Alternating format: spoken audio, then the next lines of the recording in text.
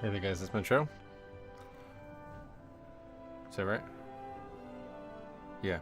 It looks like it. Okay, we're back. Degenerate says, look at that timing. Why? Yeah, sorry a little late today. Yeah. Did a Pokemon TCG unboxing recording video this morning. And it always takes a while to clean up and everything. But we're back. Hood Troll, I knew you were going to say that. I fucking knew you were going to check this. As soon as I started the stream, he's here, wait for it. Zach, what's up, buddy? Welcome. Yeah, did a Pokemon TCG unboxing this morning. All kinds of Black Friday deals are coming in hot. Pretty good one, another really good one. A couple of those going live sometime shortly. But yeah, today is the last day for us playing some Mythic Plus. We're going to be doing some Classic Fresh tomorrow on our second channel. And maybe into the weekend as well. We'll see how that goes. For some reason I thought next stream would be Tuesday. Nope. Yeah, one more today. The classic stuff doesn't start till I would have to get off anyway, so I won't be able to play it today. But tomorrow morning, oh, we're gonna hit it hard. Hopefully. I'm now a little concerned because we're supposed to actually get like a fucking blizzard overnight. And if so, then I'm gonna have to spend a bunch of time outside tomorrow morning cleaning up. But if that doesn't happen, then we're gonna hit it hard. Yeah, let me get you that link, guys. If you're still not aware, I have a whole second channel. It's gonna be... That's gonna be the channel we're streaming on tomorrow. Here's the link. I will be live there tomorrow doing some Classic Fresh, playing on the realm called Dream Scythe. Now they have an actual good name for it. I don't know what the hell those previous names were, but yeah, Dream Scythe. We're gonna be playing Alliance, so if anybody wants to play together, that's the place. Anyway, what else? Oscar, what's up, buddy? How are you? I'm great. How about you, Jix? What else do I got to do until 5 p.m.? Yeah, it's a 5 for sure. Then I won't be there for that launch, but hopefully maybe I'll get on tonight after dinner and everything. We'll see how it goes. Hello, Huge Metro. I'm officially recording every key after the one I had last night. Sweet. Oh yeah, after yesterday's session, hopefully everybody knows now that you gotta record your runs. Can't wait to watch that. Gonna head into my LGS today and trade some cards in. Sweet. Yeah, before the one that I recorded today comes out, I still have another one from a while ago that just kind of got pushed to the back of the line. But I did open the Paldea Adventure chest and got this thing. It's kind of cute, right? Can you see it? Yeah, you can see it. Little Pikachu. It's like I don't know what it is really. It's just like a little foam thing. Hello, good morrow, Metro. Gustav, what's up, buddy? Welcome.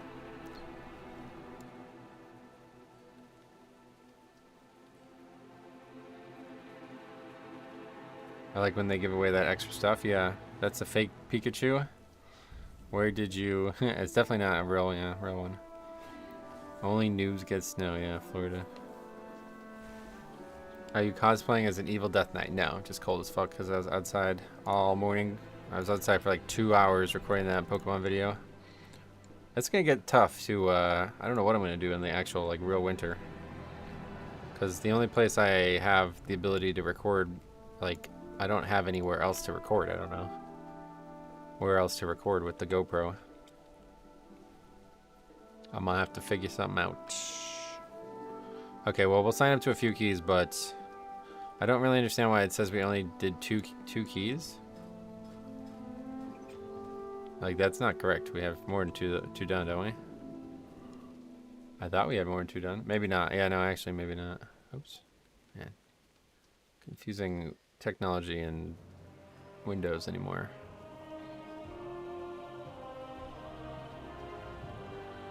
Week 10. Yeah, no, only 2 done. So definitely trying to get 4 done, at least. Metro the Gray. Snow porch streams. Yeah, it's going to be kind of wild. I see 13's being timed today. Oh, yeah. Maybe somewhere else. But we'll try to get some score. But yeah, realistically, I got to try to get 2 more keys done, one or the other. So we're just going to sign up to anything.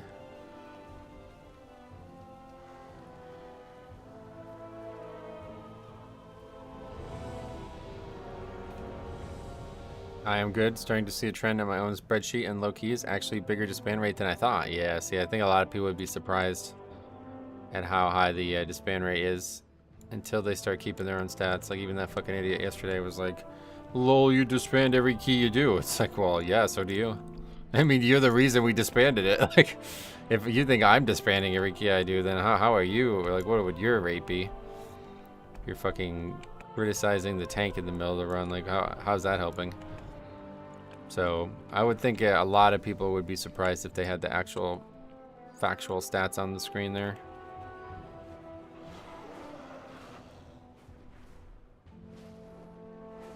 That dude was a special case of idiocy. Yeah, and in case you guys didn't see the ending of it, they're in a guild together. So I have a feeling this is gonna be a very interesting weekend, let's put it that way. Especially between Classic and now that video. I may even delay it, I don't know. I really don't want to deal with all the backlash of that while I'm playing Classic. Muya, what's up, buddy? Welcome. Because I already have a ridiculous video coming. I already have one made in preparation for the weekend of me playing Classic, so I may just put that one and only that one live. And then next weekend it'll be that video. We'll see. At 10s, I'm probably about 25%, and most of it is due to DPS players not doing mechanics and eating a lot of timer. Yeah, see, the probably part, that's the thing. Like, I think you'd be surprised. I got some insane clips this morning in Mythic Plus. I don't know why I said Metro Plus. In Mythic Plus, what is your email again? onelegiontv@gmail.com. How'd the doctor's visits go? Good. Seems like probably okay. Everything's gonna be good. We'll see. Waiting for results. I installed the Elitism Helper add-on and got called toxic for having it. Oh yeah, that add-on, you should uninstall that, to be honest. Unless there's like a heavy amount of customization that can be done with it, there probably is. But usually like only like 1 in 5 things that it calls out are actually relevant. Most of the shit's like you're standing in a mechanic that doesn't do any damage and it keeps spamming it, you know? In the realm list, all hardcore servers are gone. What the hell? Oh, really? Who knows? I know that they're fucking around with realms right now. Like, they're randomly, like, adding new realms.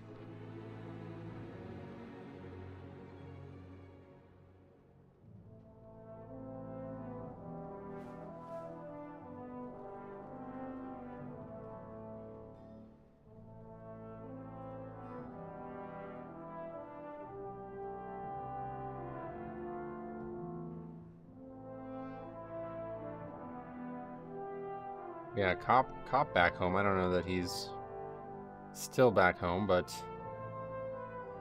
pretty good to see him yesterday.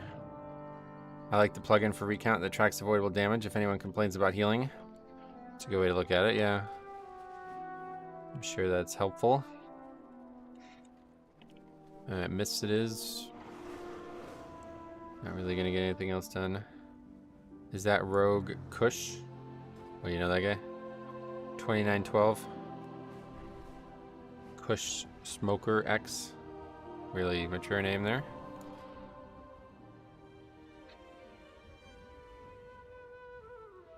We had a wild day yesterday, though. We had 4 disbands that I would say are very notable. 2 of which were basically just 1 because of a stupid ass first person calling on his guildies to go ruin somebody else's key. But the first 2 were pretty wild, too.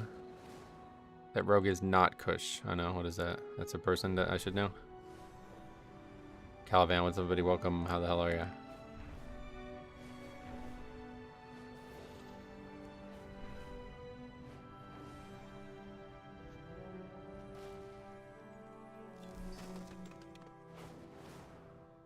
Kush is EU. He's a raider in Echo and he pushes high keys. Oh, yeah, definitely not. This guy then? This guy's not even 3K. Nor is he an Echo. Doing good. Climbing that IO ladder. 2950. Oh, sweet.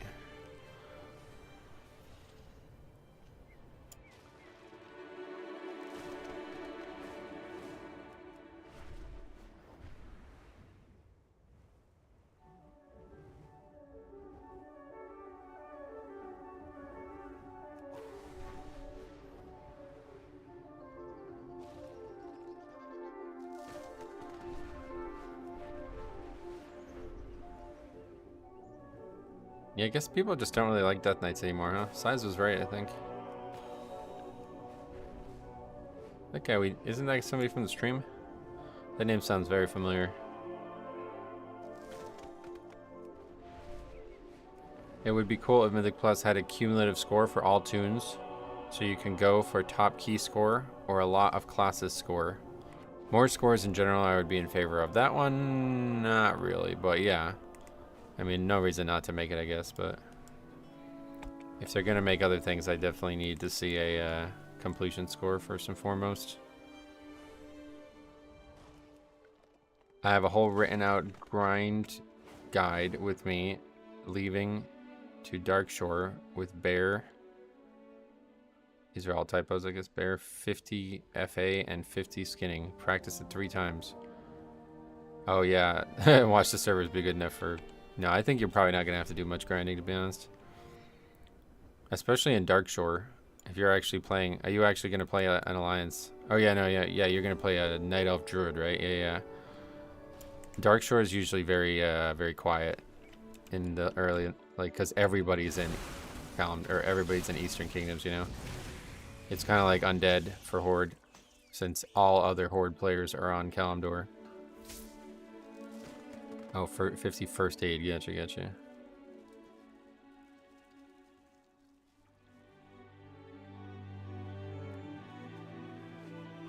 Chicks will be killing boards through the night. What level did he say he was gonna get to? You mean like you're gonna finish Darkshore? Darkshore grinding, kind of rough, but yeah, I don't know. I've never leveled a alliance with grinding only. I've only ever picked it up late in the game.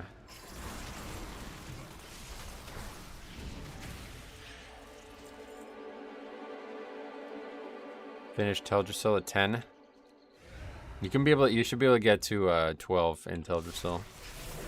But I guess if you're only grinding, then I don't know.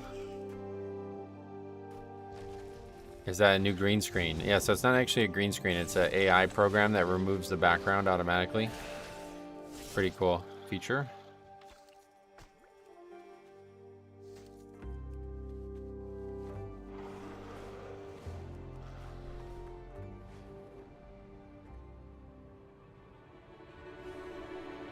Yeah, if you want, I don't know if you're using it or you're interested in using it, but there's the Rested Experience guide out there. I can send you the link for it if you need it.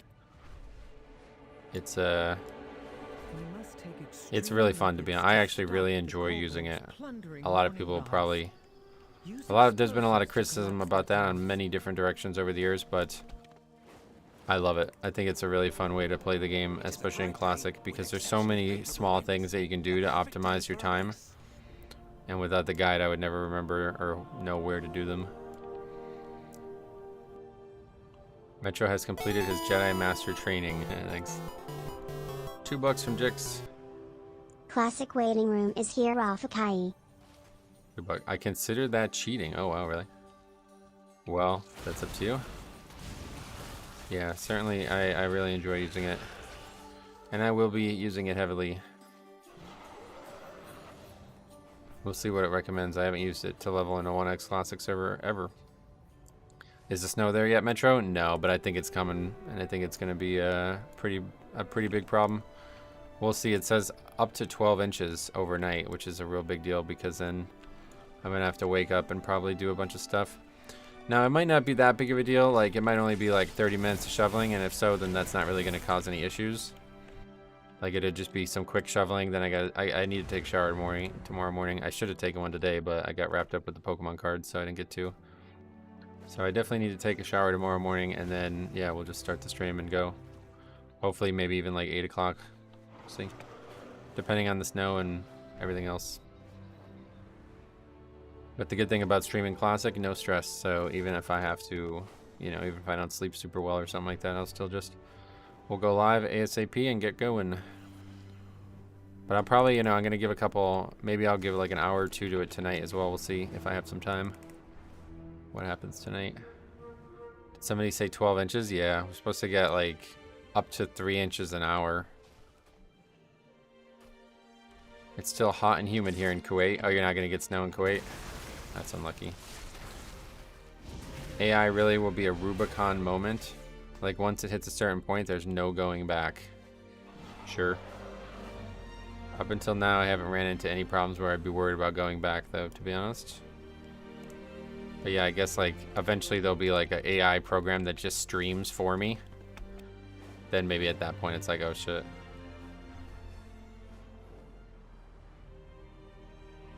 What class are you gonna go in Classic? I will be playing female human paladin on the Dream Scythe PvE realm on US. So if anybody out there wants to play together in the future, that would be the place for it. I may, now that they have the pre-made dungeon finder thingy, I may very well consider doing some dungeons. The reason I always hated dungeons in Classic was threefold. One was it was always a pain in the ass because people would not be in the zone, so you'd be sitting there waiting for them. Two, forming the group was an utter pain because you'd have to be sitting there spamming chat channels that you're not, like you basically have to be whispering people, because if it's a dungeon in a zone that doesn't have a lot of stuff going on in it, then you'd never be able to find, like, I'm not going to go to Shadowfang Keep and just sit in Tirisfal Glades waiting for a group, you know? And then most importantly, gearing is a big issue when you're playing a rep pally. Like I would have to heal, and I don't know where I would get the stuff to heal with, so, or maybe tank even, we'll see. But yeah, realistically, now that one of those three problems is totally solved, I may consider it, just for the quests at least. Maybe try to tank or something, I don't know. I really wish dual spec was going to be an on launch, but I guess that's maybe too powerful. Hey M, welcome back. Did they add Group Finder to Classic? Yeah, I was testing it out on Season of Discovery. It's actually perfect. It's like everything I would want. Pally Healer is so nice in Classic. I know, I'm actually kind of excited to play it again. It's been a long time since I played it, and it is very fun. I've missed healing raids. I'd love to do some 40-man raiding. I really would. But we'll see if I can actually find somebody that isn't just filled with, like, some guild that isn't just filled with idiots to play with. I don't know when I would even be able to raid, though, to be honest, but I don't know. Maybe just Pug. Trying to do Mythic Plus on my DPS Shaman. I forgot how annoying it is in mid-tier Mythic Plus to get score and gear. Oh, really? Yeah, the good thing now about gearing is you can get those, like, I think it's like up to 7 sparks. So it's like you really should have no problem getting gear. Just craft half your fucking gear. Just need to get the currency for it. Now you can Pug raid. We got a pre-made finder. Yeah, you'll see. Either have a raid half full of idiots or you're in a second job guild for Classic. I'm hoping that this time around it'll be different because of all the changes and how, you know, everything's gone. But any yearns to do some observation evoker again? I did. I wish I could. Yeah, it's just I don't have time to level the character and get it all set up. Morning Metro. Hey, what's up, buddy? Gotcha's back. I sent in a crazy key where we failed so hard and everyone was arguing, but somehow we still looted the chest. Yeah, I saw that. You emailed me that. That's cool. You don't need currency if you have rep. That 619 token. The 619 tokens are 1 per character per rep. Oh shit, really? So you pretty much just get like 4 free 619s on any character. That's really crazy, actually. Carolina, what's up? Long time no see. Would you carry that over to TBC? Yeah, TBC is the main thing I'm interested in. Did you play in Vanilla? Do guilds in Classic still farm tubers for raid buffs? I have no idea. I didn't play in 2019 Classic, but I played a lot of Nostalrius and Elysium when those were the only way to play Classic. And I found some nice guilds, some very interesting guilds to play with. But then when I tried to play in 2019, it was like just a bunch of fucking idiots. Like, the first group I was in, they just like flamed me for playing retail. It was really weird, actually. Like, they were like, yeah, if we catch you playing retail, we're gonna kick you out of the group. And I was like, it's literally my main income right now. Like, I stream it. Like, what are you talking about? So I had to leave that guild. And then the other guild I joined was like, everybody was like, they were like pissed off because I didn't have mana potions, and they were like talking about like consumables and raid buffs and shit, and we were like wiping in Molten Core. It's like, yeah, I'm all set, man. You guys fucking suck dick at this game. It's actually embarrassing like how bad some people are in Classic, but they still think the game's hard. It'd be like the equivalent of doing like a 5 and people are like screaming at each other like, you fucking idiot, you know? I just can't take that serious. Hey Metro, nice to see you. You look like a Jedi Master, thank you. I appreciate you saying that, man, it means a lot. Nax is one thing, but like we're talking about the first weeks of being 60 in retail, or in like the 2019 Classic, you know? What the hell is that?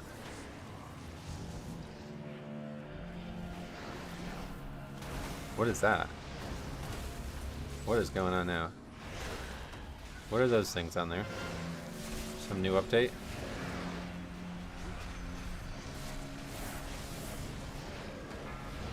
Oh, is this the... some targeting thing, I think. I can't even... this is gonna cause me to wipe, honestly, at this point. Just staring at this.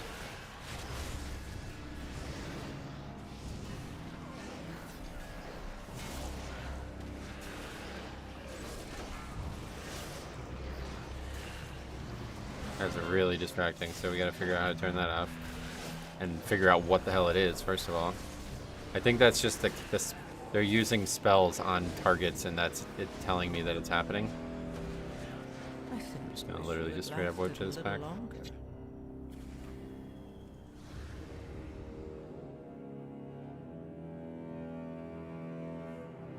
I think it's telling you what they're gonna do queued up. Yeah, we do not want that on the screen. That's really confusing. Good game, nice try. Yeah, we didn't kill one mob, but that's, yeah, great game. Good game.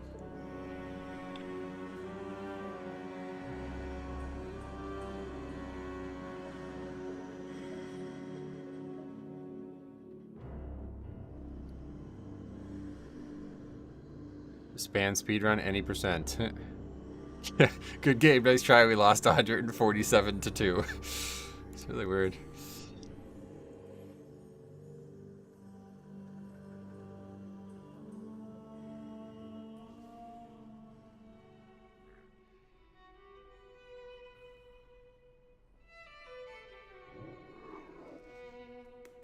Destrolock.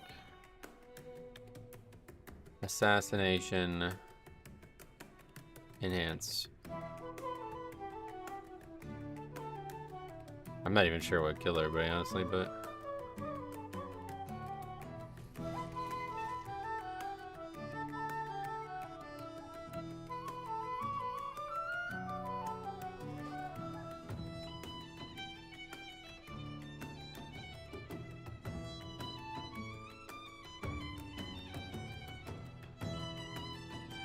The mechanics are so basic in Classic compared to Retail. Yeah. We've been describing it this way. Retail's difficulty is like building an entire house with every tool available known to man. But Classic's difficulty is like sawing a plank of wood with a wrench. Like, it genuinely feels like most times you do not have the tools you need to overcome the difficulty in Classic, and that's what makes it difficult. If you actually had like self-healing or defensives or like good kicks and stuff, like, you would never, like, Classic would be looked at as like worse, like easier than LFR. Did they say the old hardcore realms were getting replaced? Yeah, I don't know. You mentioned that already. I don't know. Biggest challenge in Classic is patience and herding cats. What I mean, herding the cats is tougher than tens. Yeah, that's what I said. Like, I think if, yeah, we'll see how it goes. I don't know. I don't want to keep going over, but I'll start playing Classic for the first time now. Any tips? Have fun. It's a totally different experience from Live WoW. Don't play it thinking it's a rush to endgame. Like, you're basically playing like a single player RPG style game where like leveling and progression early is really interesting and important, but with a lot of other people alongside you.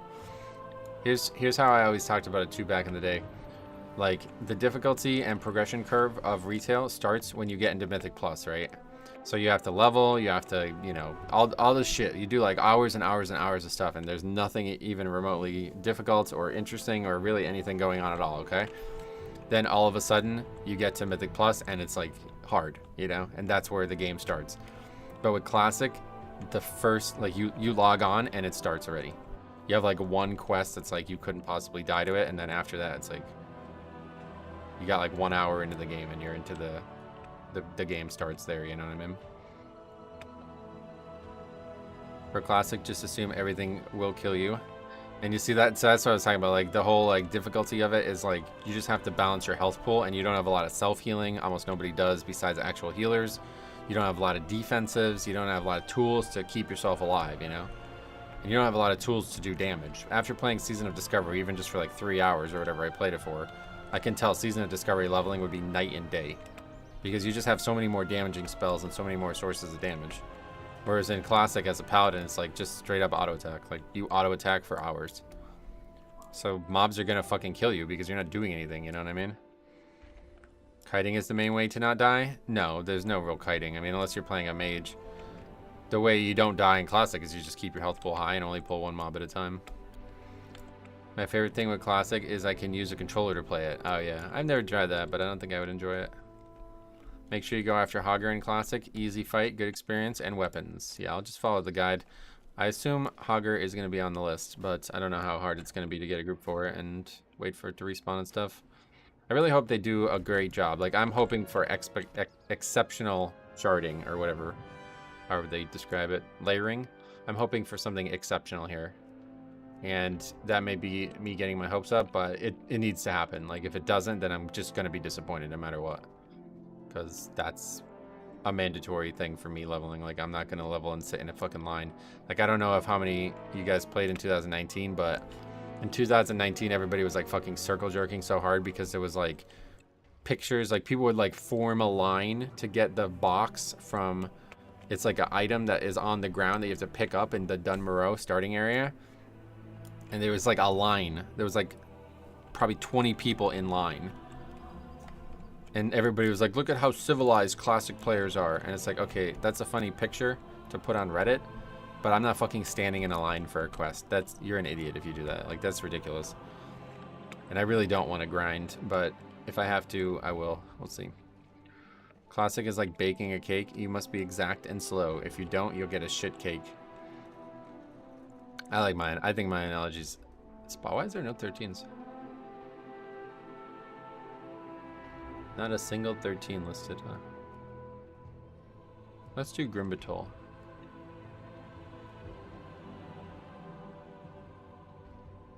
Biggest lie Classic players ever told you is that you can't play every spec. Well, specs just don't work that way in Classic. That's the big problem. Like, Arcane Mage isn't a damaging spec. It's basically just like a buff tree for the other specs. That's how Discipline is too. Classic is like cooking a steak. You must wait 5 minutes of rest before you can cut into it. Yeah. In Final Fantasy, they stand in a line because if everyone crowded the NPC, it would be untargetable. Yeah, I don't know anything about Final Fantasy, but one way or the other, I'm not standing in no fucking lines, that's for sure. You can solo Hogger, just jump over the fence. I know, that's why I'm concerned with. Because... if everybody's doing that, it's gonna take like mad long to kill him, you know? I don't... Yeah, we'll see how that goes. That's what I'm saying. I really hope they do an exceptional job with the layering. When I was new back in vanilla, I was rolling a hunter and stacking up mana, so I had a lot of healing gear. Mana as a hunter. The problem in Classic is how specs are just way too inefficient to sustain DPS. Right, that's why Season of Discovery was so interesting, because they actually try to fix that. It was pretty cool. Worst Mythic Plus dungeon tanking wise for you, Metro? Grimbatol, 100%. That's why I wanted to do it more. I mean, when people tell you things like Prot and Red Pally can't raid. Yeah, well, yeah, I mean, Prot Pally kind of can't, though, to be fair. Like, Prot Pally doesn't have a taunt, and there's a lot of bosses that you need a taunt on, so. Prot Pally cannot tank most bosses. But it can tank if everybody is cohesive. Dual spec and no debuff limit will be so nice for Classic. Yeah, no doubt. It's going to be a huge DPS gain too, isn't it? I feel like they just nerfed Classic even further. Because a lot of people were like rolling suboptimal specs to be able to hybrid outside of the raid, or they weren't applying dots and hots and shit. Like, I feel like they just nerfed Classic really hard. Which is saying something.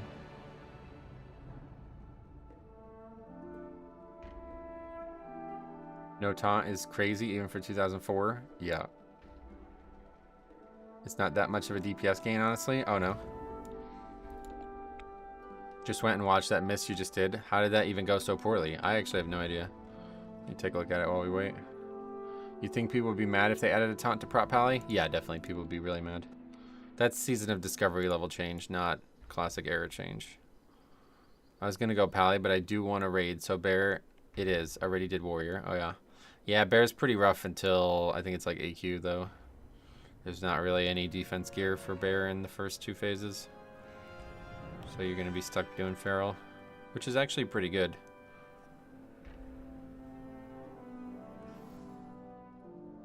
I wonder how bad servers are going to be at 5 p.m. Yeah, I don't know. I'll be eating, so I won't be logging on until probably at least 7 or 8, maybe. Taunt in general in Classic is weird. Yeah, it is definitely weird. I mean, I'm not even really sure. Oh, yeah, hold on. The fuck.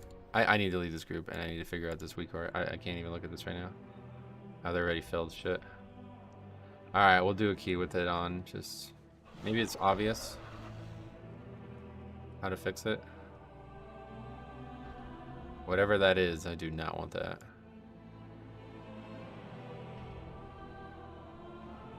Is it that maybe? Something to do with DBM? Icon, spell name, text. This has got to be it, right? Because this looks like some new features here. Let's go to the details Reddit or Discord real quick and see if they explain the changes.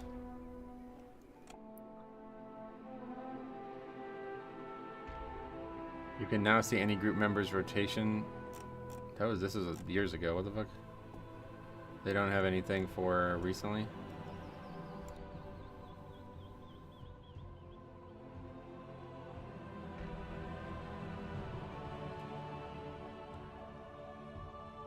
Nobody's even talking about it. It's like it's not even new. Well, I guess we'll see what it looks like. Did you see the crystal I found? Yeah, let me hear the story. I'm interested.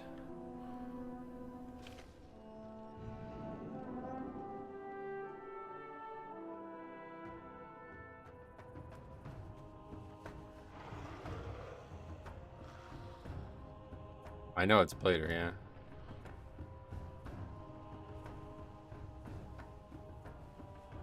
Come back to my LGS one day after coming in to it, and I asked the owner any new big hitter items since yesterday, and he says no.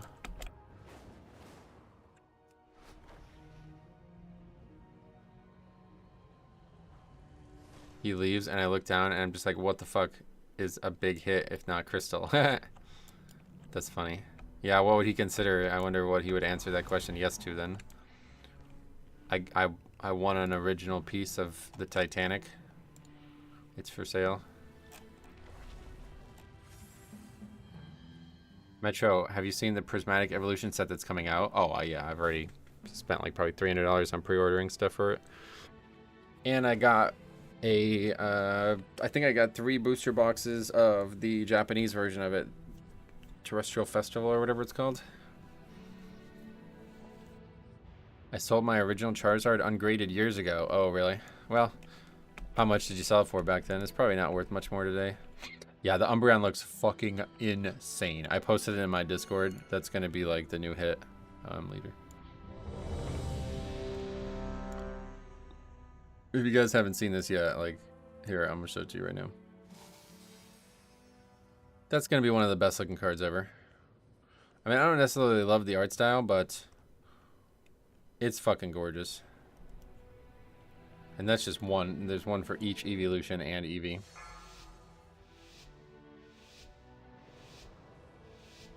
5, 4, 3. So that set's yeah, that set's gonna be nuts. I'm gonna open as much of it as I can, and unless the hit rate's really terrible, then I'm gonna just try to sell it again. Do you actually play the game? No, I don't play the game at all.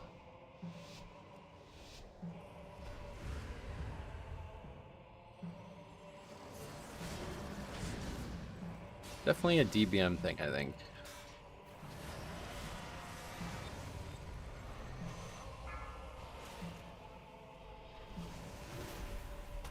Beware.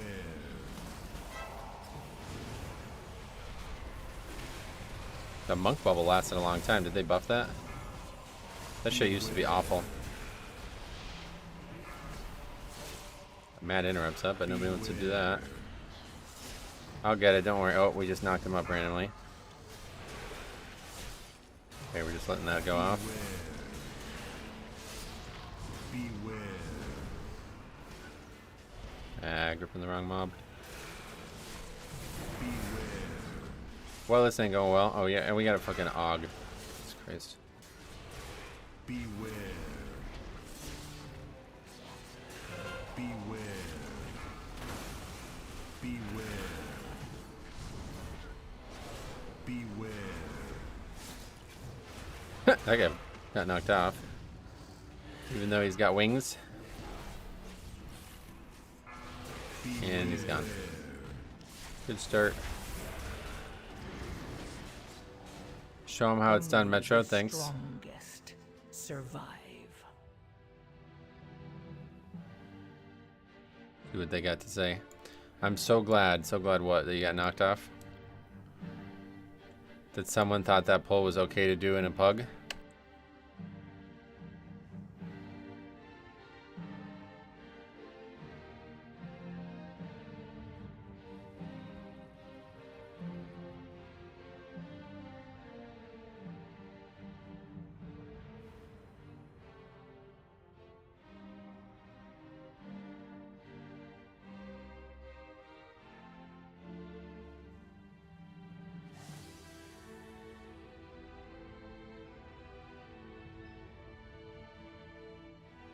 That August trash, old guildy. Oh, really? I concur with the Aug statement. Tell him that we'd be more glad if he could find the kick button on his keyboard. Yeah, we let that cast go off too. That was really bad. I don't know who had the interrupts up at that point, but...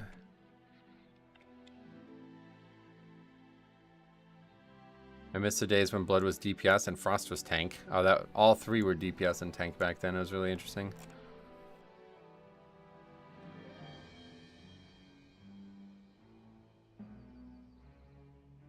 My 587 Holy Priest does more damage than that. I mean, there was like 8 deaths, so I don't know if you can even look at DPS on one pull, but...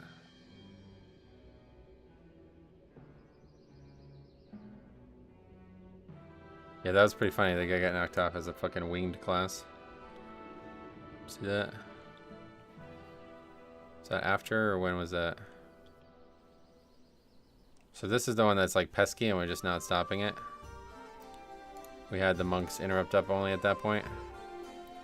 And I tried to get mine, but it got knocked up, so I ended up whiffing mine. And it's only the monk up at this point. So that's gonna be, that's like the beginning of the end right there, letting that go off. At that point, it looks like the Aug has already died, so then he returns. Wait, no, when did that happen? I saw him fly to his death. Oh, here it is. Just fucking, he did what I did a couple weeks ago. See you later, brother.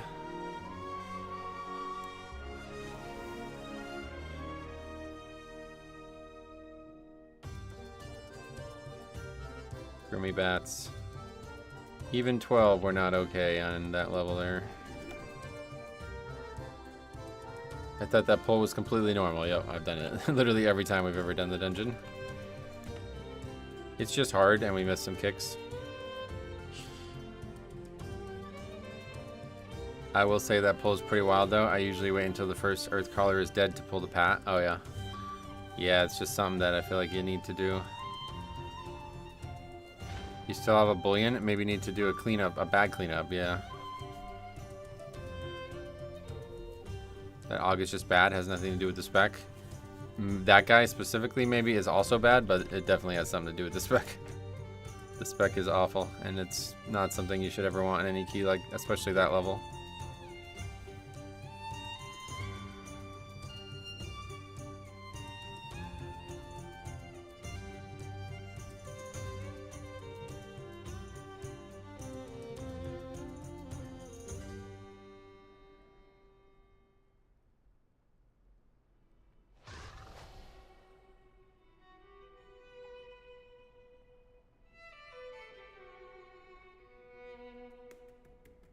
If you wait for a mob to die, you're just deleting CDs and lusts. Yeah, you gotta get it all together. It's hard to do probably as a non-blood death knight. It's very hard to do, but definitely I think that's the right pull there.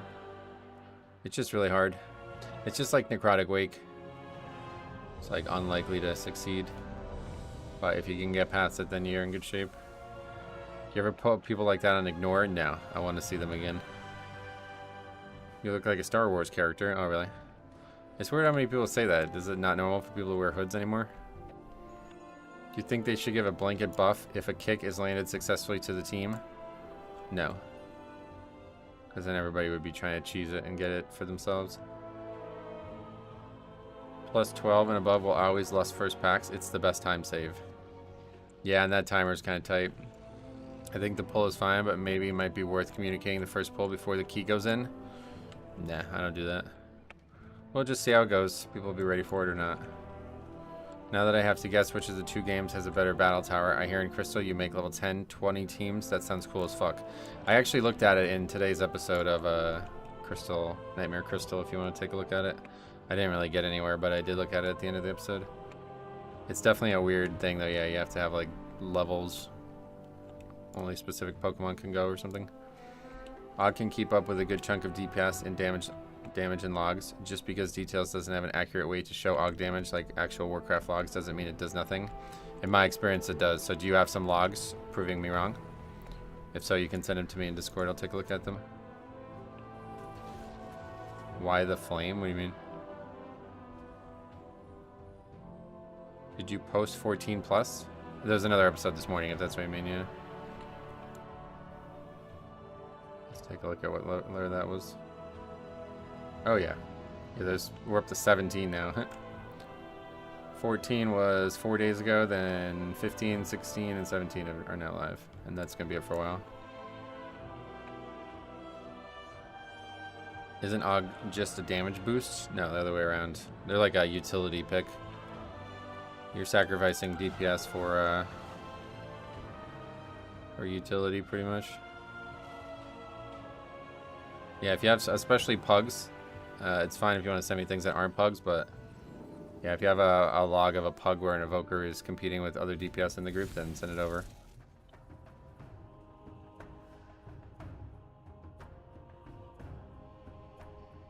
I think people are confusing Og with how Og was at the start of the expansion. It is trash now. Oh yeah.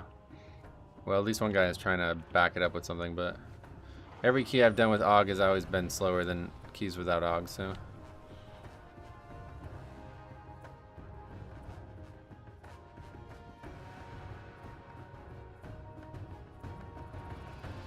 We're gonna do myths again, I guess. I didn't even realize I signed up to that. Well, it's definitely bad below 12, but at least in that level, if it can like realistically compete, not beat, but like at least compete in damage, then it can be a good pick. But as of right now, I would just take any other DPS pack over Og. Unusually rowdy tonight. I suspect foul play. Og needs hyper pulls to be worth it, and insane coordination. That's what I was saying about the pug situation. Like, it's just not gonna happen in the pug world. There's not. I really don't believe there's any evidence out there, but like I said, I'm happy to try to see it. Why is Og rated so highly on the Archon usage tier list? Because they're talking about the highest keys where it's actually useful. Wazzy has a YouTube interview with an Og doing world first mythics, and he explains how Og can be super good with coordination, but in a pug it's hard, yeah. I mean, I don't know that you need to interview about that. It's pretty obvious. I want to try Outlaw Rogue for key pushing when I'm better. Sweet. It's a fun spec, I bet. Like here we can look at, this website's actually really good now that I've learned how to use it a little bit better.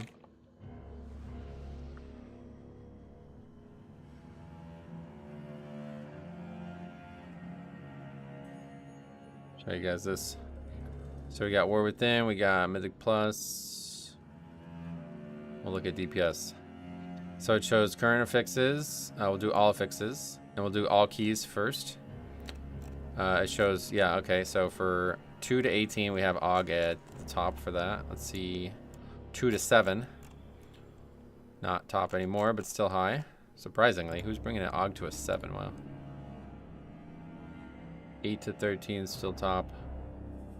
14 to 19 going to be top too. That's really surprising. I did not expect that to be above other specs in a 2. That's surprising. I don't understand how you can time a 16 with an Og. Wouldn't DPS be too slow? I don't know. I guess not when you got tanks and shit doing crazy stuff, you know? Og is by far the easiest class to play. It just has a high ceiling due to lining your stuff up with other DPS. Right, that's the problem, yeah. And then you have one guy die and you're all of a sudden down a player and a half. People believe you need an Og even in lower keys. That's crazy.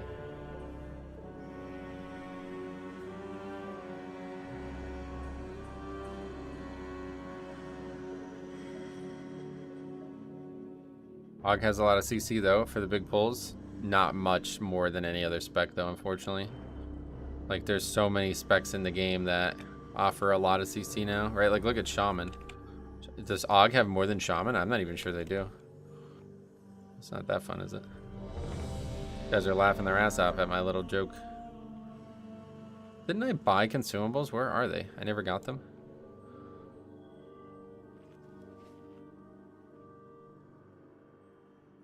You don't have to line up anything if you're playing Scale Commander. Why?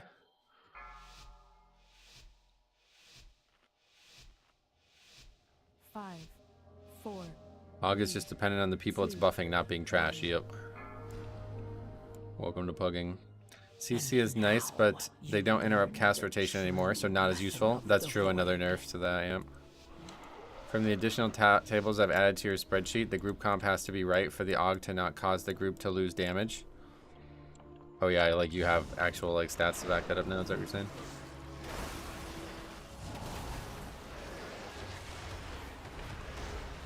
Can't get it going here. Bad start to the day. I simply wish you had lasted a little longer.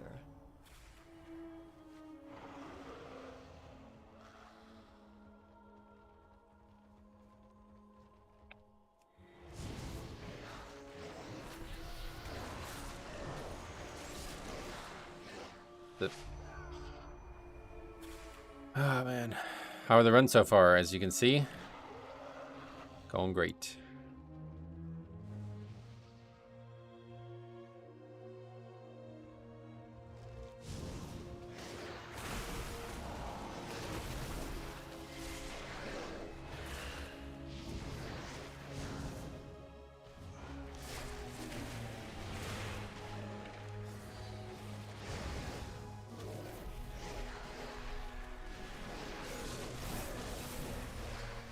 Are links allowed here? No, you would need to send it in Discord.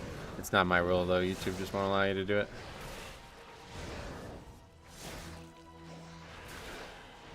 Metro's in the hood today. Yep. Yeah, it's cold out. That's where Blood Death Knight is weakest, just after dying. Yeah, I lost everything on that first pull, and now I just lose to melees. Pretty crazy.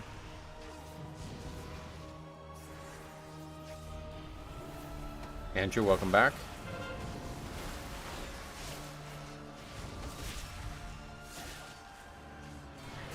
Was honestly expecting it to disband. Me too.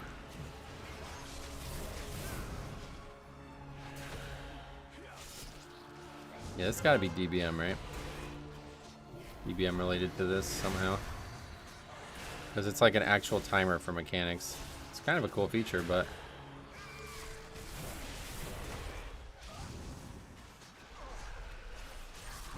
just way too much clutter. I respect people way more when they power through and get the chest at the end. Me too. Hey, what's up, Censure? Did you guys catch the snow or just rain? It's coming, yeah. Not yet, but it's coming. Almost. Thanks for the sub. PSA update. You classic add-ons and set up your UI on Era to prepare. Sure. Yeah, you can set it up. You can even just go into the text file and change the name of the realm so the character's like already set up when you log on. Are you on the West Coast? No. California is, or Pennsylvania is where I live. Hard to power through when there's no incentive to. There's definitely incentive to, yeah. Considering we've done like 20 keys this week and haven't finished 4, I'm definitely incentivized to finish more dungeons.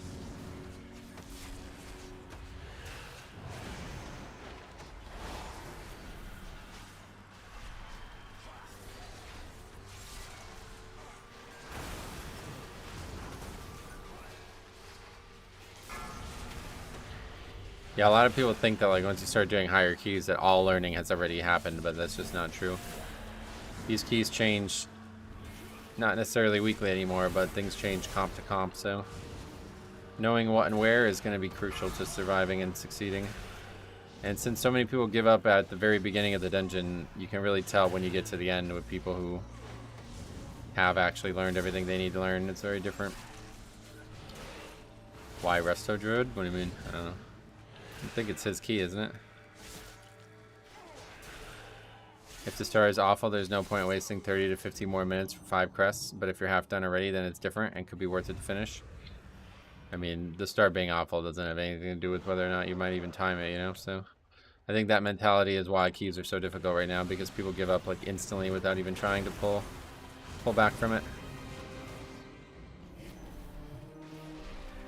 Beware.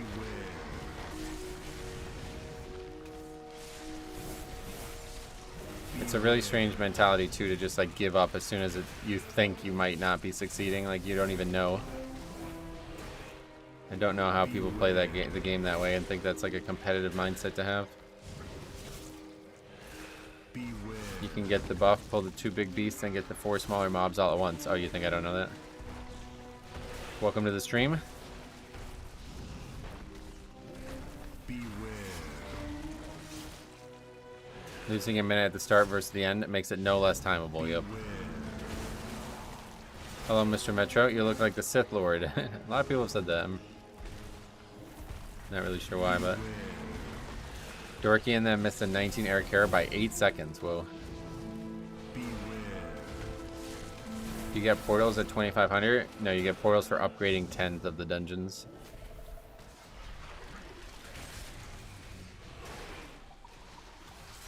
He is Darth Metro. Beware.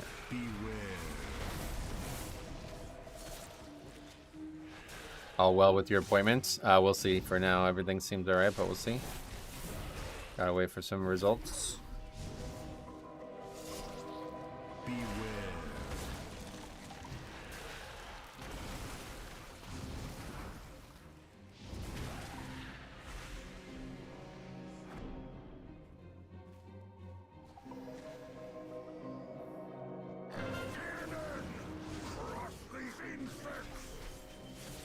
There's Cop 2, welcome back. Qui-Gon Metro. Liam Neeson, right? Good reference. Hey Metro, how are the keys? What's up, Apotheon? How you been? Not great today, been a huge failure out of the gate, but if we can just finish 2 more keys today, I'll be satisfied, so we can get 4 slots in the vault. Since this is going to be the last day for us playing Mythic Plus. Anakin Pugwalker. That's a good one. This fight is brutal with low DPS. Oh yeah. Obviously. I think most fights probably are, but this one pretty much impossible if you don't accurately DPS stuff. I've been trying to put more damage into the guy on the pull here, but this is not going well already. Do you Mythic raid? No, I don't raid at all. Fight with an AUG is horrible? Yep. We were meant to complete the keys, not destroy them. I love that quote. Pop knows I love that quote too. Alright, this is so fucking over. You stop pushing? Nope. Didn't even kill the Roman once. Your survival. Pitiful wretches. You have done nothing but waste my time. Poor Druid, he tried so hard, did he? Didn't do much damage. That would have been helpful. I saw the Dawnbreaker key from yesterday in the VOD. That was a wild one. Oh yeah. Wait till you see the videos coming soon. It's gonna be wild. I'm still debating on whether or not I want to publish both this weekend. We'll see. I might publish just one this weekend, and since I'm going to be playing so much Classic, just let that one go. Because I think both of them are going to cause a stir. Okay, we got Mists 13, Disband. Resto Druid. Sent in DM. Alright, let's take a look. A 10? Are we talking about a 10?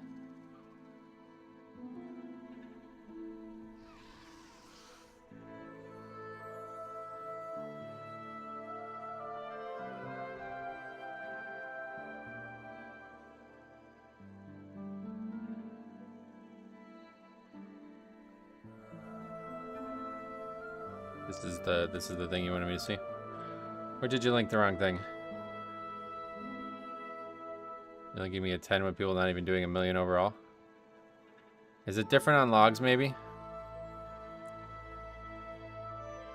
Maybe it's different on logs where... I don't know why it would be, but maybe it is. None of these guys did a million overall.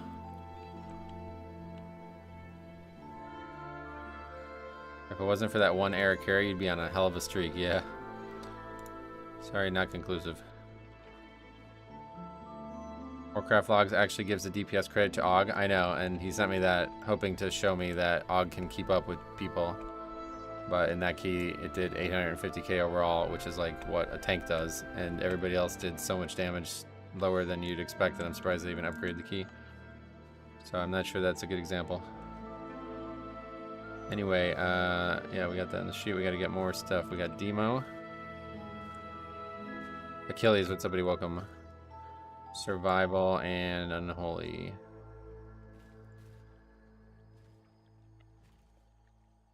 $850 is high for an Aug. Usually see them around $550 on logs. I stated it can keep up in damage. I literally kept up with people in damage. If you want, I can just link you the rank 1 evoker logs. I'm looking for like a key that's actually relevant though, bro. Like a 10. I mean, come on, man. That's a terrible example.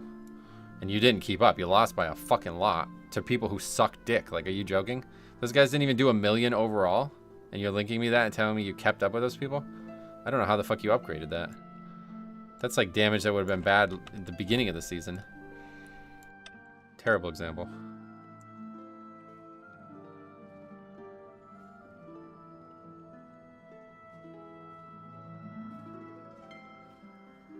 Okay,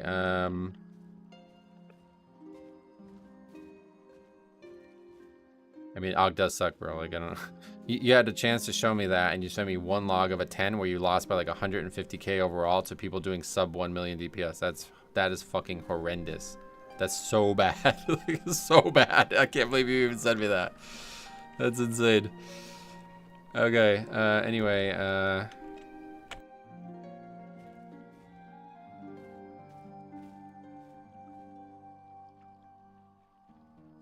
Even the top players say Aug sucks below their keys. I don't know that anybody disagrees with it, honestly. There's been like 3 people who have tried to dispute it. One of them like actually had a valid point, and then the other ones just linked me logs of 10s.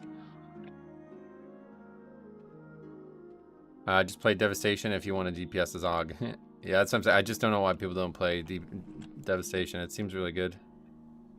The ones we've seen.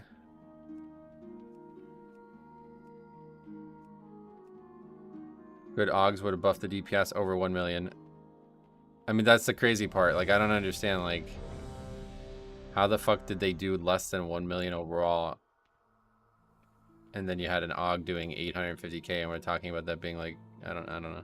I had to insult you, but that was a total waste of my time even sending that to me. Dev has over a 70% impact for upgrades in my group. Oh, really? How many devs have you actually seen? I have not seen many, I don't think.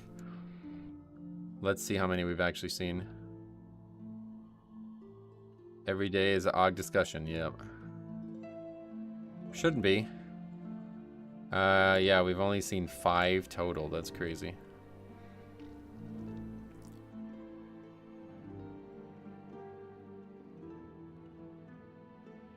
We have no upgrades with the Devastation Evoker at any key level, though. So... Can you believe Diablo Immortal has a 4.7 out of 5 on the App Store? It's actually a really good game. I knew a guy who played it pretty seriously, and I watched him play it for a while, and I was like, well, it's actually a pretty good game. It's unfortunate how that all went down, because I think if people just played it on their own, they probably would have loved it.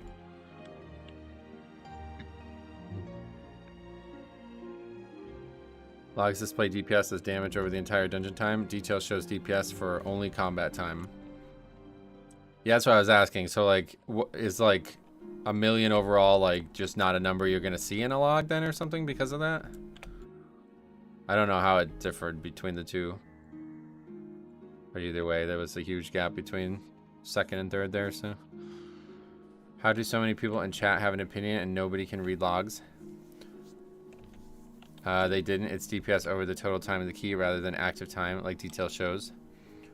So it's even worse then, basically, in that case, right? Because then that means, like, the difference is even higher if it was on details. Like, if everybody would be doing, say, 1.5 million overall instead of not even 1,000,000 overall, then that would mean that the gap between 2 and 3 was substantially larger, right? I just don't understand all the hate on Augs. It's the same problem with most and their class. They just don't understand how to fully play it. That's the problem, yeah. I mean, you just described it. It's a fucking do nothing spec and people suck at it. Like, how can you be that bad at a spec like that? You know what I mean? They're basically playing it because they can't succeed on any other spec. So, like, the average Aug is way worse than any other spec in the game because of that.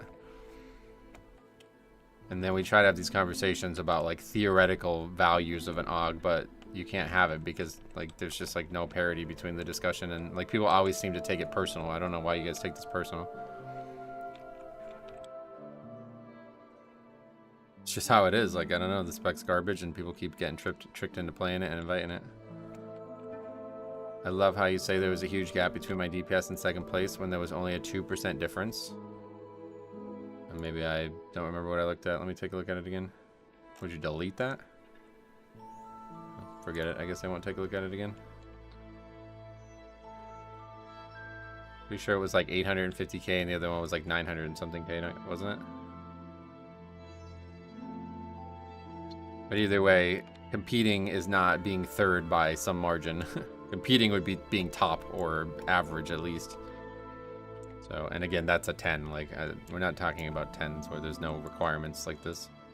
The problem is in higher keys, when the timer matters, the Aug's theoretical DPS loss is not valuable.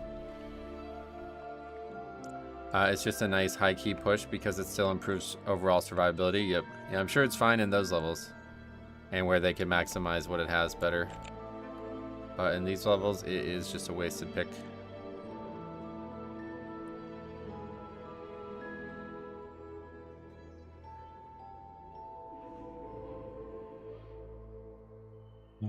Aug shines in pre-mades where you can sync with them, right? Sure. Do you find it difficult to get keys done as a tank? Or is it with DPS where you sit in Dornegal for hours? It's still difficult to get invites as a tank, yeah. Aug will need 4 other people to press buttons, where Rhett only needs to press 5 buttons total. Right, see, that's what I'm saying. Like, why bring an Aug over something else? Like, it doesn't make any sense to me. Like, even over a Shaman, like, what utility and stuff, what value does Aug have that Shaman doesn't have right now? And Shaman's gonna fucking blow them out of the water DPS-wise. It just doesn't make any sense. Aug is not a do-nothing spec. There is a huge difference between Augs. I disagree with you. Sorry. I wish I had a stream to talk with whilst I wait on LFG. Actually, listen to you is amazing, as 80% of my WoW time is basically waiting in LFG. Yeah, no doubt. It's definitely a good thing to be able to kill the time like that. These are back up to 2k, wow. The only way an Aug benefits you is if there is someone that constantly runs with the team, not a pug. Yep, exactly.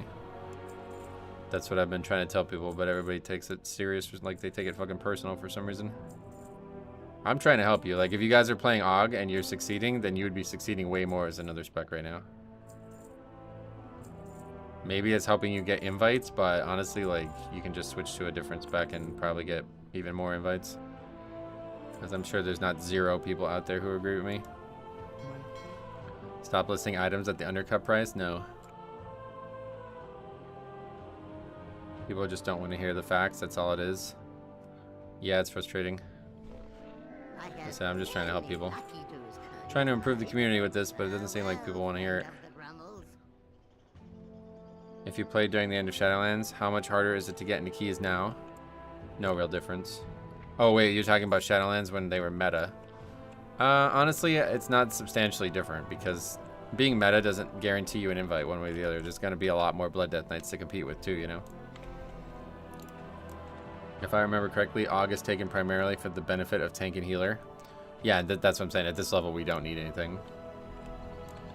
I just do my weekly vaults. I don't push, so it really doesn't matter. Then why'd you get involved in this? You knew this was a conversation in keys where it actually matters, so why'd you get involved in this? How do you not get caught up in the flavor of the month reroll culture for tanks? Because I don't even look at the game as like, that's not even a viable way for me to ever look at the game. I'm not playing this game to tank. I'm playing this game to play Blood Death Knight. Because you said the spec does nothing, but you don't know if it does or doesn't. You only do weekly vault 10s. I mean, I said the spec does nothing in the key I was doing. You saying you just do weekly vaults means you should be playing dev even more. I mean, at that point, I think his point is like he just doesn't care about his success rate because all he's doing is getting gear from it, but if it does nothing, I wouldn't time keys or getting invited. No, that's not true at all. You can time keys without 5 players. Getting invited is the problem, though. Like, you wouldn't get invited. That's not what you think it is. This is the issue in the first place. People are inviting you, and you're making them potentially less successful than you could be if you were playing devs. That's what I'm saying. Like, this is not a good thing. Brother, I love your outfit. That hoodie suits you. I love this. This is my favorite, like, hoodie I've ever owned.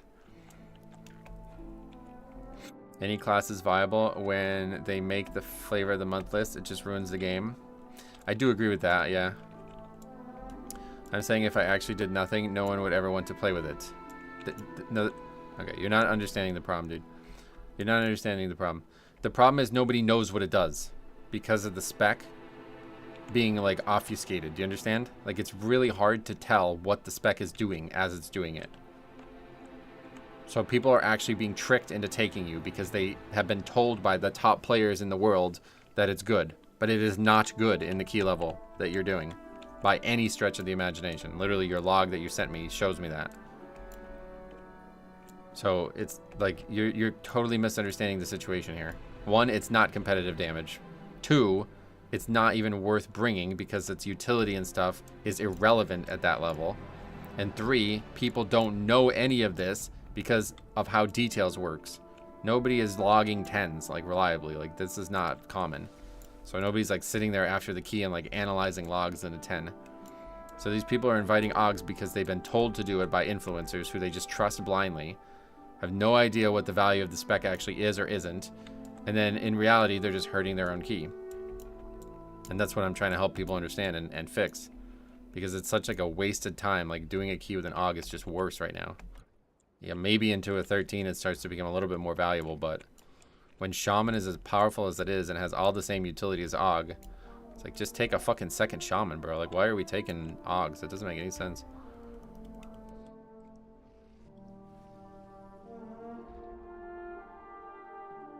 Doesn't it help tank survivability too? Yep, and not needed at all at this level. It's certainly not needed at 10, you know? That's what I'm saying. Like, we're not at a point where this is happening and it's mattering. 2 Shamans is way better than 1 Aug and a Shaman? Yeah, I mean, it would have to be. Like, given the DPS we've seen from all 3 Shaman specs are insane right now, and they have an incredibly wide utility kit. As I said yesterday, people don't know why they're inviting Aug DPS, Disc Priest, and all those meta classes. They simply do it because the streamer said so. Yep, that's what I'm saying. That's what I'm trying to help people understand. Like, if you're 100% sure you want these things, great, but I don't think most people doing a weekly 10 are aware of that. What are we doing? Oh, Eric here, right? The whole chat is talking like they're timing 17s. No, I think it's the other way around. I think everybody's talking about pugging. I'm not really sure. Like, your points seem to oscillate. I'm not really sure what side you're on at this point, but to me it's pretty clear most people know what the reality of this is. The AoE stuns and interrupts are so huge, right? And they just have the same kit as Aug does, right? Like, they're basically able to do it more. Is a 13 equivalent to an old 26? Not quite. There's a lot of changes that have happened. A good enhance rips aggro, and Aug reduces aggro. That is not a significant problem. I'm a noob, but from what I've seen so far, Og does feel low impact, yeah. What percentage tougher are 12s compared to 11s? It's huge, yeah, huge gap.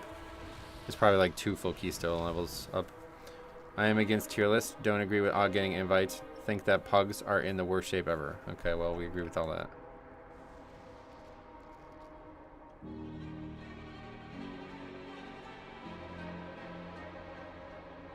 Any thoughts on the key level squish? Good or bad? I like it, but I don't think it worked as well as it could have.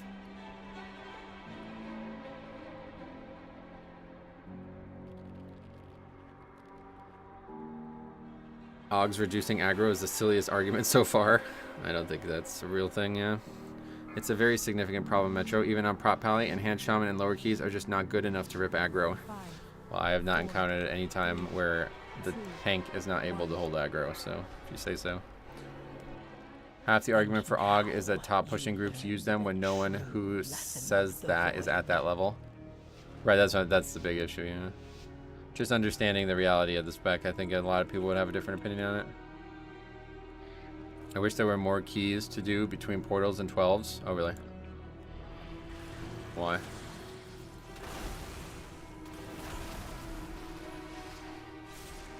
Og is not easy. See, and this is another common misconception. Like, whether or not the spec is easy or not, nobody can actually comment on how well you did. It's very, very hard for me to tell if you did well in the dungeon at a glance. Whereas every other spec, it's very obvious. So whether or not you think it's hard or not, it doesn't really matter because we can't tell. So you could be sucking or you could be crushing and we won't know. That's the big issue with the spec. I'm talking about in the moment during the key Caesar, not after the dungeon's long over.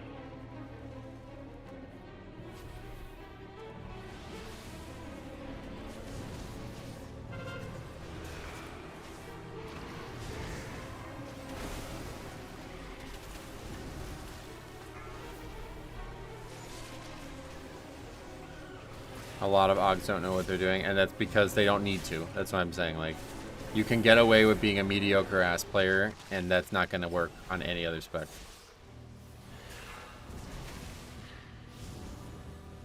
You really do notice chat hasn't timed anything above a 14 if they think enhanced doesn't rip aggro. And, like, why do you comment shit like this, dude? Like, who gives a fuck? Why does that matter to you? You think you're fucking better than everybody else because you've done keys higher than the people conversating on this?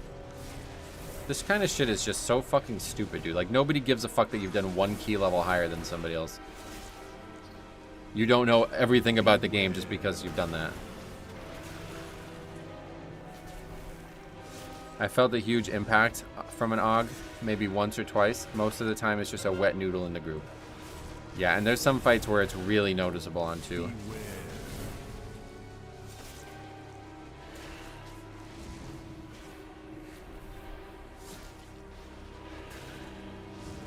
Gotta remember to turn this off, man. I think they're calling me stupid because you are, bro. Like, I mean, you're saying something that's really fucking stupid right now. This is not the reason anybody brings an Og. Whether it's a side effect of it, okay, maybe it can be valuable, but this is not.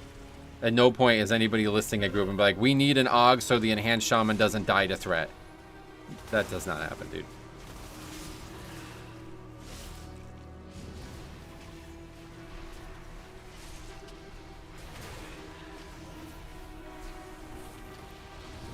Hey Kai, what's up, buddy? How you been? Long time no see. What have you been up to?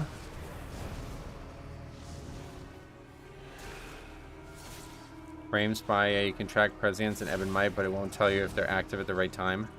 That's what I'm saying. It's like really hard to actually tell if an Og is doing well in the heat of the moment. Whereas like every other person, you know exactly what's going on just by looking at details.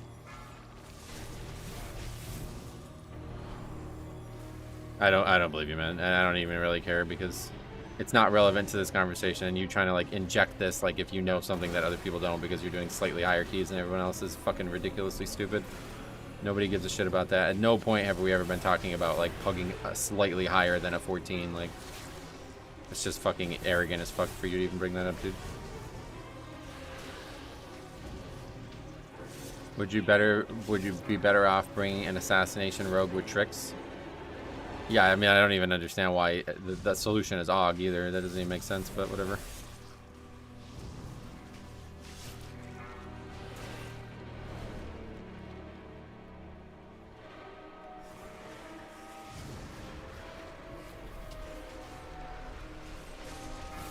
I feel AUG helps the healer more than the DPS or the tank. If you're a good healer, it doesn't matter. If you're a bad healer, you have more leeway.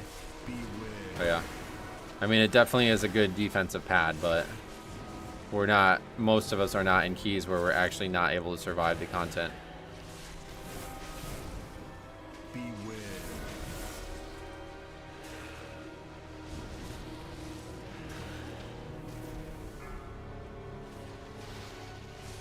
Yeah, one way for the shaman to not rip aggro is to reroll to AUG. Good call. That's actually a great call.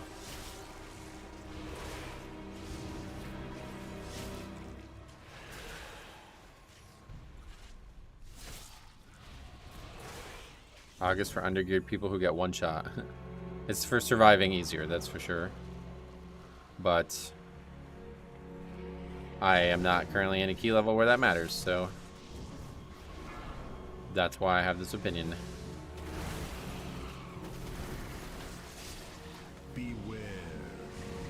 You can definitely feel it when you're undergeared as a tank if you have a decent AUG. Oh, really? Yeah, I've never really felt that way.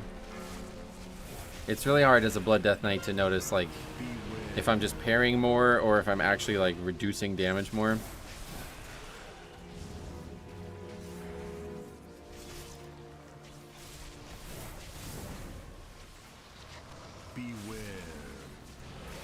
My GM is an AUG, usually the first to die in raid.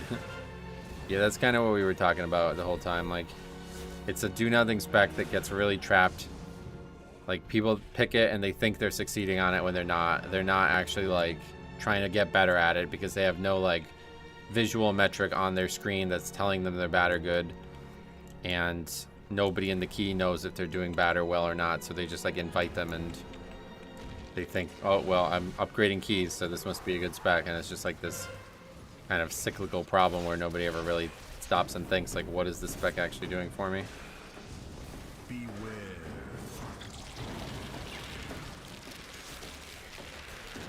August to DPS what hot people are to personalities. That's a funny one. I like that.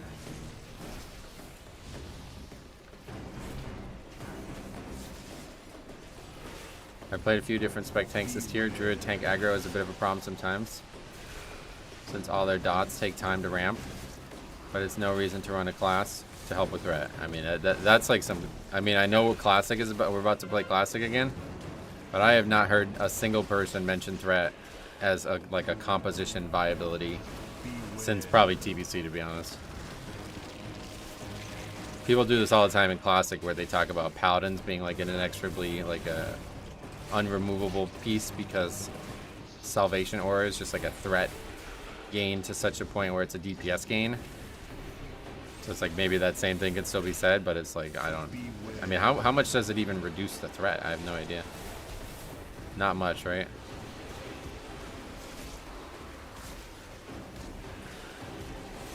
Are we sure logs are lower?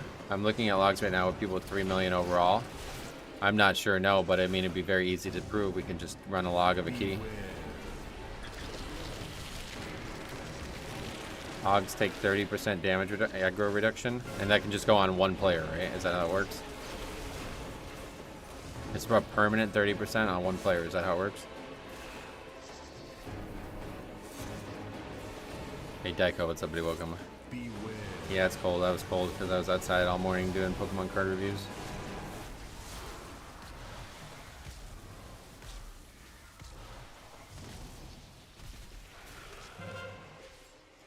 %30 on one player, gotcha.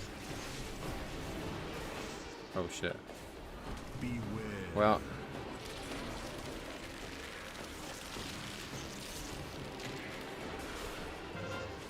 nobody's gonna. The only guy who can be res is the guy who's dead.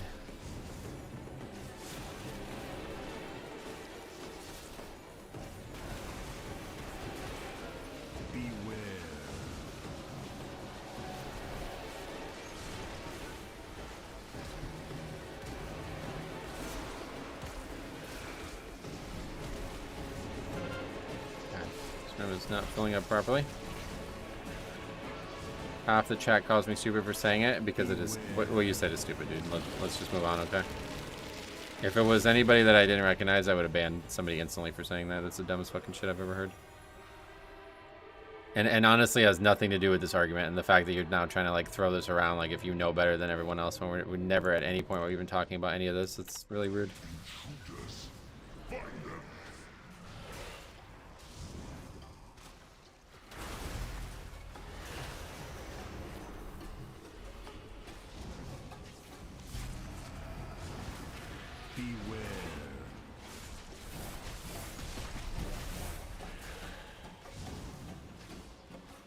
Oh, what channel do you post your card stuff on? Oh yeah, Cop linked it. Thanks a lot. Well, it's good to have Cop back. Holy shit. Ace Games TV has all my Pokemon content, including the Let's Play of Pokemon Nightmare Crystal and all the TCG card openings. Are DPS checking Omni CD though to sync their 2 minutes with the other DPS? Probably not. Right. In a sea of recent good decisions by the WoW team, Og is a turd floating in it. Yeah, I agree with that actually. I only have threat problems when I'm lazy as a tank, like expecting one Thunderclap to hold aggro. Right, like that situation there where that guy died to threat, like that was on him, like he could have just not died there, you know what I mean? He chose to attack before the packs gathered and he died. That's up to that channel. Thank you for linking it. Sweet. That channel has all my Pokemon content, and then I have a third channel which has all the leveling content, and that's where we're going to be streaming tomorrow for the Classic Fresh. Maybe you want to link that one too, Cop, while you're here.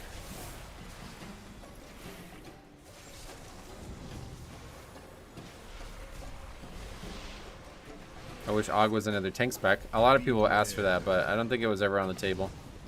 It was a really finesse class, you know what I mean? To add a tank spec to something like that wouldn't really make a lot of sense.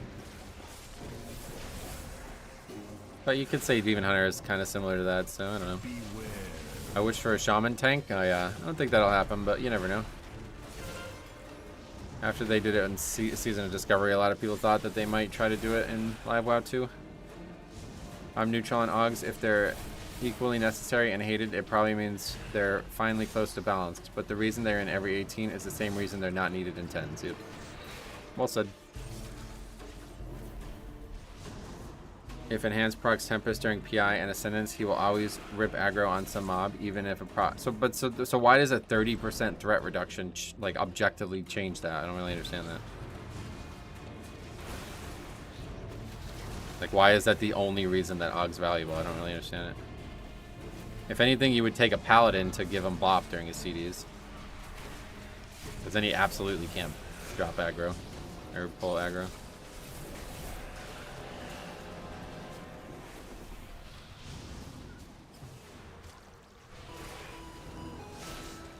Beware. Thanks for the sub, Trevor. Sub to this channel. Thanks a lot. Honestly, at this point, I think if they should stop adding classes, yeah, I would agree totally. It's so, like, gloomy on it. Blizzard has trouble balancing evoker specs in general. It's either completely broken in raid or feel like you're -1 player. Yep. Yeah, that I could have warned them. I mean, that was pretty obvious that it was going to go this way. Me and Faxi were talking about this. I remember being in an Eltheris in Season 2 when they were first coming out. And I was like, well, we're going to see. It's either going to be broken as fuck and every key is going to need it, or it's going to be totally useless and nobody's going to play it. And it was broken as fuck and every key needed it, and then they made it useless as fuck and people still are getting tricked into using it. So I was actually wrong, and it's somewhere in the middle. I feel like we didn't have any threat issues on Dragonflight the way that we are having this expansion though. No, it's just tank damage, I think. There's just like bigger bursts because of hero talents for some specs. I don't think there's actually like reliable threat issues. Threat is just a function of DPS, so the situation that was described there is maybe beyond the control of the player, but 99% of the time you're in control of your DPS, so. You look like Obi-Wan. Use the Force in your keys. Oh, really? It's weird how many people... Is that just not common that people wear hoods anymore in the world? I don't really like ever wear a hood, but I was so cold that I just wanted something over my ears that wasn't a hat because it's uncomfortable with the earbuds on. Imagine Og would be mega strong, but instead of giving stats, it would siphon stats. People would still take it.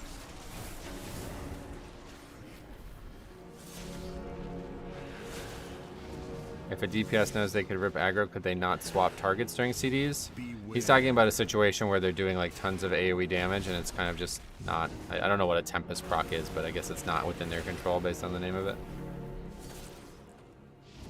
I don't think Aug being in the highest keys is useless as fuck. We're not talking about the highest keys. We're talking about the keys we're doing. See, this... A lot of you guys like forget where this conversation started, and that's why it's frustrating to have these conversations, because you start like making up your own reason to talk about it, when in reality this was never about the highest keys at any point. We're talking about the keys we're doing. And it started because I insulted this Aug who insulted me, basically. Doing a fucking 12 with an Aug, and he's talking about what I'm doing wrong. Tempest is supercharged lightning bolt that does 10 times damage. And then the next person says it does not do anywhere near 10 times damage. Whenever I wear a hoodie, people act like I'm getting ready to mug them.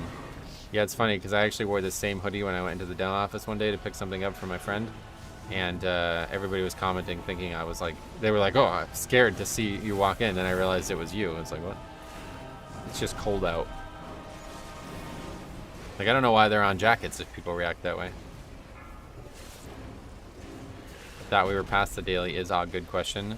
Well, it just got brought up because we play with a guy who was bringing it back up, basically.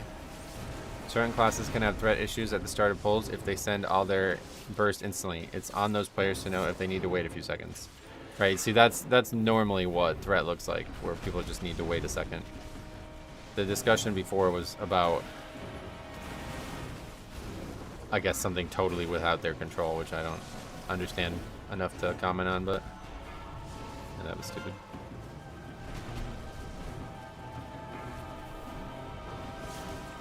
I don't know if it's 10x, but crits for like 6 million or something. Oh yeah.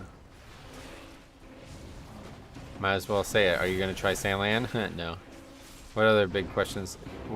Green screen? No, it's not a green screen. Is Mage fun to play in vanilla? That was the OG. Like, you guys think there's a lot of repeat questions on this stream? Wait till you go see Classic. Go look back at my old Classic VODs. Is Mage fun to play in vanilla? Was a question I would get asked like 5 times a stream for some reason. I have no idea why. Became a channel meme. Is Pikachu real or a hat? Definitely. Actually, yeah, where even is that hat? I don't even know where that hat is anymore. Why is your blood boil blue? That's another good one, yeah. What's your favorite pizza? Yeah, just regular pizza, yeah.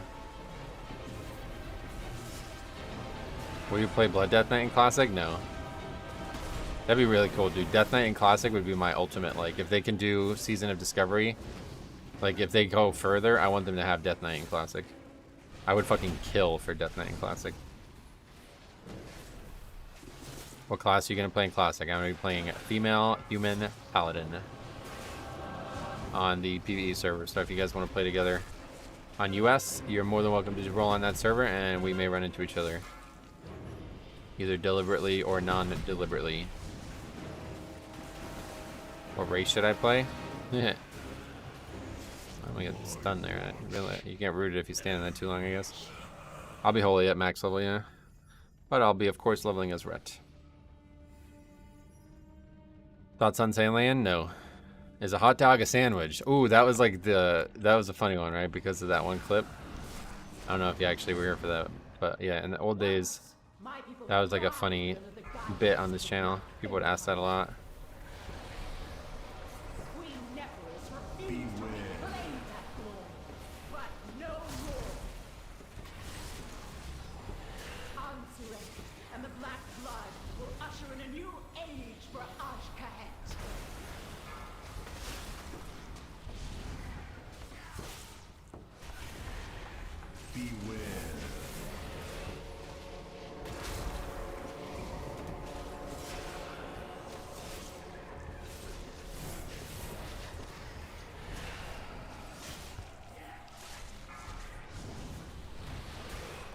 Frost Death Knight was overpowered.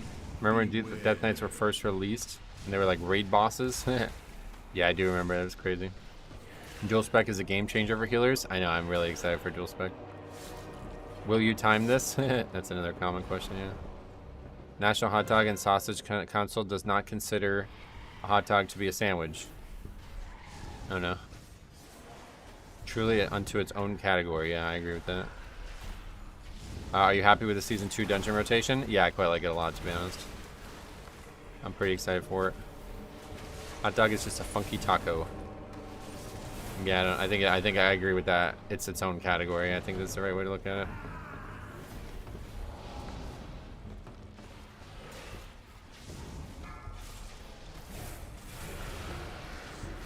Okay. Beware.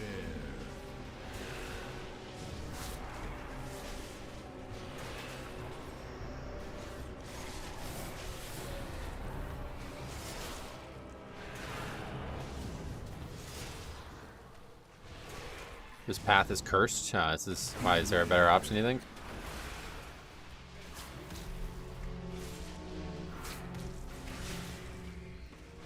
It's just hard, and we missed both kicks, so.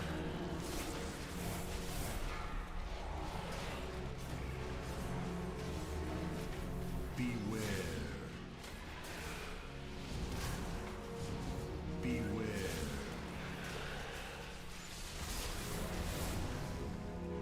Did Blizzard say how they were going to do the banner buffs in theater? No, but they'll probably just remove them like they did in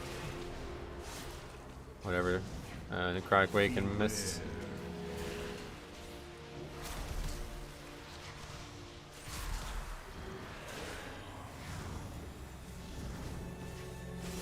Mid is really dangerous with the big one that stuns everyone. Yeah, I used to do that, and then when we started doing higher keys, it was like, it was brutal. Beware.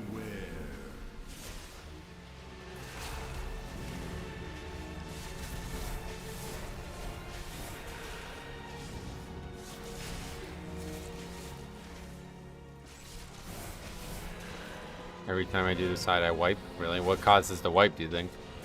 This is probably harder in lower keys, just because there's actual mechanics, but numerically it's far easier than the middle.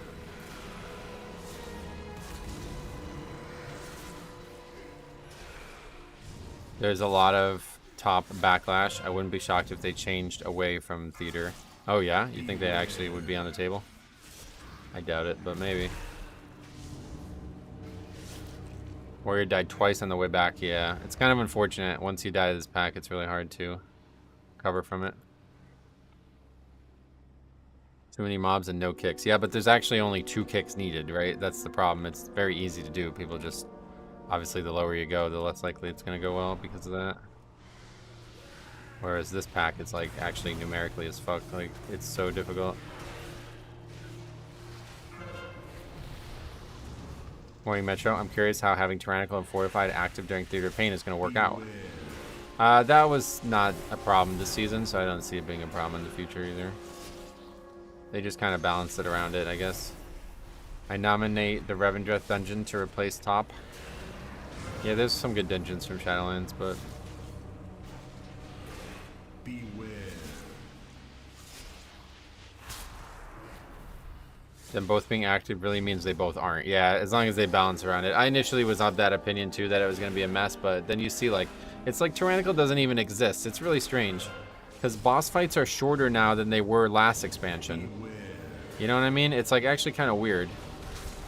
But they didn't nerf Tyrannical, so it's like they kind of just tuned everything around having both, I think. Considering this plus the seasonal, like, or whatever, like the 20% buff, flat buff thing, you would think the boss fights would all be like 6 or 7 minutes long, but they just tuned everything around it. Blizzard doesn't usually go back on stuff like that. No, they usually don't, because at this point they're developing changes to theater that they're not going to just stop developing, you know? So I would be shocked if they went back on it, but maybe Baxi knows something about it that I don't. Before playing something like Balance Druid, Aflock, you were just useless on trash every second week. It's helping balance. Is that weird? I probably missed a comment there, but yeah. It's good if that's the case.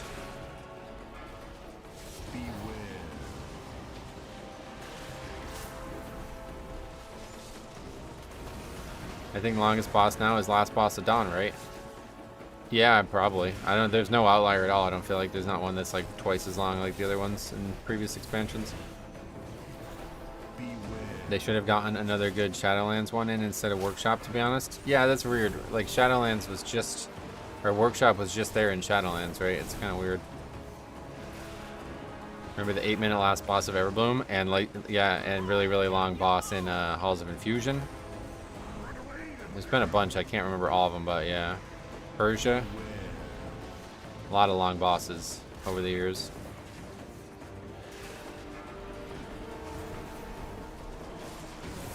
Could have brought back a Dragonflight one. I don't know that that's on the table quite yet.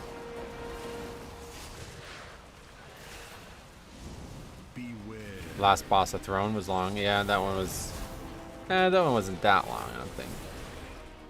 But yeah, there's been some really obscure, like, fights that don't seem like they're going to be long and then end up very long.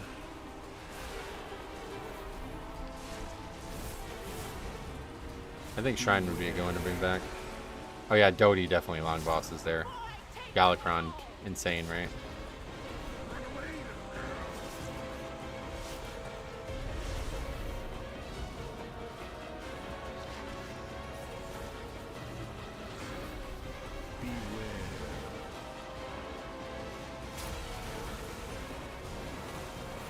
I would be down for a Dragonflight Mega Dungeon Wings coming back. Yeah, maybe someday. I think they gotta do streets though if they're gonna do anything.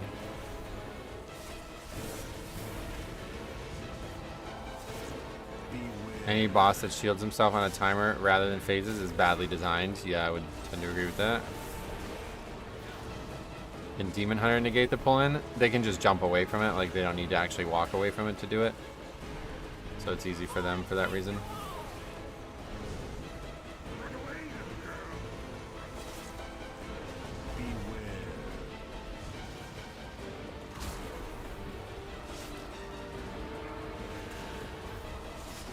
I completely forgot Shrine of the Storm was in the game. Oh, really? It's a good dungeon to come back because I think a lot of the problems with Shrine were because of how like poor interrupts some specs had, and it caused a lot of social stress on the game environment. But now that so many people have extra kicks and stuff, like I don't think it's gonna be a problem at all. Plus, you would assume the bosses would be tuned better. Monks should be able to do it. Either way, they can do it with Transcendence if they can't do it with Roll.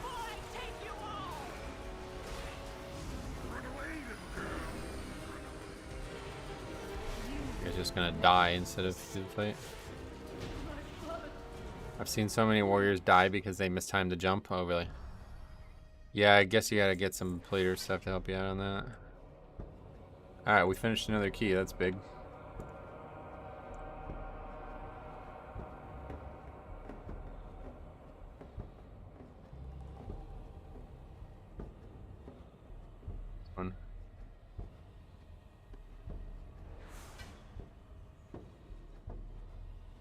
No, Paldea. Wait, what did you say? Target? Oh yeah, the coupon, yeah. I opened that. That was a really good. I really like that. I still have zero idea how Shrine of the Storm works. Would like to spend time figuring it out. Oh, you never did Shrine of the Storm? The thing I dislike in the War Within most at the moment is actually gearing. I think it's stupid that doing a 7 and getting loot, you're forced to do lower keys to get crest for it. You can downgrade your crests, but yeah, the crest system is not... I don't know. I think it could be a lot better. I don't know why they have to have different crests. I'm not a big fan of that feature.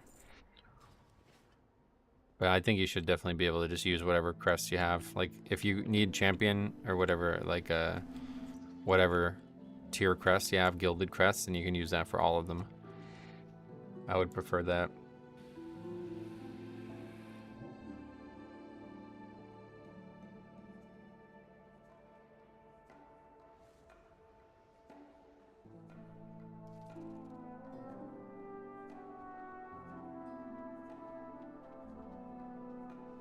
Six 13 item level and a 13. What does that mean? I think like an 8 should give every crest instead of only gilded. Yeah, I don't know really how you solve it, but 613 is the highest eye level gear you can get in Mythic Plus. What do you mean? I don't understand that comment or what we're talking about, honestly. Alright, anyway, let's get that on the sheet. At least we got another Air Care finished.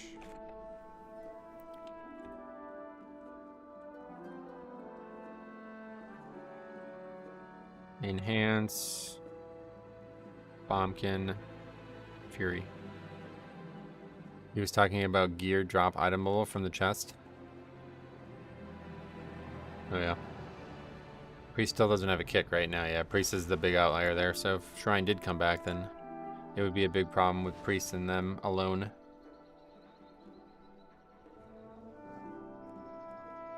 Pink and red classes. Well, that's me, but I don't think I'll be invited.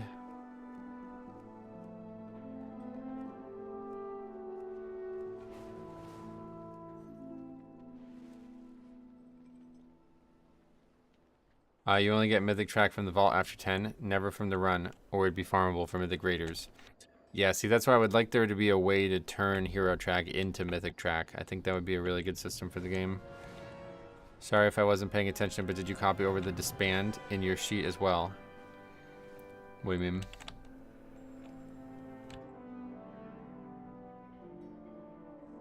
I think I'll just stop at 10s. Oh, you're only looking for gear? Yeah, just get the vault done then, that's all you need. 10 is where it maximizes that.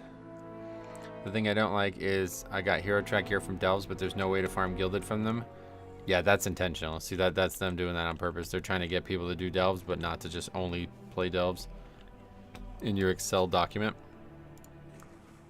What is the problem? I think he's asking if you accidentally put disband for your Air Care key. No, I didn't. Maybe each time you upgrade your gear to the point you don't need the crest anymore, you get the one above. You don't have use for runes anymore now that you get gilded crests. There's a lot of solutions to it. I'm not going to say any good solutions are out there that are better than others, but I think any of them that I've heard work, and I'm fine with that. Like, it doesn't really matter how it gets solved. It just needs to be more consistent with crests, consistent with upgrades, and universal. Like, we just need a currency that allows us to turn a Hero Track gear into a Mythic Track gear. That's all I want. And whether you have to do any like lower keys or higher keys, I don't really look at that as a big issue. But there should definitely be a way that, you know, the gear matches up with the crest that you're getting from the content. Hear me out. Titanforge. Yep. That was the answer. Yeah. The answer was Titanforge. We already had it, and they removed it. So really fucked ourselves as a community, man. Everybody who complained about Titanforging, you guys set us back so far. It's unfortunate. I remember you playing Prop Pally all back in the day with the Blue Judgment. Are you going to try it this season? No, probably not. I don't even have time. I was going to level another Death Knight to play with Harry and Cop, but I don't even have time to do that. Just want to get my hero title. Oh yeah, what's that? Keystone Hero, you mean? That shouldn't be that hard. Making the endless gear treadmill even more endless. Perfect. That's what we should all want. Then there's actual incentive to finish keys too, even more on top of that, because you can potentially get an upgrade like week 9 of the season, you know? Whereas right now the gear that drops from keys is totally limited. Like, you'll never, at this point in the season, you'll never need a piece from it. I was against Titanforging and think the new system is better. Oh yeah, no, it's definitely worse. What makes you think it's better? I'm literally just like sitting here brainstorming on all the ways it's not going well right now, where Titanforging never had any of the issues that it had.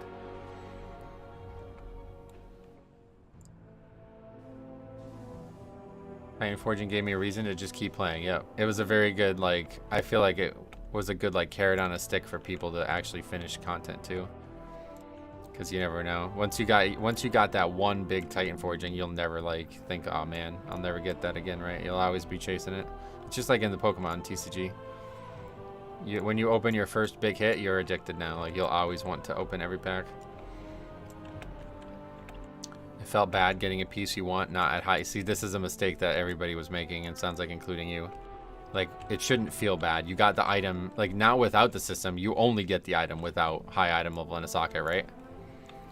So you've just nerfed yourself. You basically just got tricked into nerfing yourself. You have this like backwards perception of it. Like, it should have been, it feels normal to get an item that's not high item level without a socket, and then it feels good to get an item level higher. You know what I mean? It should never feel bad to get what you're expecting to get. That doesn't make any sense. That's like a perception issue. That's something that you needed to sort out in your own brain, you know? That's not the system's fault. Titanforging is perfect with current upgrading system combined. See, I like this. I like this a lot. I think this also works. I think both systems could work. I think the way it should work is this is how I would change it, okay? Instead of a currency that drops that could upgrade gear, you get an item that upgrades it. Like, and it can only drop randomly. So it's like a piece that drops that you put into the gear that upgrades at 15 item levels. And then instead of this being like, oh, we got a 150 item level upgrade, you know what I mean? Like, you don't get that 45 item level Titanforge. You just get a slow drip of upgrades randomly. I think that's the right way to choose it. The right way to do it. And then you could choose which item Titanforges, basically. Like, you can like, oh, all right, well, I really want my weapon to be the highest item level, so I'll use this Titanforged amulet to put it in the item, you know?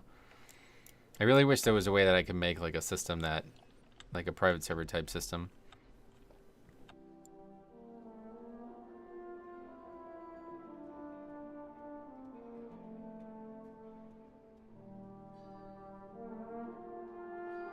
It should feel like progression instead of spinning a slot. It should be a good mix of both. Yeah, you should have a little bit more control than we had with Titanforging, but that randomness there keeps people coming back. So if you can get like a nice, like, and maybe, oh, okay, so here's another adjustment. What we could also do with the system is the item that drops, that upgrades the item level of the piece, could also drop between 15 to 45 or whatever the maximum is, 55. But it could always go up no matter what. Like, if we get a 5 item level upgrade piece or a 15 item level piece, you can put that on no matter what level the item is. I think that would be the right way to do it.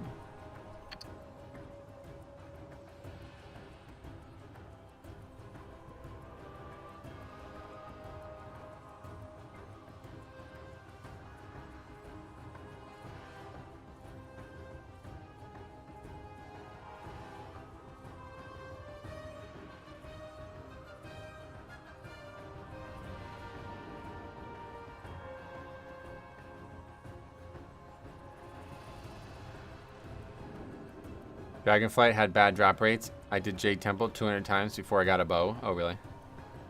That's just probably just bad luck. You do not want to know how many times I've run Algathar for the puzzle box. I know. I like Titanforging. I was a big fan of it. Though it was good, but I thought it was good. But if it could change it, I would have it capped in lower content. So LFR doesn't get mythic item level. Yeah, and then now we're basically back to where we are right now, right? Where Hero Track is just worse than Mythic Track. See, that's the problem. That's how this all started in the first place, because of that feedback, you know? And so we're basically at the exact same problem we have right now. I think people just need to look at it for what it is. Like, the likelihood that you're gonna, like in this new system I'm drafting, like the likelihood that you're gonna upgrade, like, because what item level is, like, would you ever go out of your way to upgrade a LFR item into a Mythic Track item? I doubt it, you know what I mean? Like, would you consume the item that I'm saying, like, would drop randomly? Would that be worth your time to do that? I don't think so. I just remember running the same dungeons over and over again, hoping for a Titanforge with a socket, and that was just a mistake you were making. That's what I'm saying. Like, that's not a problem with the system. That was the only way to progress your gear, and now you just have less progression in the gear. That's what I'm trying to tell you. Like, gear is capped way lower, and it's way less, like, there's no way that you can progress it some weeks. You just have to wait, you know? This is just a worse system if you like progressing your gear in all ways.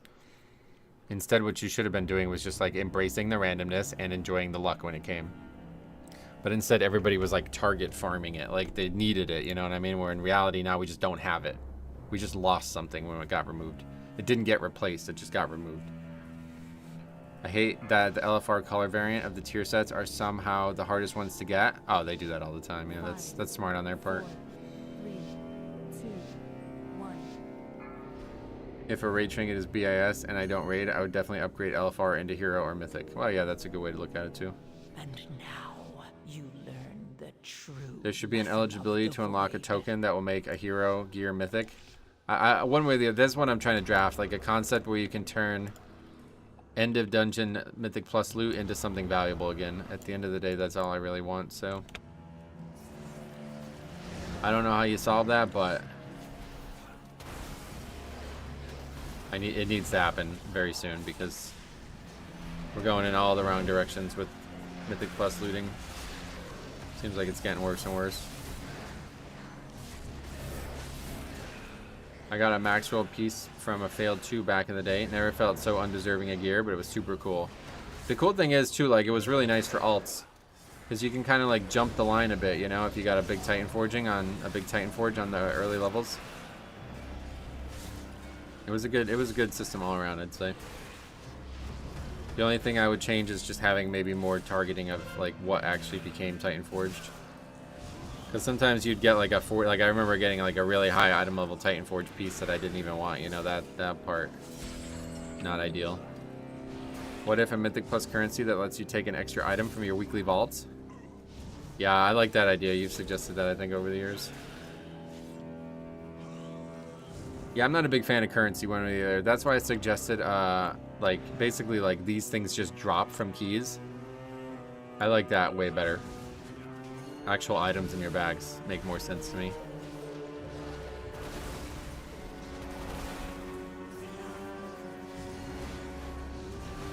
I just want less random choice and more actual choice. Waiting to see what I get in the vault makes the game not as fun. Yeah, but that's the problem. Like, you gotta find a way to solve the fact that keys don't actually give you progression after a few weeks.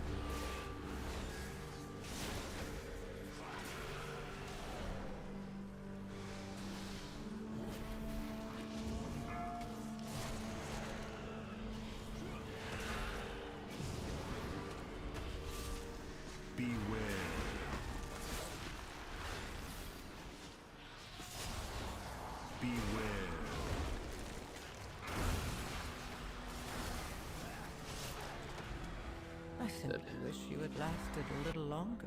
Shouldn't have did that. I always get baited in by these fucking DPS. Pull the next pack. Okay, cool. My issue with Titanforging is instead of feeling good when it happened, it just felt bad when it didn't happen. And see, that's just on you. Like that's just a problem with the way you're looking at it. That's not a problem with the system.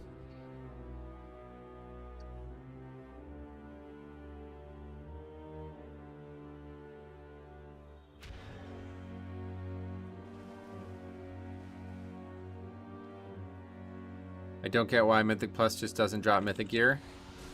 This is, yeah, like, a lot of... I think it's pretty obvious why it doesn't, but... It needs to be able to do it eventually, that's for sure. Okay, I guess we're done.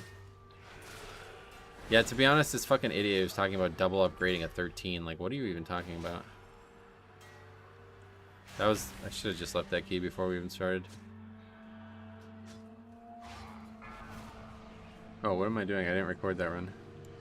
I pressed the wrong... I don't even know what virtual camera is. I just pressed virtual camera instead. I don't know what that even is.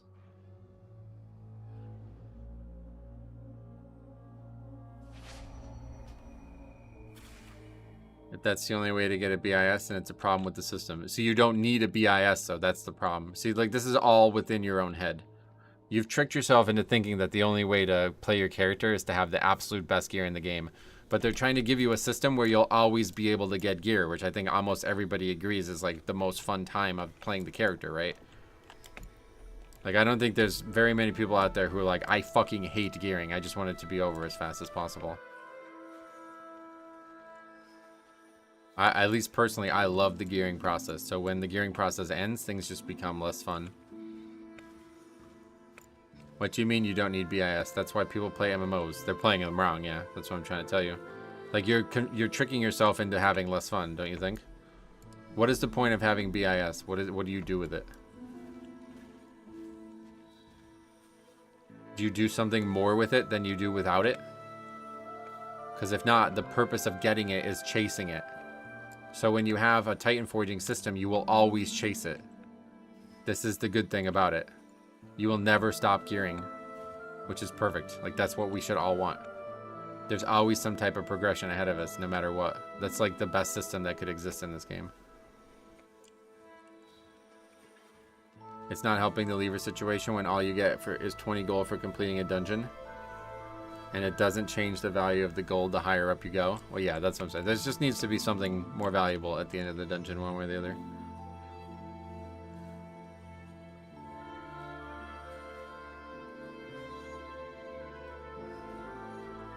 You can focus solely on improving and pushing. Getting the best gear removes all forms of doubt in how your power could be. And again, that's, you just tricked yourself into thinking that. You could be switching stats, you can be switching talent builds, like there's a lot of different things that could still be impacted by that.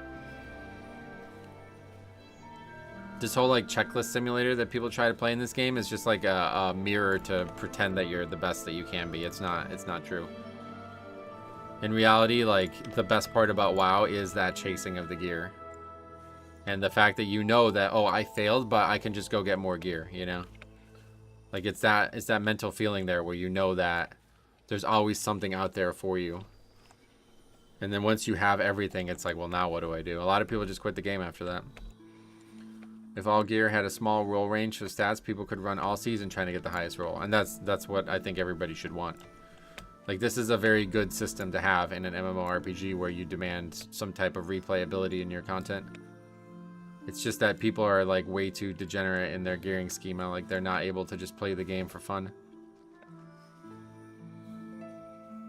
They have to like try to compete with other people. So if those people are more geared than them, then they take it offensively.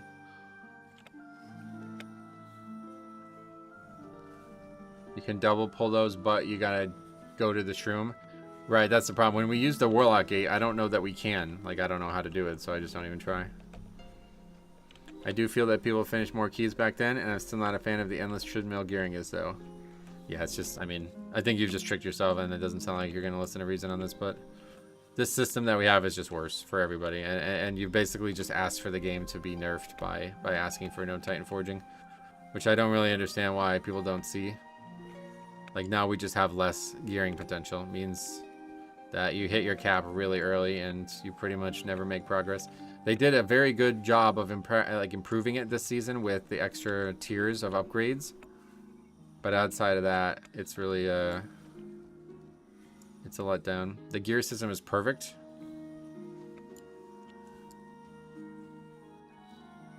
I'm not listening to reason. I just don't agree. No, I mean, what I'm saying is not an opinion. That's what I'm saying. Like, you're just not listening to it. You're not hearing it the way I'm explaining it to you.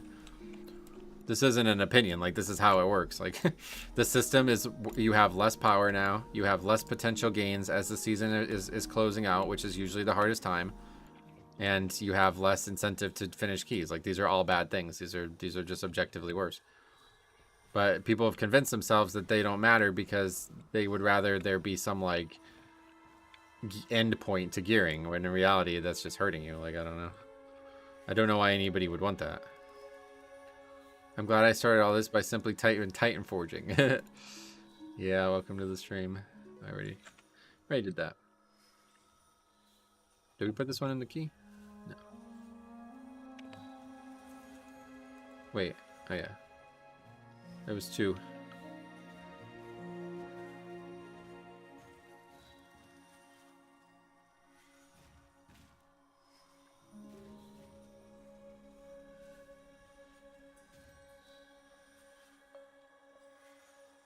BIS is not needing to play the game correctly is my point, but gearing is a large part of the player base, is how they play, and when they reach max item level, they stop playing. That's what I'm saying. Yeah, like we shouldn't want this. Like, this is not something that anybody should want. We should always want there to be more and more incentive to play our characters.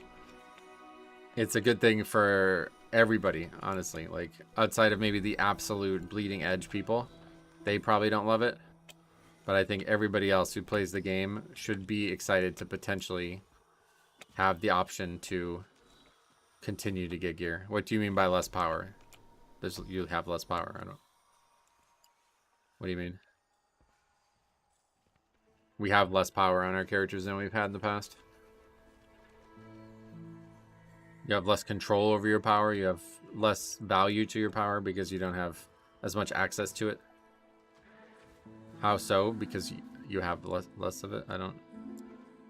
Titanforging allowed the gear to go up infinitely to a point where, well, it didn't go actually less.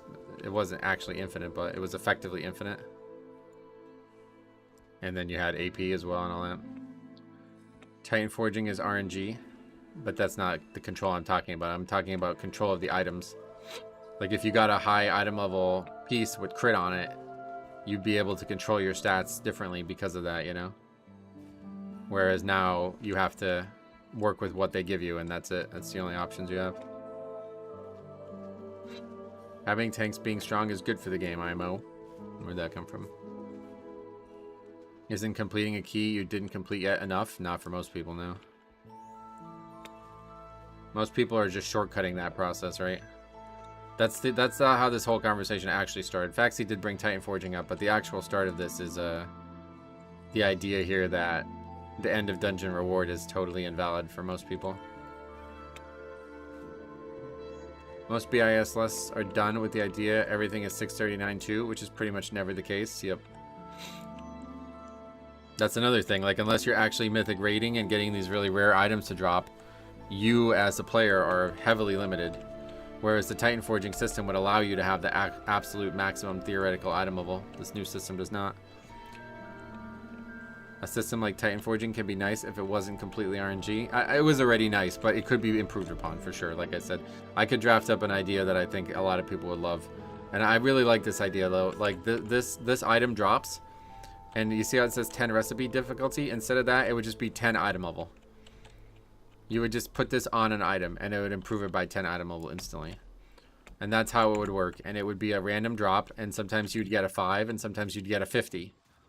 And when you get the 50, you'd be like, holy shit, I have a huge decision in front of me. I gotta make the right choice now. And it would be just like Titanforging, but better. You'd have a little bit more control over it. Because like in Titanforging, you might get a 554 item level, whatever the maximum item level weapon is.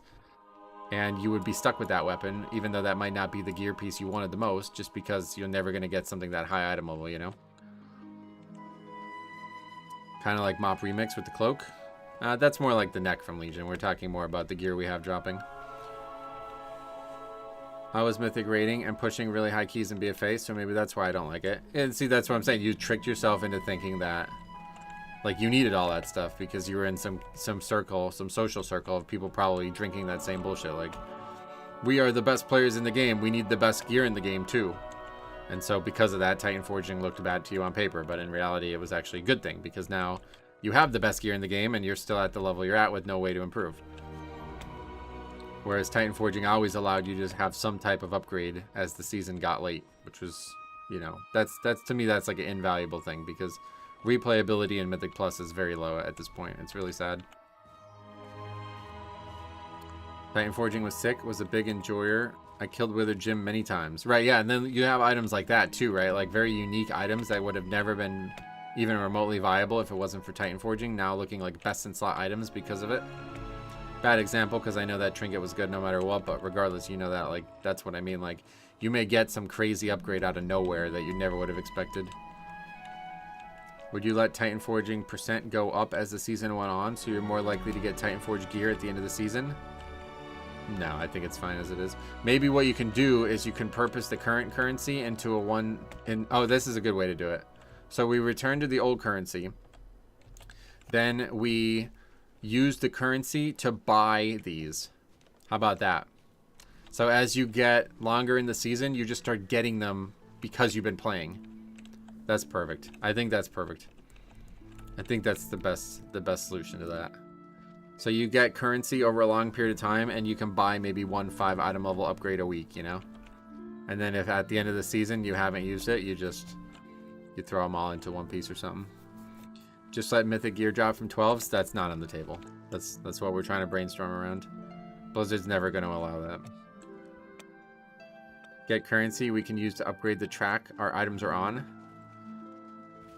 But that's how this all started, yeah. Something to allow us to upgrade a hero track to the best item level possible. The tracks should not be infinite, or should just be infinite. That would probably be the easiest solution to the problems I have. But for some reason, Blizzard's hesitant to do it. So we talk about these like circular solutions to try to maybe even convince Blizzard of something that they didn't think they needed to be convinced of. Gear should be a choice to play in a different way according to your stats and talents. Here you just have one playstyle per class. That's mostly because people are not thinking outside the box, though. That's not the game doing that.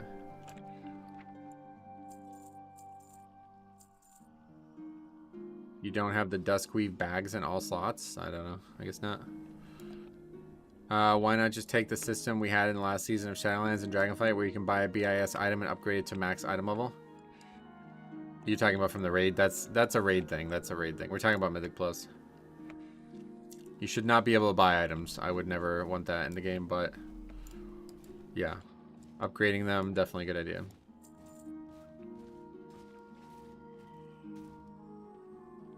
I think Mythic Raiders would lose their minds if 12 dropped Mythic. Oh, it would totally break the game if they did, yeah. Infinite scaling would solve so many issues as long as there's significant diminishing returns on power increases. The problem with infinite scaling, true infinite scaling, is that then the next season gear, starting like say 70 item levels lower than gear you already have on, is a huge, huge, huge issue. Because then you're basically replacing gear to, you know, re-upgrade the same gear or something like that. Like I don't think, yeah, you'd outscale the next tier. It would be too hard to design. But in general, I think something like that could work in the game. It's just they have to redesign how gear works. I think you have to have the system in place where then your gear just starts at whatever item level the previous gear was. Hey, Denoise, what's up? How's it going, man? Welcome. 36 slot bag. I don't need it though, right? My bags are totally empty as it is, so I'm good on bags. I've always hated how they nerf us for next season. Yeah, they have to do that. They're trying to make a seasonal game after all, you know? Honestly, just get rid of seasons? That's not possible. Seasons are not like a... That's not like a... It's just like how it works, right? Like, they can't make all 4 raids come out at once. So they have to have seasons, you know? Classic tonight. Yep. What else do they say? I'm going to try something new for once and do Alliance side and PvE server. Oh, cool. Well, we'll be playing Alliance on PvE as well. If you guys aren't aware, I have a second channel dedicated to non-max level content. Mostly leveling challenge type stuff. I linked it there. I will be streaming there tomorrow and maybe Saturday and maybe Monday too, depending on how it goes. We'll see.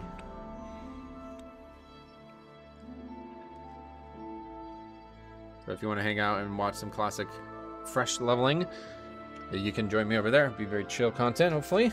No conversations about evoker and Titanforging.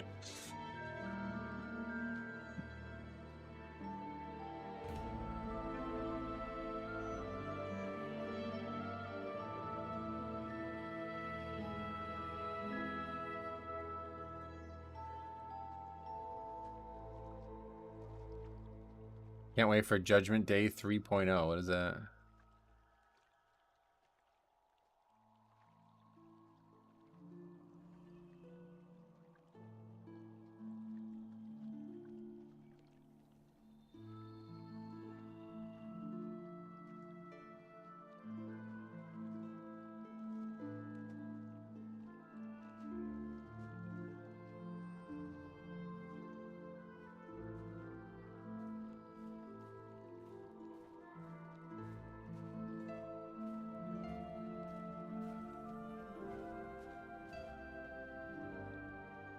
What's your favorite classic dungeon? Ooh, I like a lot of them. Pretty much any of the ones that got removed. I don't know if I have an actual favorite. Zul'Gurub is my favorite location in classic, but that's a raid. Oh, we got another odd, guys. I'm tuning in while I level. Classic leveling is so fun and relaxing. I can't wait to play a lot. Yeah, it's really chill, right? I really enjoy it for that reason. As long as there's not going to be a ton of people running around, I'm going to be really happy with that. What is this, air care? I think some levers are more prevalent than ever because of the key level squish. This season threw a lot of people through a loop. Oh, really? Maybe at lower levels, but yeah, at higher levels I haven't ran into any issues that would be squish related. Arden Wheel is one of the best zones in WoW. I know, that's why I was just hanging out there talking. Such a good musical, like that song is just beautiful. It really is beautiful. ZG is great. Honestly, any of the troll areas are really cool. I love it, yeah. Dreaded Sand. That's Eric Care, right? We're doing Eric Care? Gotta be. I'm still reeling off how insane that shaman was yesterday. Yeah. That was really dumb. Just kids, basically, just low eye level IRL kind of thing. I like classic because it took months to level a tune because you played content. You mean like you just relax and just not worry about getting max level, right? Yeah. I agree. I spoke to one of the Pigpen officers and they were just spamming pictures of you. Spamming pictures of me? What? Yeah, those people are actually brain dead. Like, they have something seriously wrong with them. That's why I said, like, you're gonna have a whole guild of people like that. Like, they're all gonna be like that. Just like the shared brain cell thing. Pigpen is the guild of those 2 idiots from yesterday. Or 3, I guess.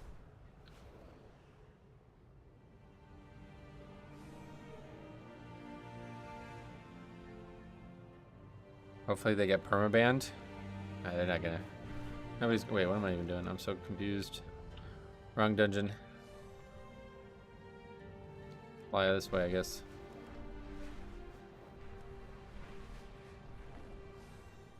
I watched the video from yesterday and the evoker got hit by the orb too. No idea why I was spamming the shaman. Yeah, that's what Faxi brought up. He noticed that too. Those guys are just actually not very good at the game. They think they're good. Like, they're just... It's kind of similar. We've seen a lot of this over the years, but like... They probably play a ton and they put a lot of hours into like watching other people be good at the game, so they're able to become slightly above average. But in reality, they like lack the mental prowess to be able to actually excel at hard content in video games. So they kind of just like spurg out, basically. It's the only real way to put it. And then when things go wrong, they just immediately like don't know how to handle them, which is effectively what happened yesterday. Seems like their whole guild is involved because the people I spoke to weren't even in the keys. Involved in what?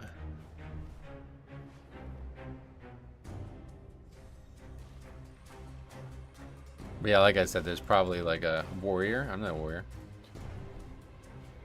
But yeah, there's probably like the whole guild's probably like that. Because if the guild master is like that, like you would not like. If I joined their guild and heard these guys speak for like 5 minutes, I would be like, all right, I'm done. You know what I mean? Like, nobody's gonna stay in a guild with people like that unless they're also like that. And that's exactly how that, like, the shared brain cell thing was. Just like 10 people who all have the exact same mentality. They're basically like carbon copies of each other. One last question. If there was infinite scaling, but your gear scales down to a soft cap at the beginning of every season, what if there was that thing? Yeah, I haven't thought about it, so I don't know how to respond to that. They feed off each other's toxicity. Right, it's basically like us versus them kind of thing. They almost, like, they probably don't have any positive interactions outside their guilds. That's how it was with the shared brain cells guild too. A bunch of people came forward and said that, like, those guys were, like, literally, like, they were the worst people. Like, they wouldn't allow you to, like, run with people outside the guild and shit. They were, like, really not very, they were, like, exclusive to their own friend group because of that. 5, 4, 3, 2, 1. And now you learn the Get back in true Ericara. lesson of the void.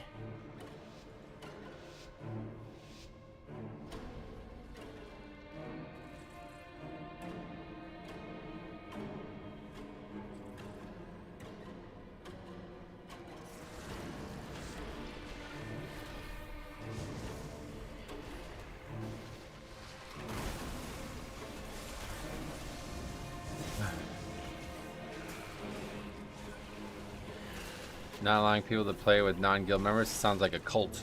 Yeah, it would basically be because, like, I mean, I assume that behavior is like a learned behavior. Like, they got into so many arguments with so many people outside the guild that it's now, like, they don't realize it, but they're now, like, preferring to only play with each other because they're sick of getting into these arguments with people. But it's like this, you know, this hardened exterior that they're projecting that they think, like, oh, no, we're just better than everyone else, so don't play with other people. Stuff like that.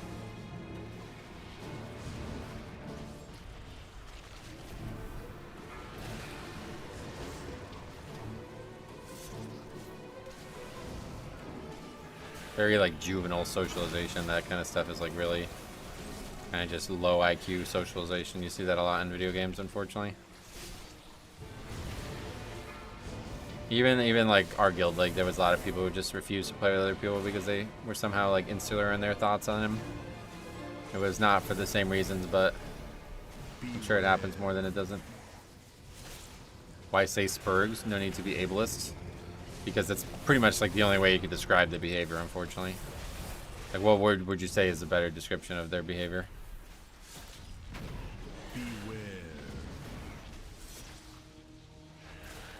Not a lot with that. If you play retail, we kick you from the guild. that behavior is even different. That's just totally different. Those people are just idiots, but...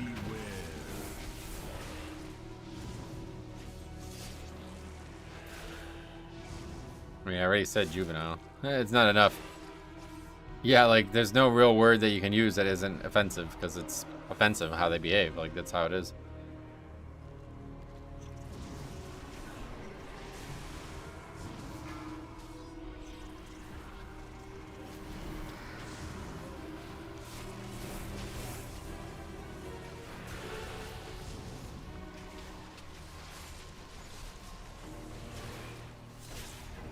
I think you know his intent. You can tell he's not being ableist. Yeah, ableist, like, that's just not a thing. Like, I don't really understand this.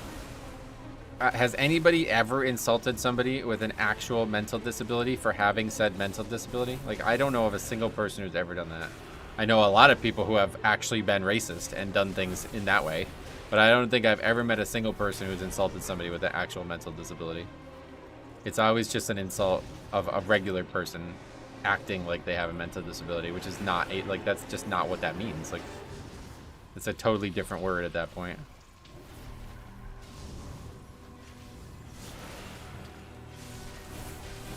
Is spurg a slur? No. It's just insults we grew up with. I know we changed our language to suit others, but at the same time, we know what you meant. Yeah, the whole suit others thing is just, I don't do that.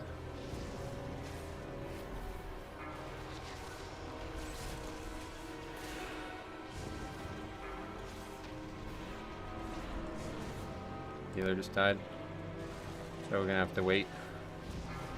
No normal person insults a person with a mental disability. But you know what I mean? Like, I'm comparing it to racism or sexism, where things are like inherently happening constantly. But like, has anybody ever discriminated against somebody with a fucking actual mental disability? Like, I'm not aware of a single example. Like, I don't know of anybody who's done this over the years. Like, do you think it's discriminatory that, like, people who are blind can't drive? Like, you know what I mean? Like, that's where we're going with this at that point. It's like, there's just some hard facts here, and there's not really any way to discriminate. Like, we're clearly not using those words in that way.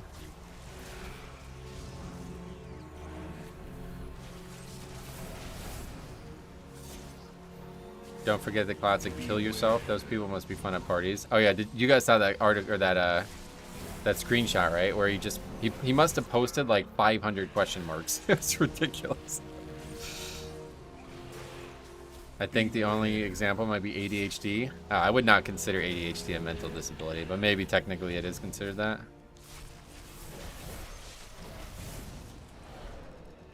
Last I heard of someone discriminating in that way was in the 6th grade. Right, it's just insulting them, right? It's not actually discriminating against them. Like, if you have a learning disability and you're not like able to learn effectively, and you're like put in a classroom with other people to help you learn better, is that discrimination or is that helping? You know what I mean? Like, but meanwhile, if you did the same thing with a woman or a different race, like, that would be, you would be going to prison for that. You know what I mean? Like, it's so weird. It's not a thing. This ableist is not a thing. It doesn't exist.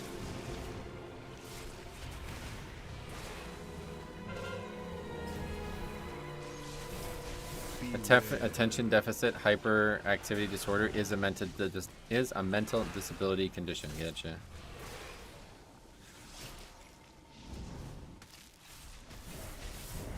But that isn't the same as calling someone a spurg because they have Asperger's or something. No, that's what I'm saying. Nobody's ever done that. Like, the word is not insulting somebody who has Asperger's. It's insulting somebody who doesn't have it. Do you understand?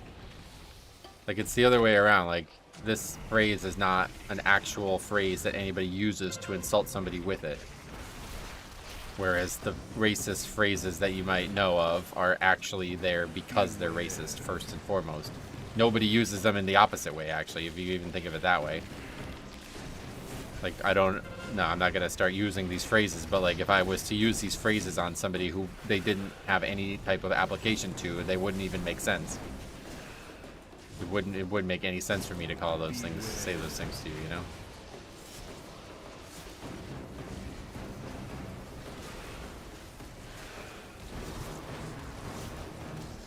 Oh, it's awful. People all spread out there. Some people like to point out people doing something wrong by choice of words. Yeah, I'm a big fan of intent, and yeah. Probably because I've had so many troubles with it over the years, but like sitting here and like meticulously choosing words to not insult somebody is just zero. I don't give a fuck. I will never be doing this. If you get offended by something I did not mean to offend you with, then I don't care about what you're having to say about it, unfortunately. That's something that you need to work on. That's something I need to work on.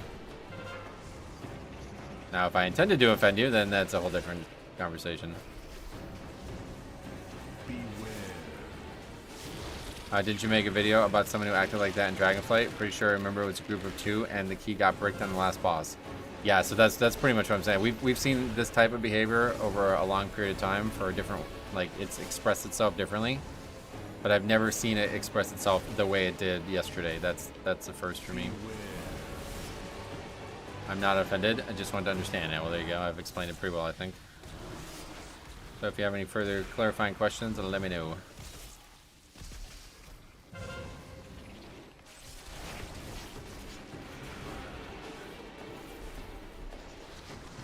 What's your take on a lot of Blood Death Knights going for Sandland? Yeah, I think it's mostly an offensive thing, and I'm not interested in that. 100% agree. Intent is most relevant, and in cases of ambiguity, assume the positive choice. Good way to look at it. That's the part that annoys me. It's rarely people being offended for themselves. It's always that they advocate who actually just wants to be superior. Right, unfortunately, it's become this like moral ground thing that people get wrapped up into. So it's not even like about being offended at this point. It's about acting like you're above somebody else. Beware.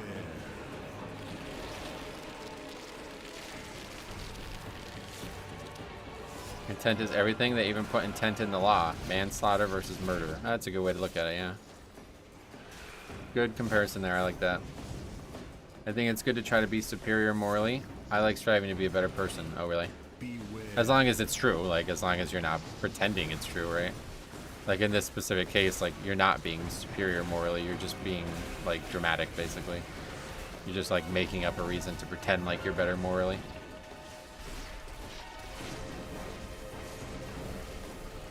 An example is, rather than assuming a phrase or word is exclusive to somebody or some group, assume that if every person talking wanted to exclude somebody, they could then they could just phrase that out. It's easy. It wasn't easy to read or understand, but maybe it's easy. Intruders.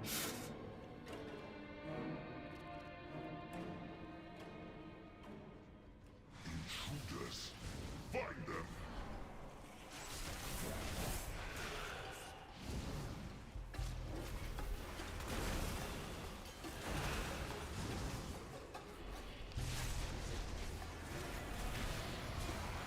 Oh, that was close.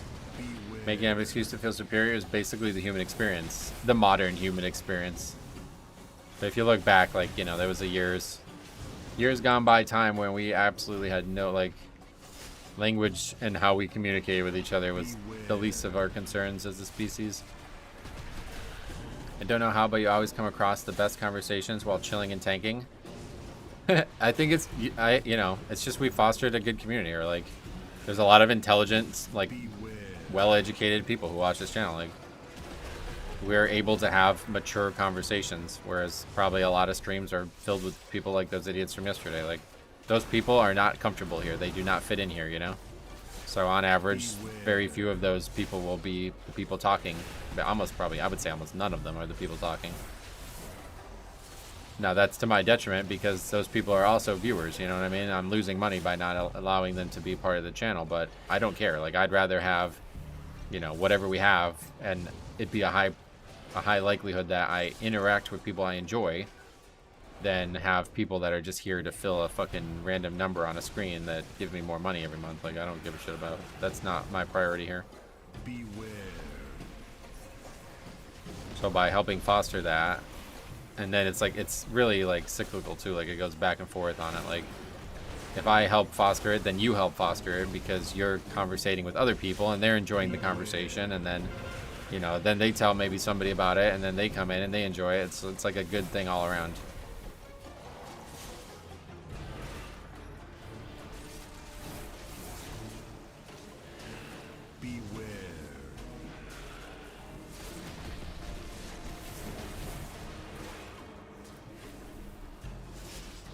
And then those things you just said. There are all those things you just said, and then there's Aug players. Those Shaman and Aug from yesterday are probably spurging out on another healer like they did yesterday.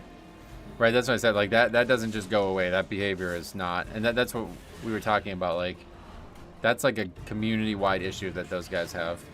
They're all in a group of people who all act like that. And they think that, you know, just because they're able to do the content in the game with those people only, and they're able to succeed in that content, that they're like, they're not doing anything wrong by acting like that. And, you know, this is a problem with World of Warcraft, unfortunately. Guilds are a great feature, but unfortunately, like, guilds have created this problem in the first place. If there was only ever, like, pugging or whatever you would say, like, you had to actually communicate with the game at large regularly, then, you know, this is why I think a lot of people like Classic, too, because there was, like, those server communities. Like, if there was a guild like that on a server that was reliant on people from the server caring about them, then they would never be able to exist, you know?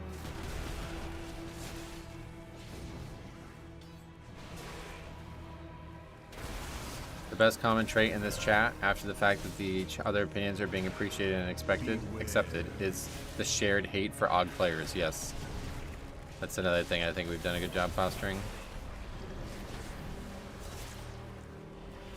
One of the coolest things about Classic is name recognition. Stromy's here. What's up, buddy? Yeah, see, that kind of stuff wouldn't happen. Like, if those people who were here yesterday were playing in a world where that mattered, then those people wouldn't be able to exist.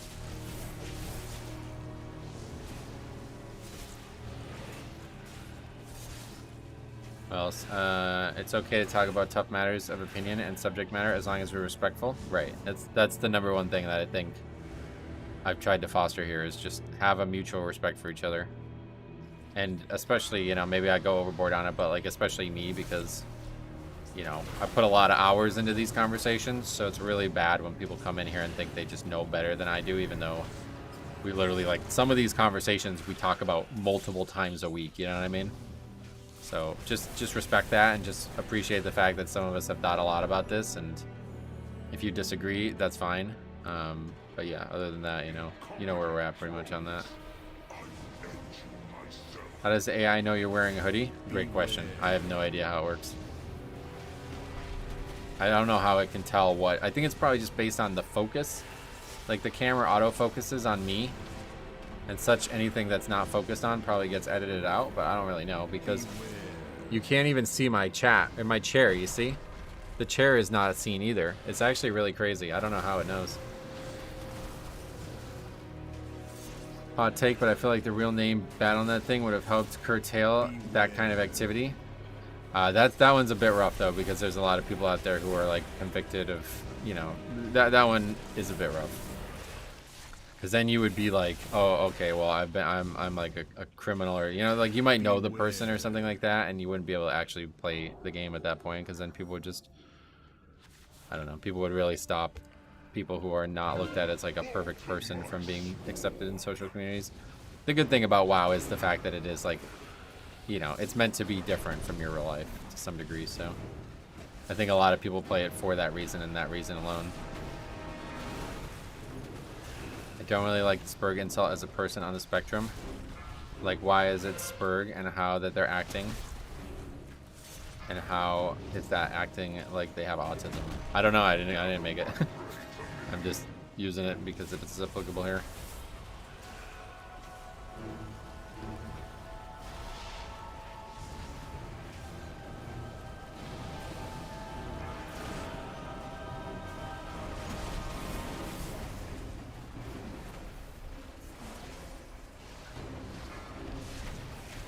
There's a ton of criminals on WoW. I stopped talking to people on WoW about real life. Yeah.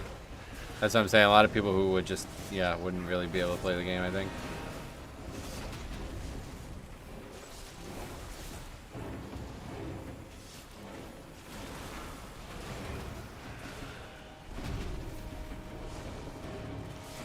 I play with Jeffrey Dahmer as long as he doesn't lead my key. Yeah, to be fair, I get you.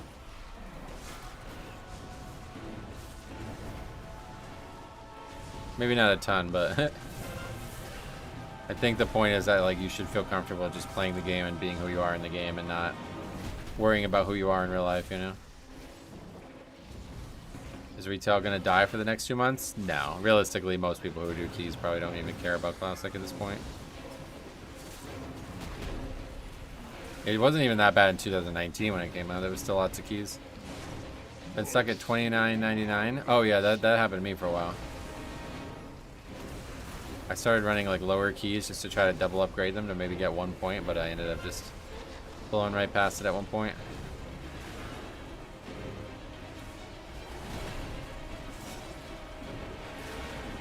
Only things is going to be more miserable than people think. Oh yeah. I certainly will not be involved in that.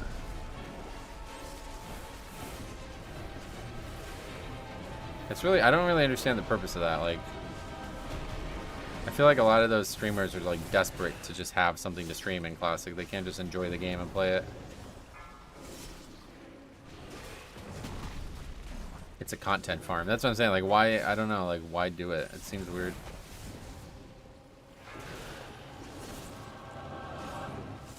Luckily, the streamer server this time is just an actual hardcore server, which I imagine most people won't be on. But I guess if you want to play hardcore, then you're kind of fucked because you have to be on. But it doesn't really matter because hardcore is like a whole different type of game.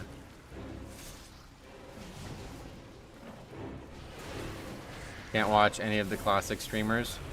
They're the definition of spurks. We keep going back to that word. Huh? Yeah, no, I'm not a big fan of a lot of the Classic influencing culture as well. It doesn't seem very genuine a lot of times.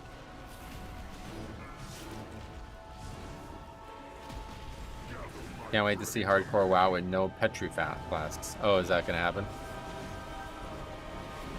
They make money and get to be a celebrity in their sphere. Right, but I mean, obviously they can do that with anything. Like, I don't know why they feel like they need to start like developing game changes for the community to grow, I guess. That's the question I have. Like, why did he bother with that? Like, Soda Poppin's already a huge content creator. Like, why did he bother with that? I don't know.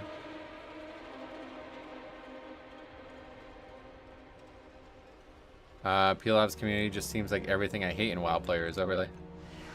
That dude's funny, but yeah, I don't think I'd ever want to play with a game with somebody like that. That's basically like the people we were just talking about, frankly. Just a less refined version of it.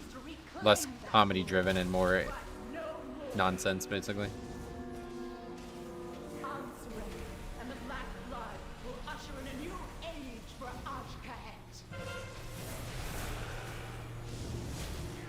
What game changes? Like, they created an add-on to make like in-game voice be proximity based, and you have to be always on it. Like, you're not allowed to play in the guild without the server or without the add-on somehow.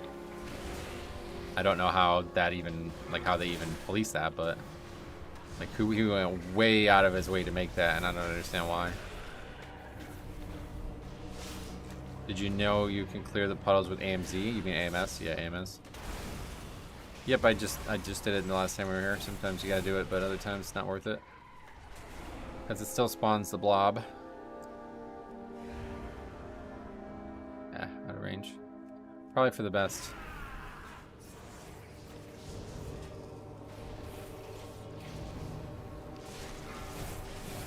I'll do it right now. Those ones are definitely worth clearing. Placing that is easy, actually. Just check who is online in the guild and who is not in the voice channel. But I mean, like, on the fly, if you have thousands of people, are you going to be able to do that? And what voice channel? Is it actually like a Discord server that it links to or something? I don't know how it actually works from the side, like the tech side of it.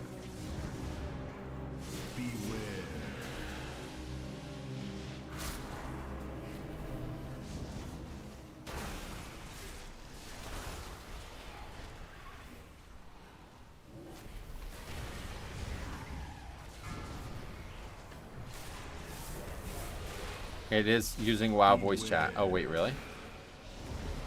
I think he wants things to be more RP based. He's kind of going for the hype GTA 5 bra. Oh, really? I myself will just be enjoying the leveling experience. Oh, you're gonna try to play without all that, yeah. Hardcore, not for me, but I'm glad that you guys can enjoy it. I doubt they've load tested it. I seriously doubt it will work with 1,000 people, which is the guild max. Yeah, but there's definitely gonna be that in the guild, right? It sounds like.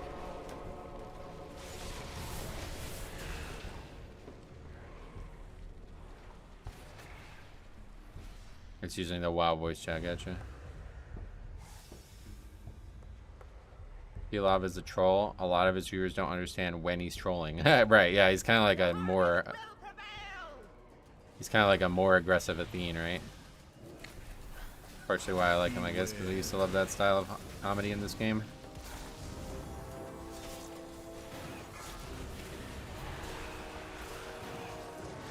Metro, are you not doing hardcore? Oh, I'm definitely not doing hardcore now. Hardcore and me do not get along.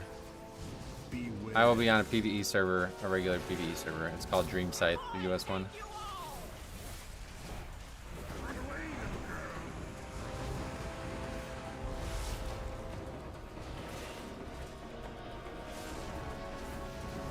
I will be on that then. Oh, sweet.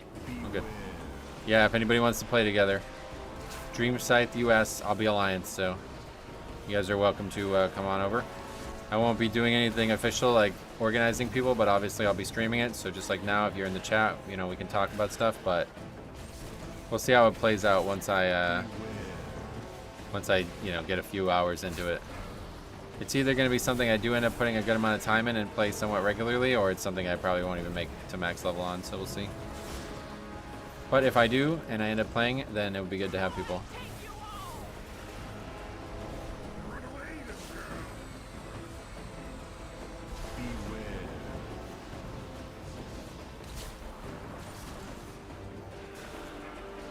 I really would like to do ZG. That's all my... If I could just do ZG a few times, I would be very, very happy.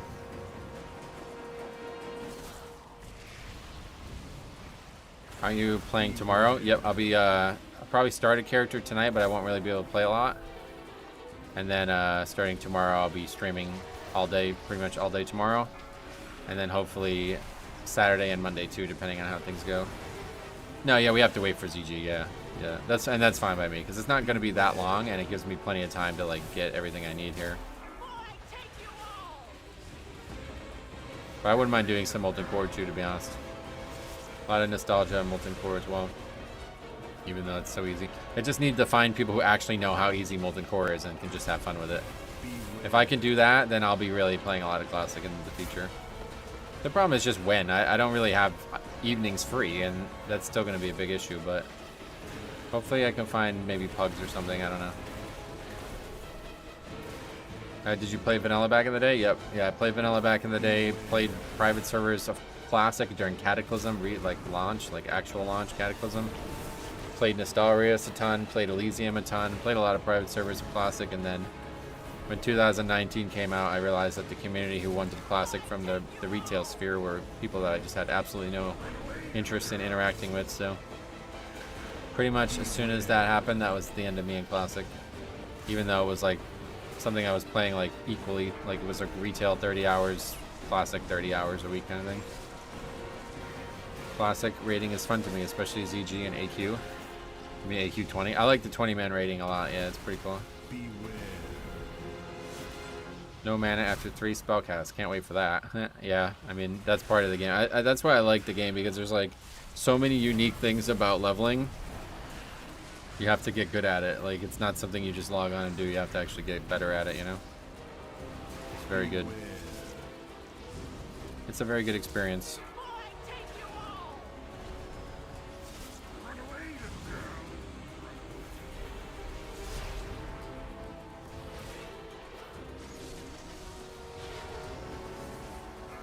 Parsing culture ruined it for me? Yep, that's what I'm saying.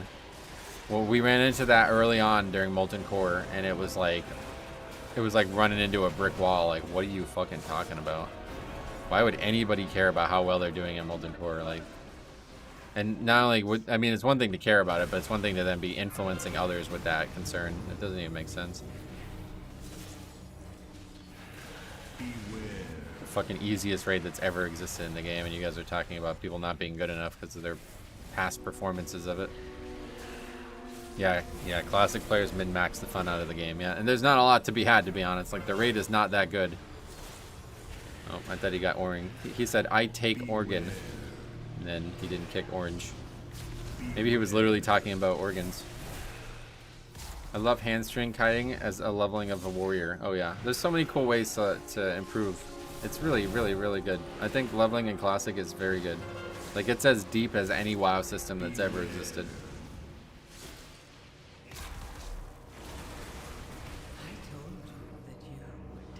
Seems like it'd be easy to parse high and vanilla, though.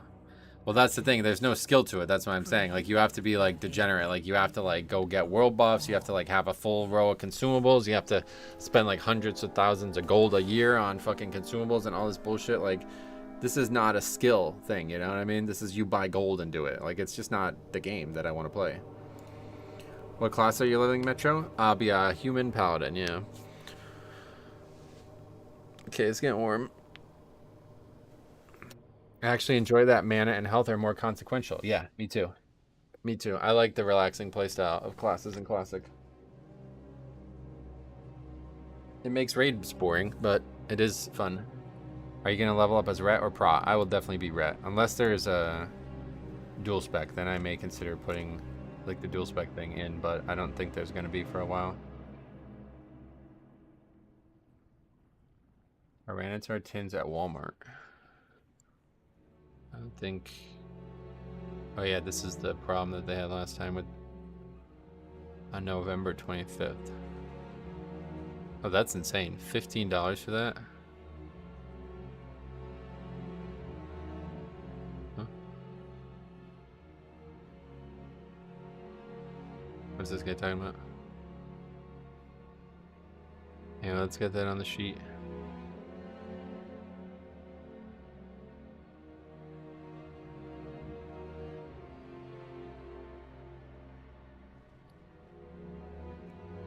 Asking me if I want to run my own key with him.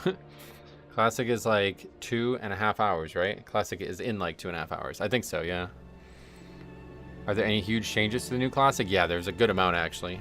So they're going to be having a dual spec system, which is really, really, really, really important in Classic. Like a huge, huge change to the game. And honestly has like a pretty big impact on the end game, which a lot of people don't love. But it's going to help a lot of people out, I think, have a lot more fun. That's the biggest change. Then they're also done a bunch of smaller changes, like having like instant mail to other characters on your account, which was not a feature in Classic. They're also having a pre-made group finder, which is going to be really, really cool. Having the ability to do like a, you know, just listing a group instead of sit there spamming in trade chat and shit. It's going to be really nice. I'm really looking forward to this, actually. This is the most excited I've been for Classic ever, I think. Anyway, that was Hera 13 upgrade.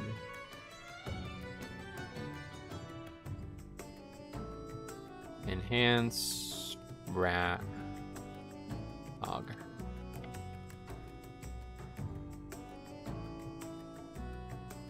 Dual spec is a big buff to priest. Yeah, it's like actually a pretty big change. Oh yeah, and then the other thing, there's no debuff limit anymore, which is actually a bigger deal than people think, because you used to not be able to like put all your dots or hots up because of a debuff limit.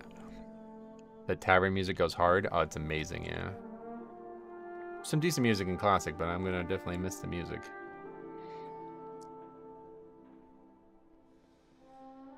Our servers come out at 4 p.m. CST. There's probably a countdown now, Wowhead, right? Yeah. 2 hours and 33 minutes, so yeah, 5 o'clock. That's pretty much right when I'm going to end the stream, so. But I will be back tomorrow on the second channel doing it, not on this channel. But anyway, we're going to do some more keys here. We did get 4 done finally, so that's good. Still could get some score though. Necrotic Wake. It's time we get signed up to 14s now that we got 4 done.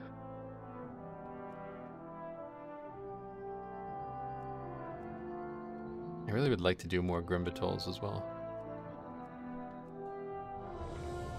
Alright, 13 Necrotic Wake. I remember Warlocks fighting about who gets to put up his curse. Yeah, it's a big deal. Ready sub to the second channel for the Classic vibes tomorrow. Sweet, yeah, if anybody else is interested, I'll link it one more time for you guys.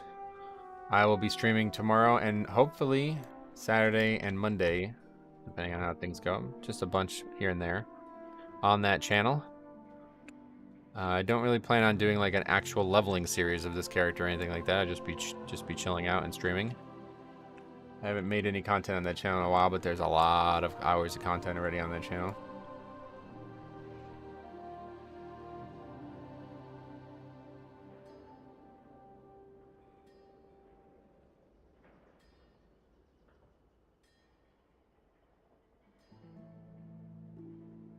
What class are you going to play? I will be a paladin. Human paladin. What mog is that? Looks sick. Oh, that's the Death Knight tier 2. Speaking of, I actually have another 28 things. I should go buy something real quick. Doesn't really... You can't really get there very quick, though. Will the leveling channel start around the normal time tomorrow? No, I'll be already fucking 5 hours in by this point. I will be going live as soon as I can, pretty much. Normally I wake up and do a bunch of stuff, but tomorrow I'm going to literally just wake up. I think I'm probably going to have to do some snow removal. We'll see. But if there's no snow removal, I'm pretty much going to wake up and go live. So potentially like maybe 7:30 Eastern. But if I have to do any snow... I would definitely start by like 9 Eastern, I would imagine. No matter what. How many fresh servers are launching? All? You mean like how many total servers are they making? I don't know the answer to that, and I don't know that they do either at this point because they keep adding new servers. Like they added an Australian server, even though like Season of Discovery already showed that like most people who play on Australia would rather just play on a big realm. Let us test your knowledge of history. The monument in Stormwind commemorates the late King Varian Wren and the fallen Alliance soldiers. This monument, gotta be Lion's Rest, yeah. Long live Greymane. Agreed. There's 3 fresh servers, PvP, PvE, and 1 hardcore. No, see, now there's 4, that's what I'm saying. As of last night, they added a new one. So a lot of people also want a... I can't remember what the other one was that somebody else has been spamming about, but there's another thing that people want now, too. The monk set is fucking crazy good. They're all good. I'm going to try to get all of them, but... that monk set might be the best one that I don't have right now. The warlock's probably the one that I would want the most, but I don't even play a warlock like ever. So I'll buy the monk set. May the eternal sun shine upon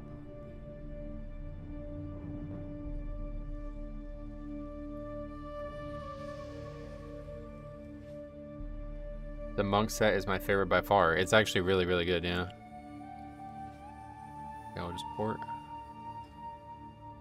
What music is this? Is this music in Tenaris, or is this some special music playing?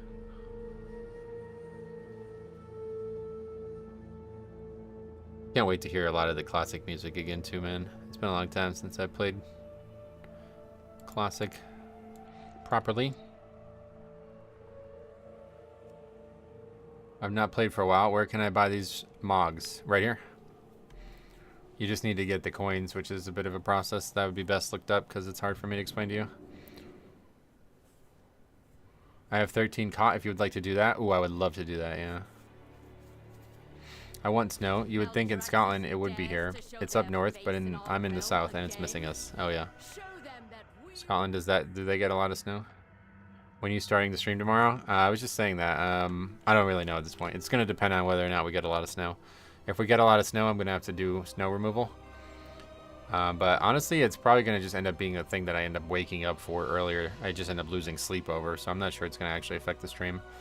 But I would say definitely by 9 a.m. no matter what, and probably before that. Like, if no snow removal whatsoever, I'm just going to like wake up probably like 7:30 and go live.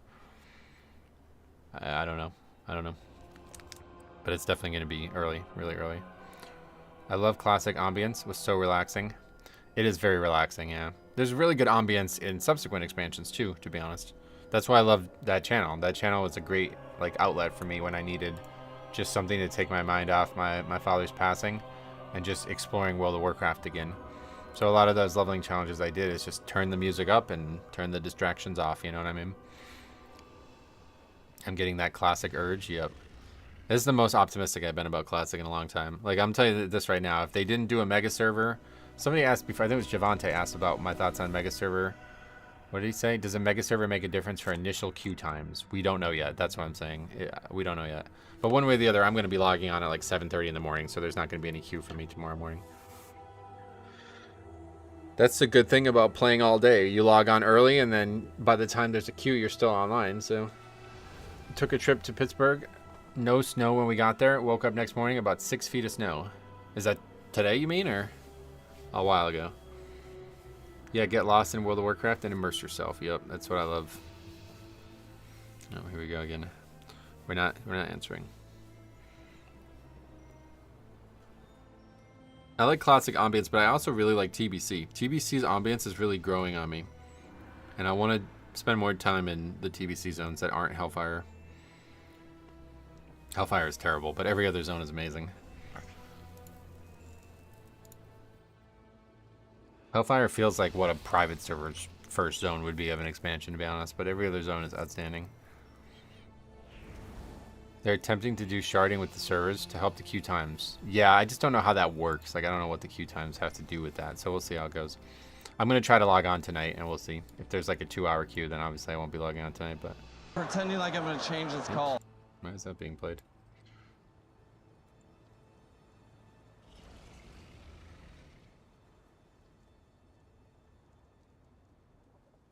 Nagran and Sholazar Basin is goated for sure, yep. Well, my favorite is actually Zangar Marsh. Zangar Marsh is probably my favorite zone in TBC.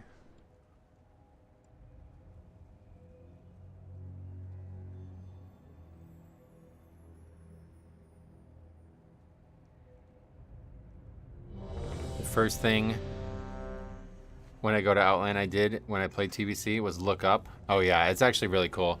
When I did the I did a leveling challenge on that channel as a Draenei, the red Draenei skin. I wanted to try to get the Draenei Heritage Armor, which I never actually ended up doing. But it's a really good zone to put on one of those stinky bright potions. If you've never seen me do that, or you've never done it yourself, you should definitely go check it out. It's crazy. Yeah, like yesterday, right, Tom? That's funny. Those damn Reavers and Hellfire scared me every time I heard them. Yeah, definitely. It's got some history to it too, right? I'm not a server operator, but what I understand is that the instances the queue into smaller portions and partitions players into separate layers. Good. Hopefully that's the case, yeah. Bear getting a 15-second kick CD at level 20 is crazy for vanilla. Do they have a kick in Classic? I didn't realize. What is it? You're talking about Bash, right?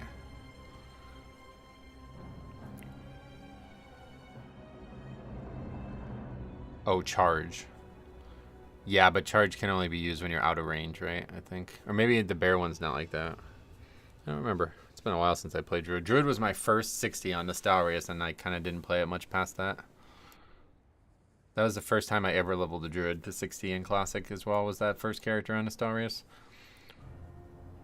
I don't remember why I even picked Druid. I just think I was looking for something new, because I had made Paladin and Warrior like 6 times on different private servers, and then I was like, let's try something new here. Oh, well, I started characters on Alliance, that's right. I started Paladin and Priest on Alliance, but I kept getting ganked because Nostalrius was a PvP only server. And then I just ultimately ended up saying, fuck it, let's go. And then I wanted to try Tauren. Tauren, that was the first time I ever played Tauren as well. I played a Tauren Druid for the first time ever.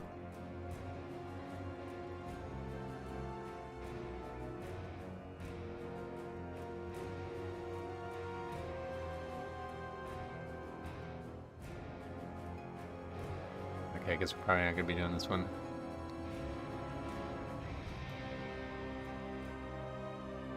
The other guy's AFK, maybe that's why he's waiting to make a decision on this. Druid has great utility in Classic, it's just very boring. It's a very fun class in Classic, I just don't necessarily enjoy the beginning of it. Tank, you can't speak, correct. Is your character name going to be Metro related? Oh, definitely, yeah. Freaking me out. What the fuck? I can't decide between the Druid, Night Elf Druid. I can't decide between Night Elf Druid, Night Elf Hunter, Dwarf Hunter, or Human Pally. I always main Warrior in every expansion and class iteration. Yeah, I like Night Elf. Night Elf Female Hunter, fucking slick animation.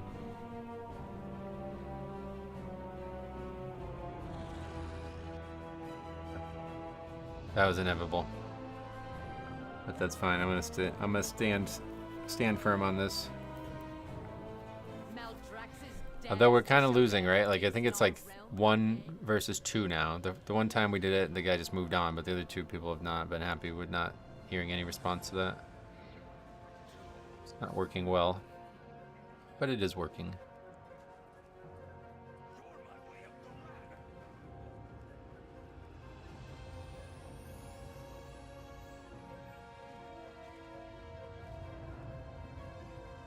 I'm good on Eric here. We've done that too much.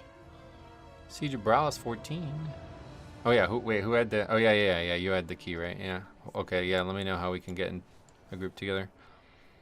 If you want to list it. What did they ask? Yeah, the whole route thing again. Seems like a losing venture. We'll see. We need a little bit more. Evidence. The thing is, it's like a losing venture one way or the other. Because if I say no, then they're gonna be mad one way or the other. Next time, ping the key fountain. Maybe they think you just don't have a chat window. Yeah, if we had proximity voice, I could just be like, I can't speak. My keyboard's broken, so I can't link the route. I don't know if I'm going to make my warlock human or gnome. Oh, you got to go gnome. Gnome warlock is actually amazing in Classic. I love it.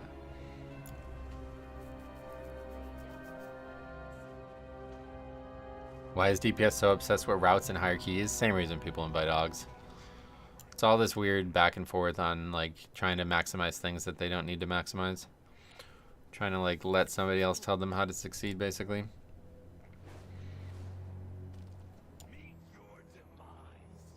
Oh, you said you got the name? Or what? You mean in the title it has my name? Oh, I see. I misunderstood. Thought you were gonna actually invite me. Tell them you can't link it. It's broken, but they can come into Discord and you will narrate them through the polls. That would actually be a funny way to handle this, yeah.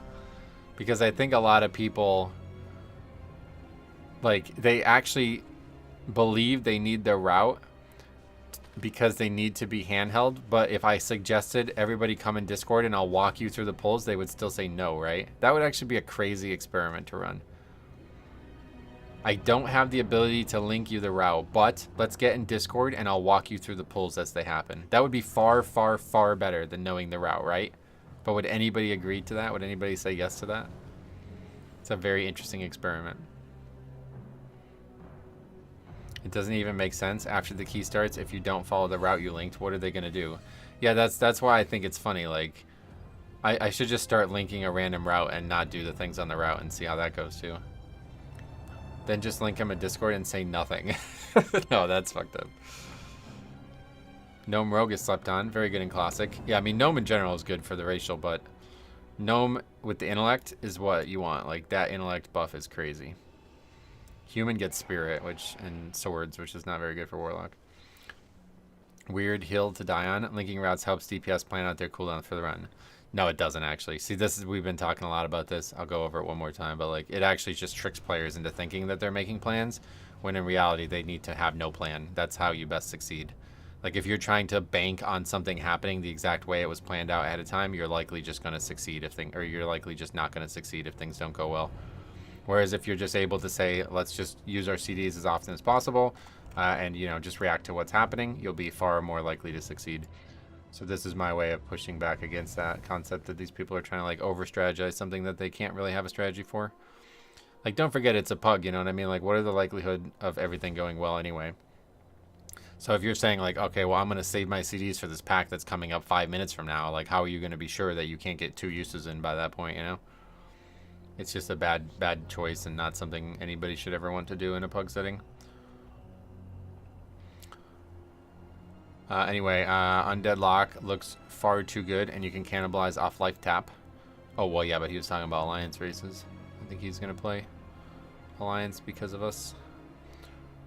That's what I do. Just link a random route, then do whatever.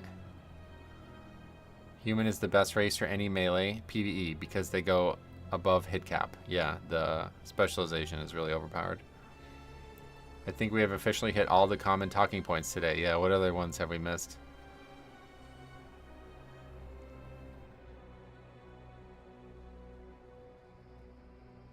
I will walk towards pack G2 with a stern look and drop a D&D angled at 40 degrees northeast of G2 towards G3 and desk caress G3.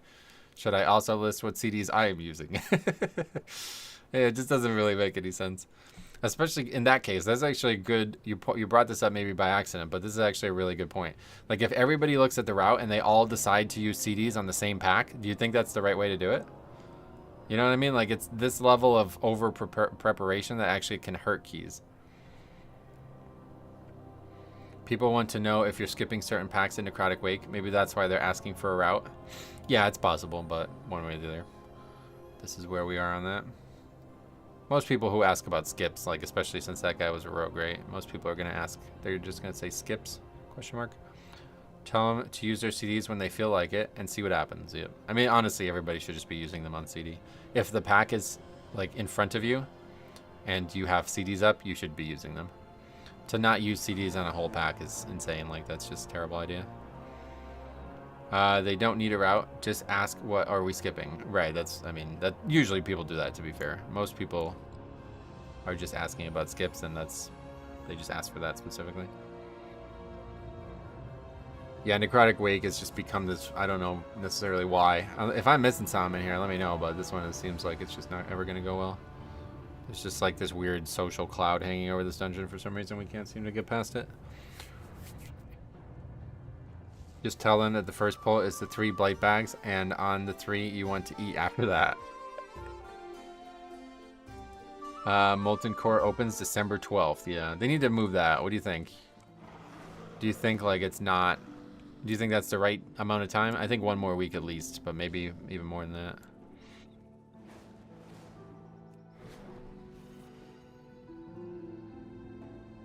Like, I don't know. I guess a lot of people are going to be like 60 and ready to go by then, but I think that's not anywhere near enough time for most people. Like, I'm probably not even going to be 40 by that point. I don't know what's hard about common sense and following the tank's lead.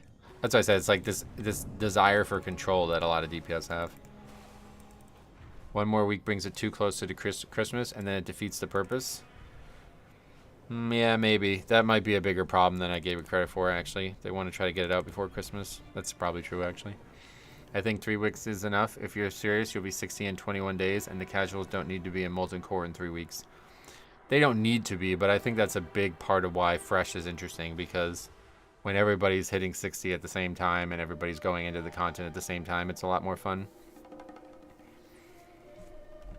But I'm really looking forward to doing Upper Blackrock Spire.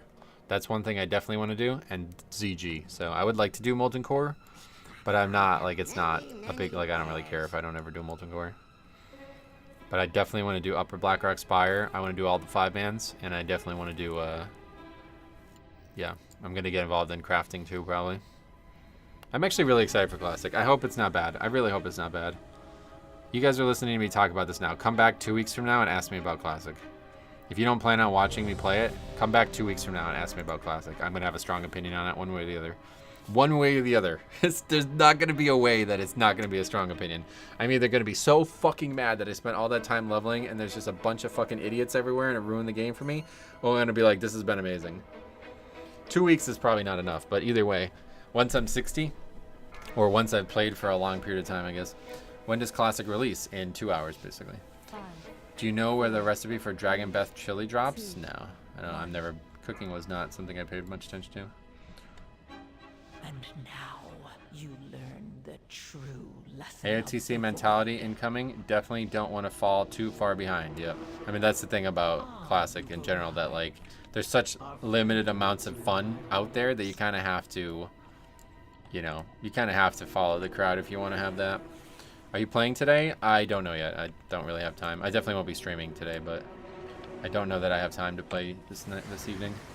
I won't be playing in like 2.5 hours, that's for sure. That's when I eat, so I will be eating normally today.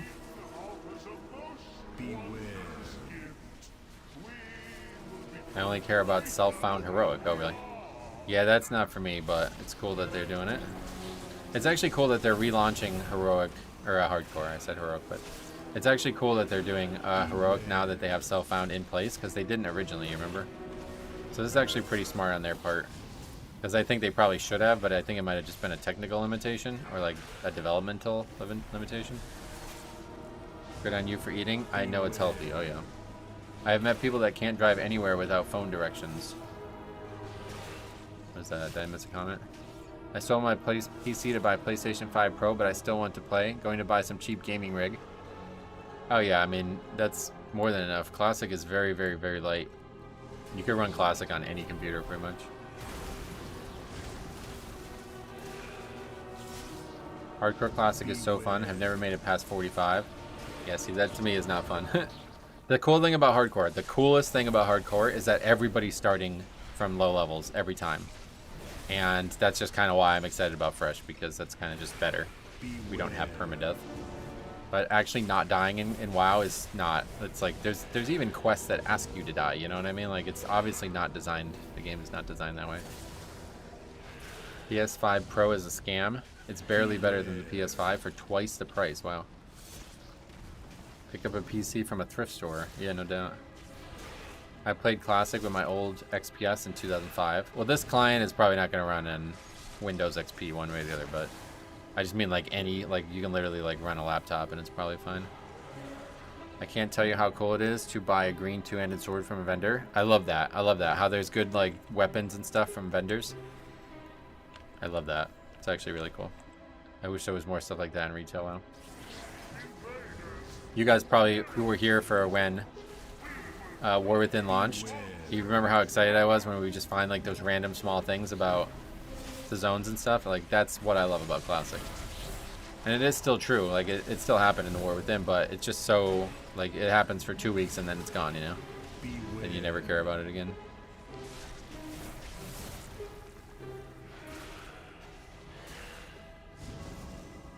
Is that the special? What is Crumb Num the Bum link there? That's the specifications for the game that could run. Only thing with hardcore, there's basically nothing past 60. Yeah, that's what I'm saying. So it's basically just a leveling challenge, which is great. I like leveling challenges myself, but not enough to be doing it. Like, there's so many better leveling challenges out there. Oh, we got a Dix Priest who actually uses barrier as a defensive. Wow. Are we playing Mop again? I don't think I've seen that since Mop, to be honest.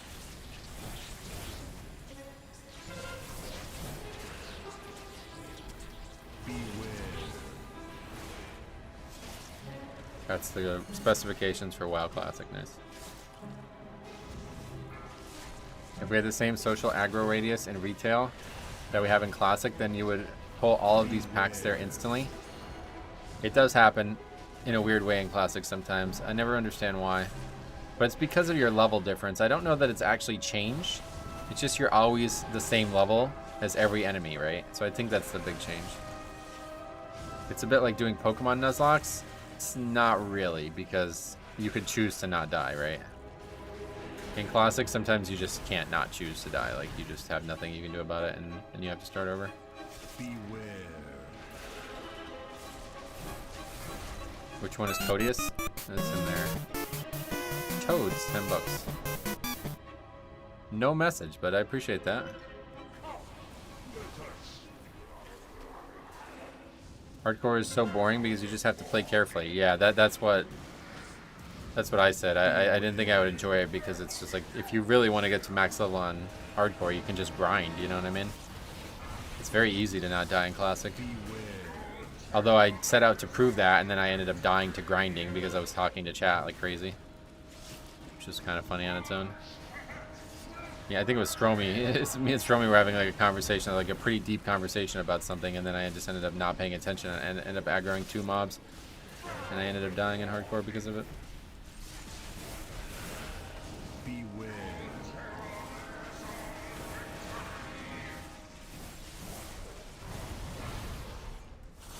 Beware. Mobs follow you forever and aggro is crazy. Yep. Well, there's a lot of understanding too about like why that happens. It's actually pretty crazy. Like, if you're like into serious leveling in Classic, there's a lot of information out there that you might be surprised about. I don't remember the ins and outs, but there's actually ways that you can split pull packs that are not like untethered, and there's actually ways that you can like guarantee drop aggro or guarantee keep aggro when you're kiting from far away. But I don't remember where those sources of information actually are. Do you juggle defensives on the subjugate or just death strike? If I'm full health, I can survive it no matter what. But yeah, I should definitely juggle otherwise. You have to hit all the mobs at the same time. Very odd that SOD has an AQ event 1 hour before Classic launches. It's got to cause a load on their end somehow. Oh, really? That is weird that they would choose that. There's a 6-second leash timer that resets when you hit them. Is that how it works? Okay. Yeah, it's pretty interesting.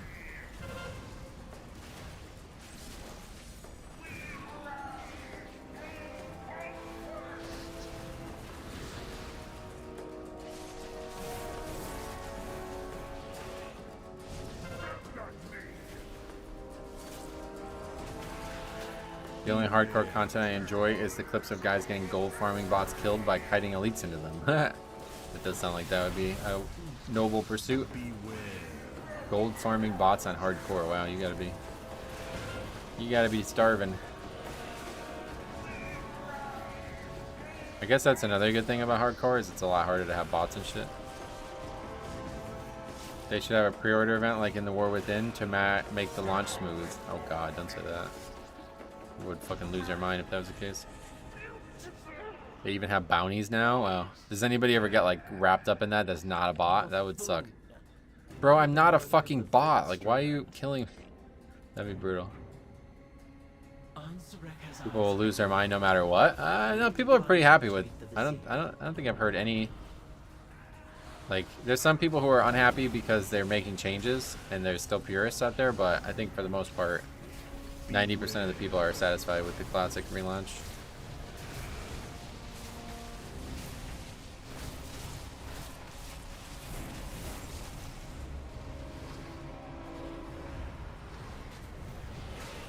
The ones I have seen were 100% bots, but I don't know what else is happening. Yeah, that's a great point.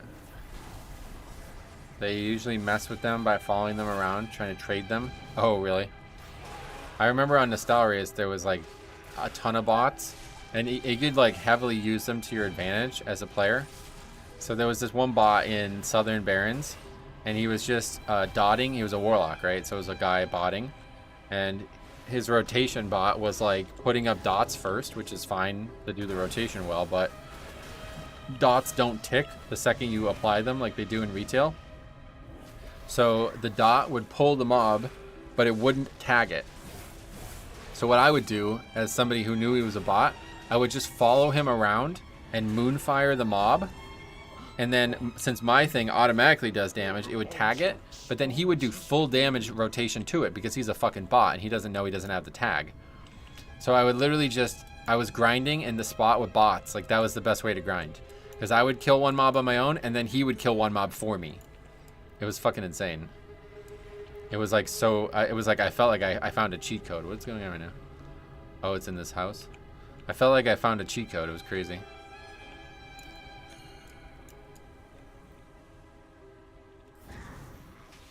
What are you doing here? Oh, the mob's here.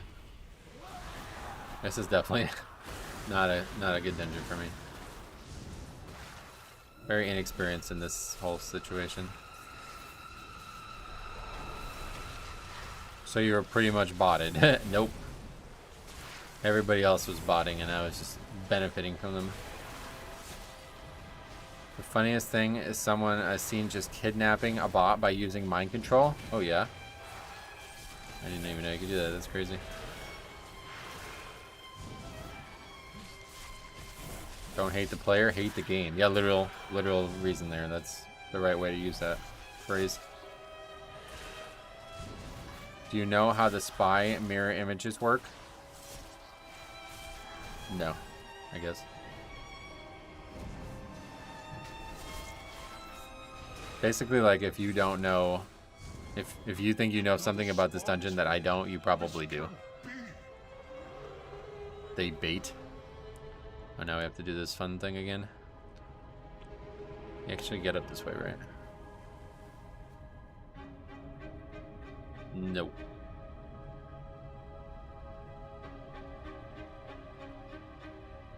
If the first one goes left, it's always in the house. Okay, good tip. sent you. Somebody said that if this mob is here, then it's always like you don't even need to know that it's the only time the mob's here is when it's one of these guys.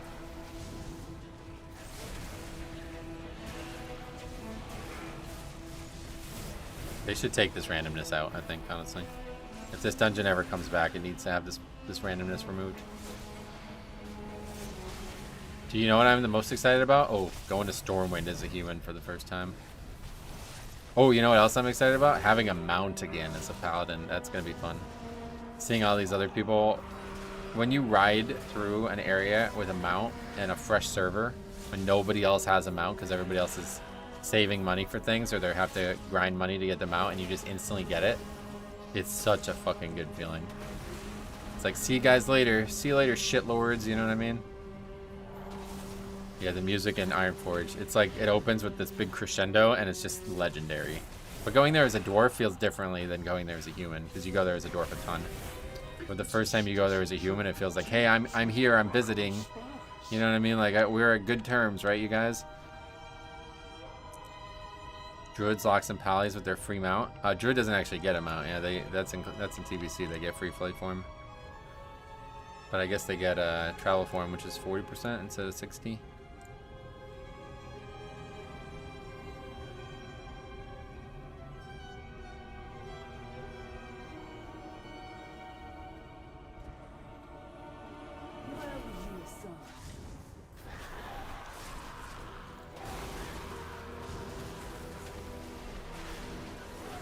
Travel form's pretty good. You get that at 30, so that's actually not too bad. Ghost Wolf, Travel Form, and Aspect of the Cheetah are pretty good. It's really just Warrior who gets totally fucked. They get nothing. They get no speed buff at any point. Even Rogue gets Sprint, which is a pretty short CD in Classic.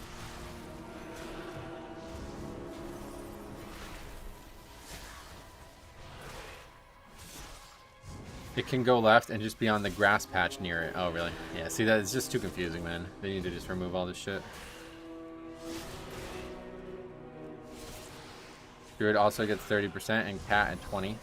Yeah, but Cat requires a bunch of talents to make it faster. But yeah, either way, most people are going to have those talents. Much better. Come to me and I will help you as agreed. Your target is the Grand Splicer, Iso. Her drive for innovation meshed well. I'm like properly hyped for Classic now. For ascension. Hey, Lethal Force, what's up, buddy? Welcome. I wish hunters could be humans in Classic. Yeah. That didn't happen until Cataclysm, right?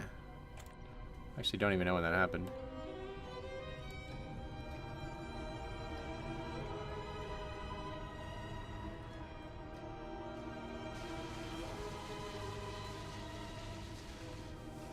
The Transformatory was once the home of our sacred evolution.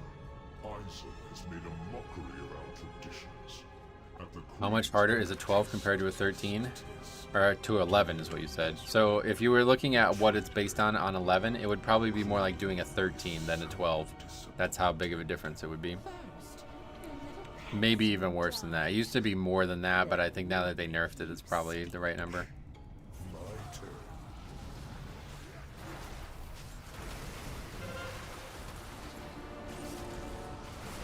Oh, we Bloodlust?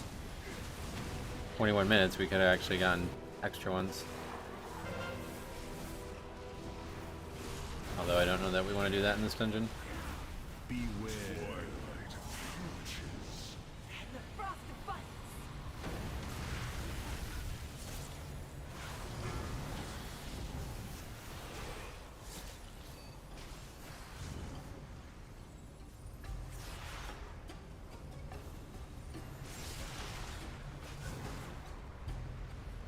This dungeon just has some of the weirdest bosses.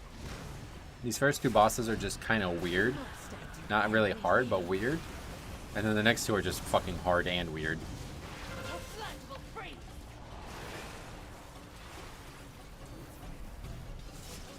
Like, where is that guy going? What are you over there for? Crazy.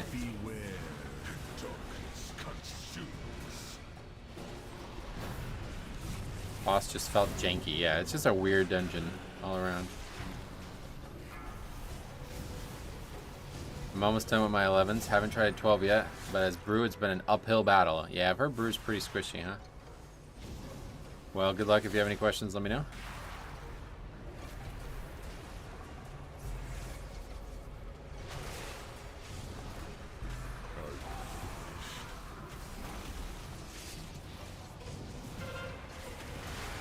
They take turns moving and standing still, yeah. For me, it's been aggro issues. I've heard a lot of people say that about Brew. I don't fully know why. The bosses there are over-designed. Yes, I agree. Way too many mechanics on too little, like, it's just too visually cluttered, I think, at times.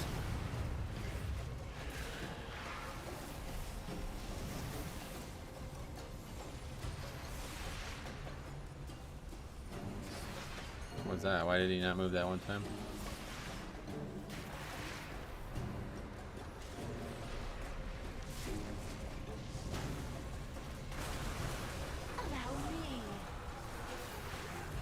I went back to Rushing Jade Wind, and that helped a lot. Oh yeah, that's good. I wonder if the pre-made finder will accommodate 10-man dungeon groups. I don't think that's ever been allowed in Classic 2019 plus Classic, but maybe.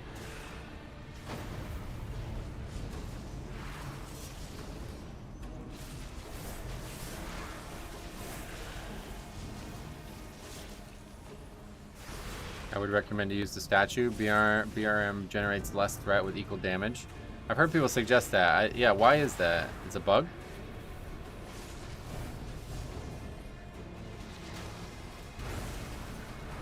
I play Brew with Dave, the statue, and AoE taunt macro. Oh yeah, you can just put it down and just taunt, right? Yeah.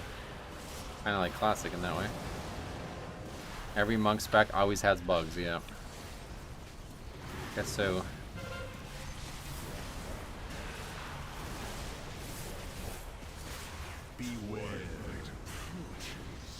What's the CD on, Dave? It's a short CD, I think, right? But I think the taunt might have a CD too. The statue actually doesn't do anything unless you use the taunt on it, right? Otherwise, it's not going to survive or keep threat anytime, right? Sometimes it can just help gathering mobs up, but that's it, right? It's not going to actually help you do threat otherwise. It's only a 10-second, yeah. Best taunt in the game. And what's the CD on? Oh right, no, I'm just an idiot. We're talking about actually taunting. It's not a separate spell. So yeah, it's a very, very short CD to do all this. It survives, it just doesn't keep aggro. Oh, okay, so it can't keep aggro, gotcha.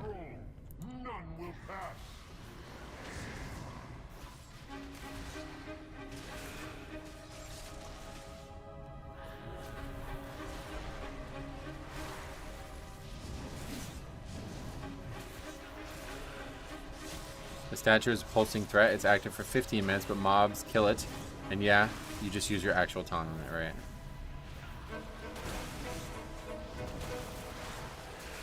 Are you going Paladin as an alt? You mean in retail? No. But if you're talking about Classic, I'll be Paladin for tomorrow, yeah.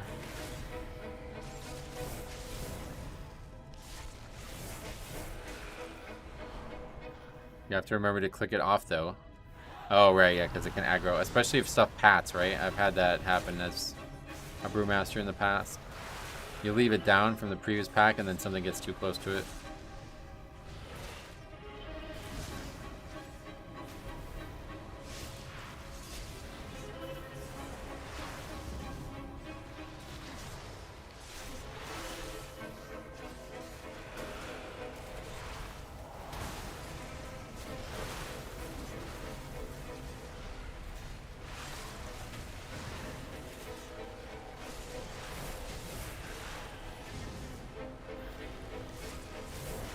Heard anything more from the funny shaman? No, surprisingly.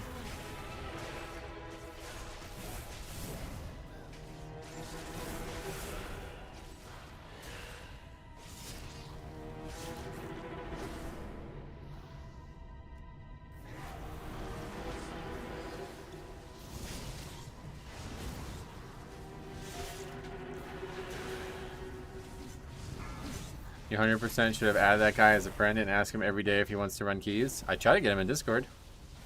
Too much of a coward for that, though, I guess.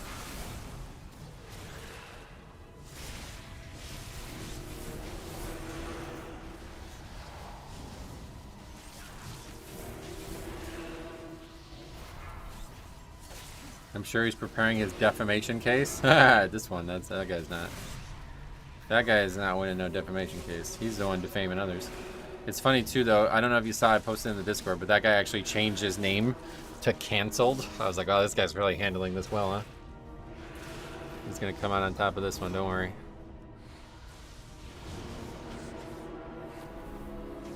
He probably already got action for his actions yesterday.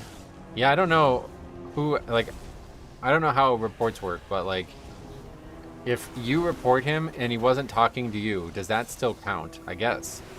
But like, no doubt, like that Aug is getting he's getting silenced, like 100%. Like, I actually talked to the last person I know who still works at Blizzard, and he's like, yeah, those question marks are not helping him. I was like, okay.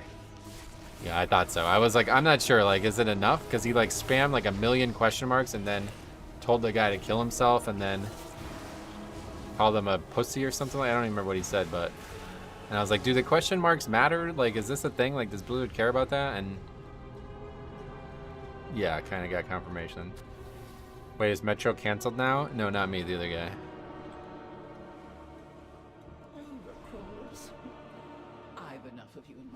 From what he said, that would get banned by an AI. You don't even need a human for that. You would hope, yeah.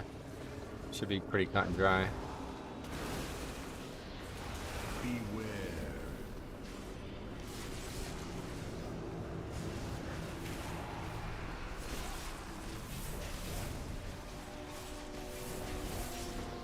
Seems I missed something.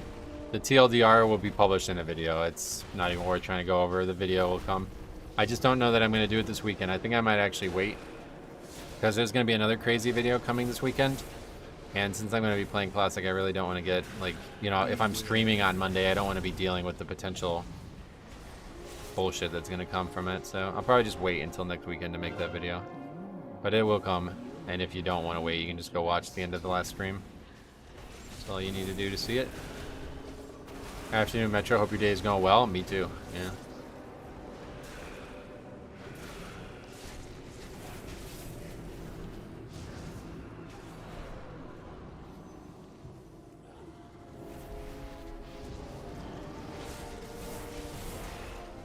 Can't wait for the day that one of these nerds actually does join Discord. Oh, it's happened many times. Not as often as it really should, considering how good of a method it is, but...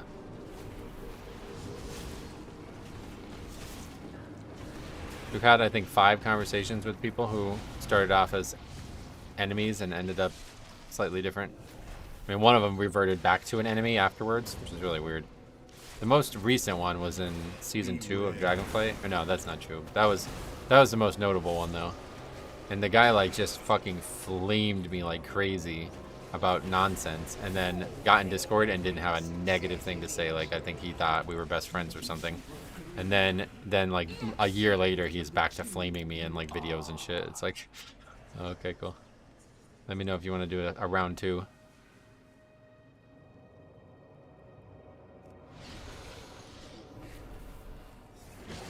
What is the NPC AI quest dialogue add-on? I can't remember what the name of it is. I won't use that for speed leveling, but it is pretty fun for leveling normally. That one Aussie at the end of Dragonflight? Yeah, that one was actually productive.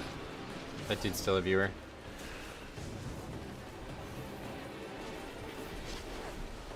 No, he's got a big healing there.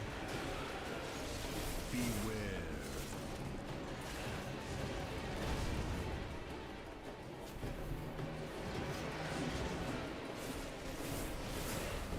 Is this percent based? Is that why he's not doing it? Yeah. No, it's not. It's time based.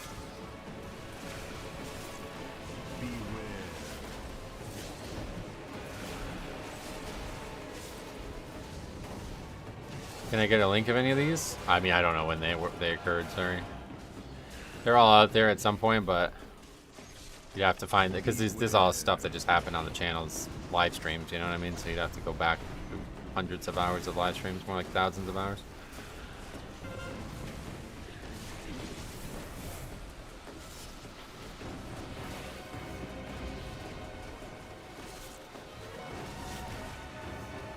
I can't remember. The first guy I ever did it with was a guy about Classic, though. That one I think is an actual video. I don't think I did it on a live stream. I think I just made a video out of it. But yeah, this guy was basically saying that, like, I had some very strong opinions about Classic, and I still do.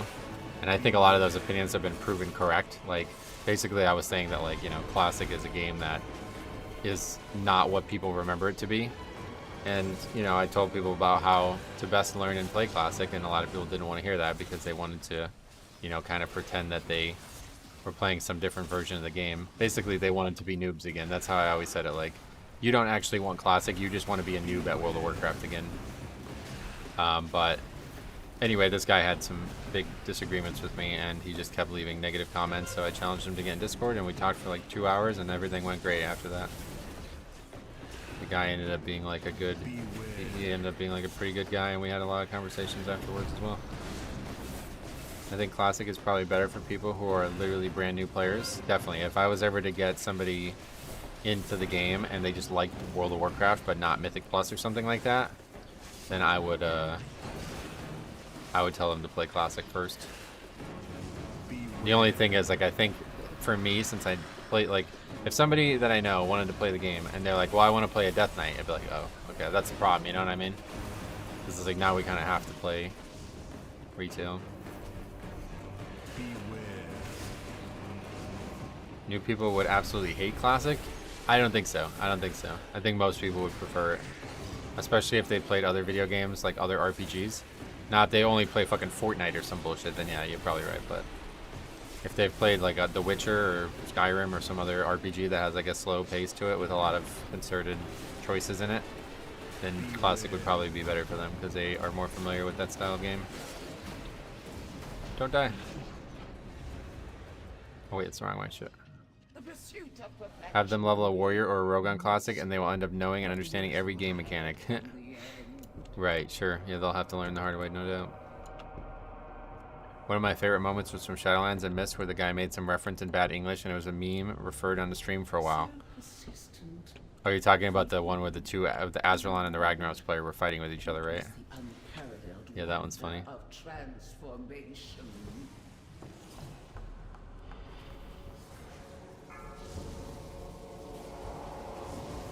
I can't remember what they said to each other. Ragnaros Scrup, that's what it was.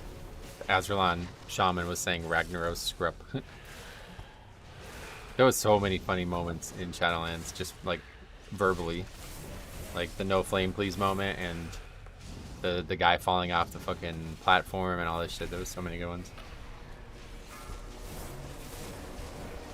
Problem is combat, Metro. Those games you mentioned are pretty active. Combat in Classic is outdated.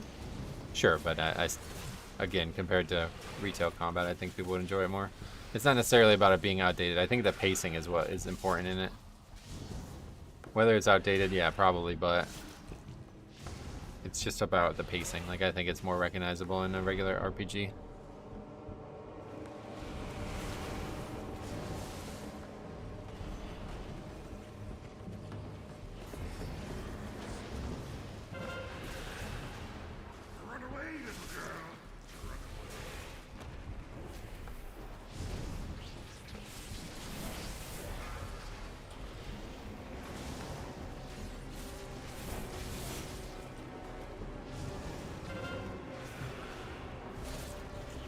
Red Titan on time? Always is, yep. Oh, we actually have a crazy good group, so hopefully we're about to get it.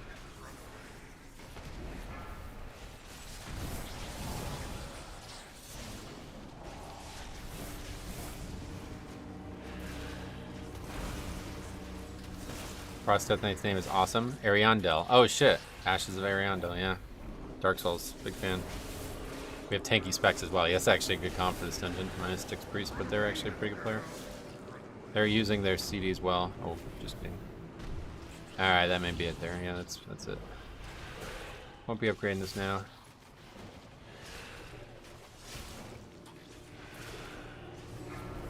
Plus actually won't be back up, you know. I think we probably should have played for 2 lists.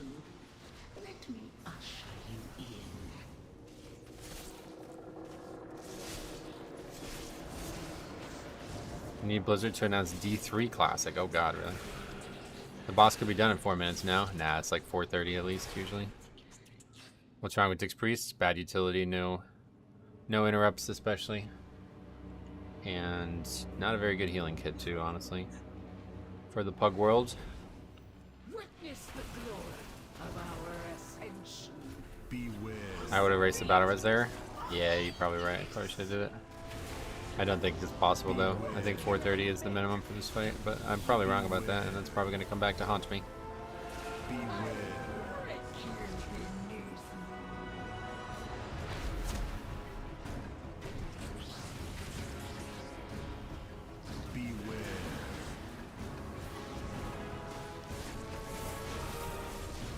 An Inferno Belial at 1%. I need my revenge. Oh, really? I don't know what that means, but yeah. I want you to get your revenge.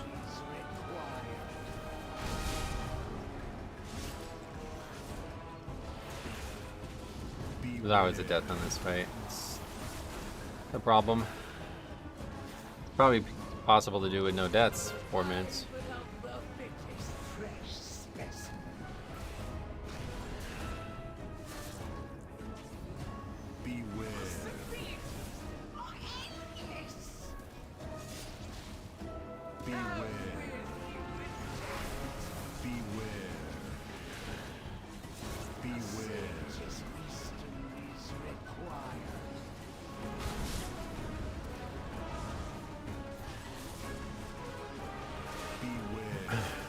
B-res didn't matter. Nope. So there's always deaths on this fight.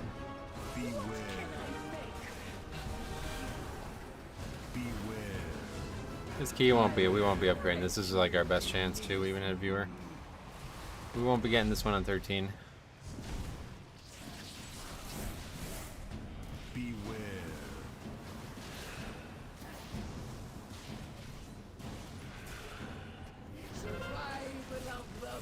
Boss is not melee friendly, nope.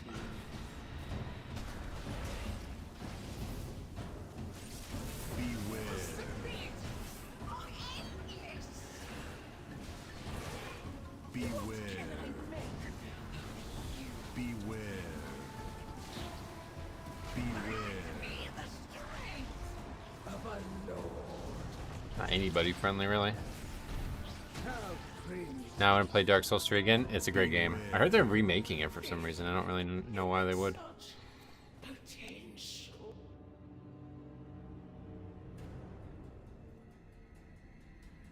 Game's only like 6 years old, I think. I keep hearing that, but I don't know. Was it from me, though? Because I've said it like 4 times in the last 3 days. I don't think it's aged that badly. No, it's a gorgeous game still. There's continuous rumors on every Dark Souls game every quarter. That's true, to be honest, yeah. That's true.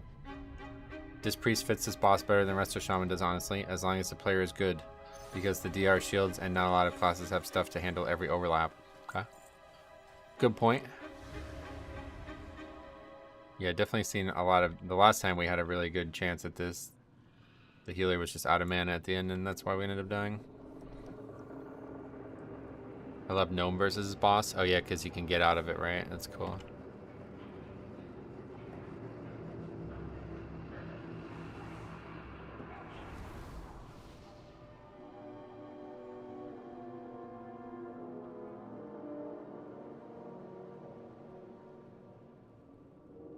I think that lusting at the last boss is a better strategy. I think, yeah, I think you want to get the extra lust in. I think it's better to have lusted just whenever it was up to guarantee we get another one and make sure we have lust for this boss. 4 lust in this dungeon seems way better as well. It's kind of tight timer-wise.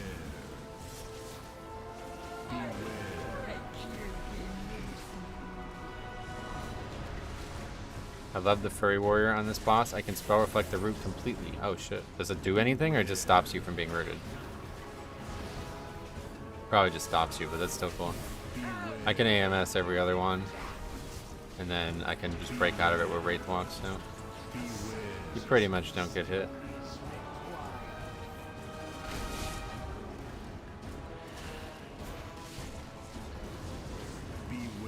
Oh, Aaron's dead again. Spell reflect splice. Oh, is that what you're thinking of splice?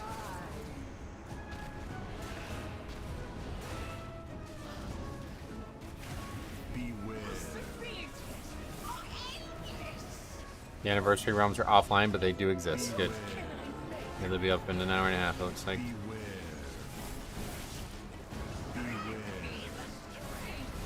Hopefully. Hopefully they'll be up. Oh, you can reflect both. You're just saying that one's better than the other. I get it. Jose, what's up, buddy?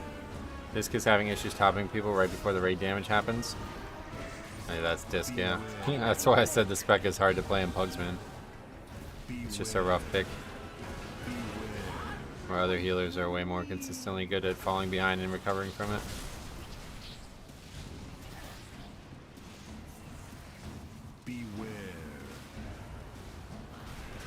If we had the flexibility to pull and access the boss in every order and navigate more quickly, then this dungeon would be way better.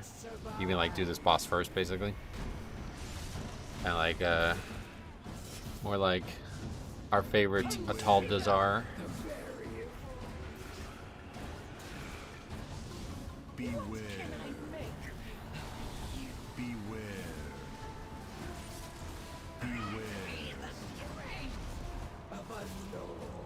I feel safer with Disc than I do as Mistweaver. Is that just my experience with bad Mistweavers? Might just be your experience with the tank, to be honest. Because, like, I mean, maybe you're not playing Blood DK. I guess that's probably the case. Like, in terms of feeling safe, I don't, like, no healer has any impact on that right now, pretty much. Some things they could do, but in reality, they don't do them, so. Hey, Cap, welcome back. Not to be confused with Cop, who was here again earlier. I'm dead. I really hate this fight. This dungeon is just so bad.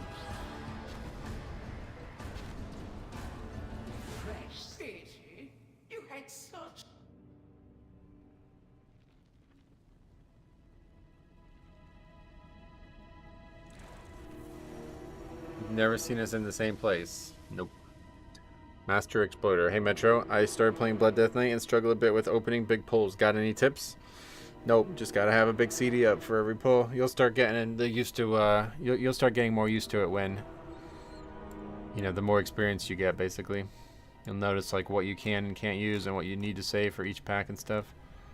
Just gotta get that experience, really.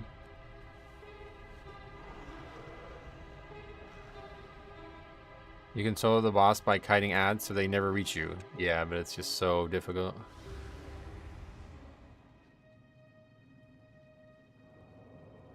This is definitely a fight everyone needs reps on. I agree. Yeah, really. I really agree. Because so many people fucking leave at the first quarter of the dungeon.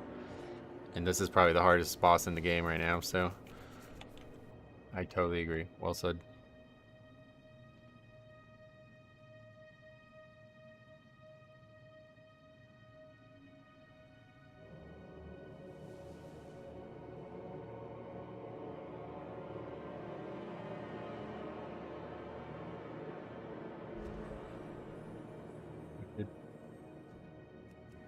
Witness the glory of our ascension.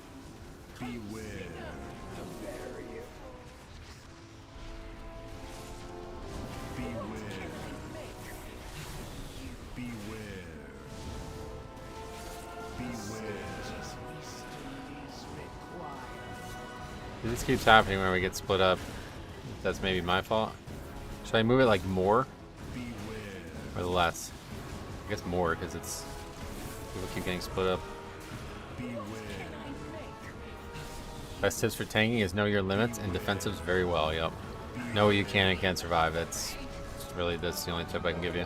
It's going to depend on your gear. It's going to depend on your person. It's going to depend on your style. It's going to depend on the dungeon. It's going to depend on the key level. Like there's nothing that you can brute force about this concept. That's why I gear the way I do and play the way I do, because I'm trying to make sure that I always can brute force it as much as possible, which is, even if it's only 1% brute force, you know what I mean? That's still hopefully helping me survive at times.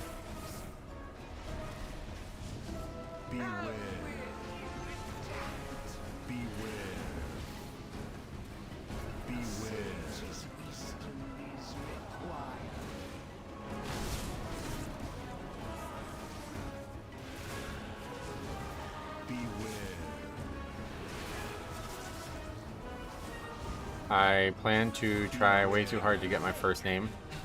Oh yeah, yeah. Names are gonna be interesting because there was no name saves, right? I don't really care. I'll have a million different options.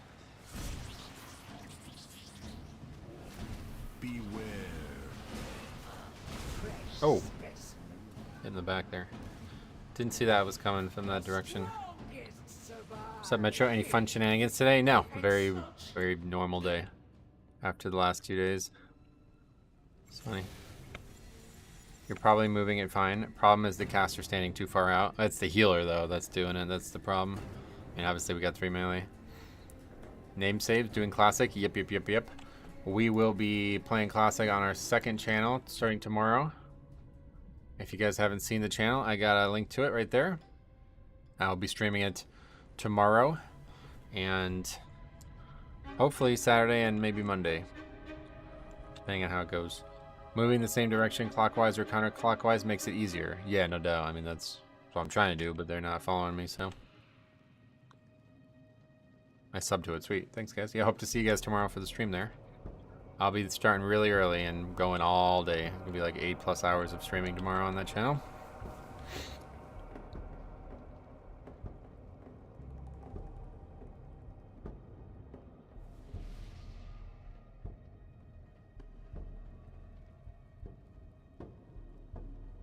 Let's go. I'll have something to watch while I work. Sweet, yeah.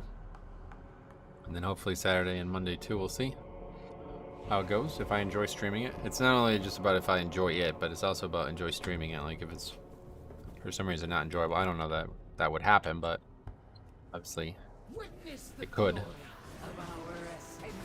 I probably will stream it though, because I don't necessarily think I have plans on making any more videos this weekend, so we'll just supplement with that. These guys are shockingly committed. Yeah, well, like I said, one of them's a viewer. I don't know, maybe multiple are even. I don't know if it was a full pug or what, but it's good to see. Like, I think it was Tom or somebody said that before, that this fight, you need a lot of reps in this fight, so I'm glad to see it. But like, if anybody left, especially after the first pull, my question to them would just simply be, do you really think you've mastered this fight? You know what I mean? I definitely don't think I've mastered the fight. That's pretty much it again now. It's just so fucking hard. It really is just ridiculously hard. Healer is somewhat really struggling to keep the dots up. Oh yeah. You mean the DPS? Our first pull was actually our best pull. That's how it goes. Hey Bliss, how the hell are you? How's it going? How you doing today? You don't run AMZ? Nah, yeah, I don't have it. You need a lot of group DR on the route, so overlaps don't kill you. Yep, it's pretty hard. Yeah, I honestly don't know that we will kill this boss.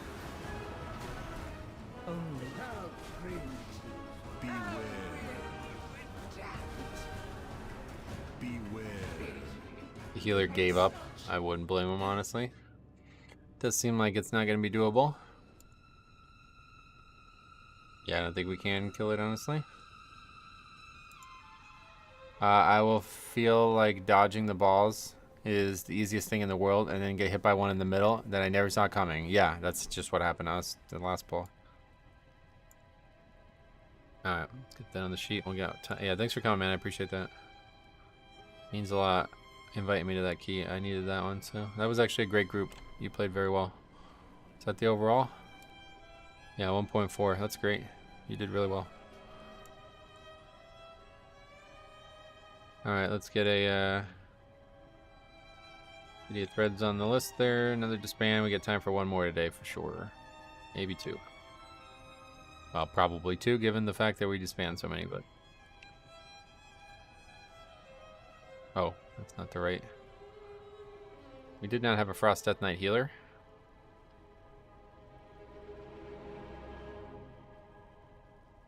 You just gotta get good ball diversity like Metro. I felt like I've had pretty good ball diversity, yeah. It's a joke from the Pokemon Nightmare Crystal playthrough I've been doing, because there's so many different options for balls to catch Pokemon in that game. How are the Augs today? Oh, don't fucking bring up Augs, bro. Oh my god. Dodging balls and Paladin putting a sack on people? Sounds like I'm missing a joke here. No, it's just how World of Warcraft works, yeah. I know you don't like Og very much, but I feel like Og would have been good there for the extra defense, but I could be wrong. Yeah, but did you see how tight the key was? See, that's the problem, right? I think the big change that needed to be made with that exact group was to prioritize 4 lusts or extra whatever. I think it would have been 4. Get the extra lust in, and then, yeah, just at the end, I mean, multiple melee died to the tank mechanic, so just gotta play a little bit better.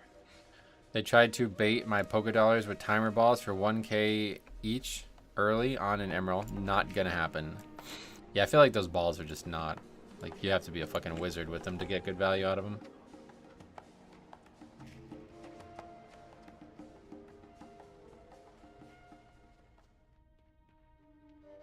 Yeah, honestly, maybe the biggest mistake we made was 3 melee. A good range could have really alleviated some of that problem. And you see, this is the thing about Shaman. Like, I don't know. I know you guys are saying they're crazy, but there's some bad ones out there, too. Frost Death Knight's a viewer, yeah. He went out of his way to invite me to that, which is really nice of him. Are you planning to time all 13s before doing 14s? No. I just don't ever get invited to 14s. I don't think we've done a single 14, have we? We'll sign up to it. I mean, I can't even upgrade that one on 13, so I'm not even going to bother with that, but especially considering this guy thinks they're actually going to double upgrade that. It doesn't even make sense.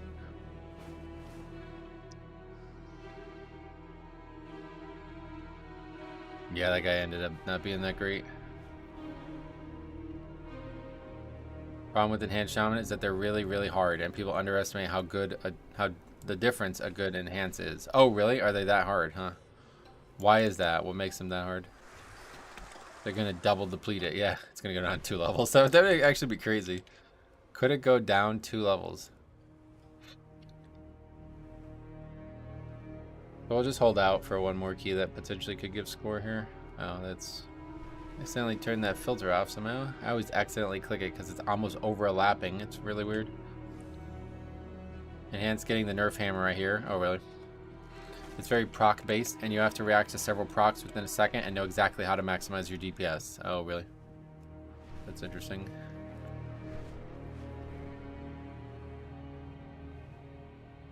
Thing I've seen with Enhance is half of them don't even use their CDs. Oh, really?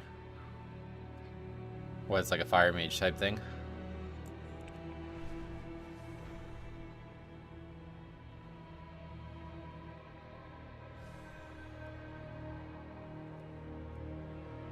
If your reaction time isn't pristine, you lag behind a lot. That's what Sai was talking about then, I think, because he was saying he was having a lot of trouble with Enhancement Shaman, but he's in Japan right now playing on the EU servers, meaning that he had like a 500 MS lag if he didn't use that, like, those programs. I don't really know how those programs work, but I guess it works. It is also shocking how many 14s are not there, but there's always 15s. Like, I always see a 15, but never 14s.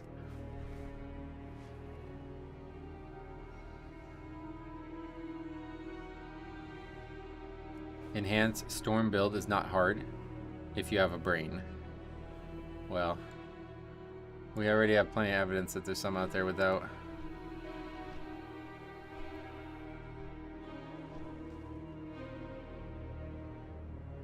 What the hell is this? Posted in my Discord. I'm about to take a look at it. Unfortunately, we have an important announcement to make regarding a person who's been griefing the community for some time now. We don't usually do this, and I'm not fond of it, but after multiple warnings, bans, and subsequent ban evasions to continue bricking keys and insulting players, they are leaving us no choice to take further measures in protecting our community. User Can't Wait X. That name sounds really familiar, doesn't it? Dude, is that the priest? That's the priest that we ran into, isn't it? Hold on.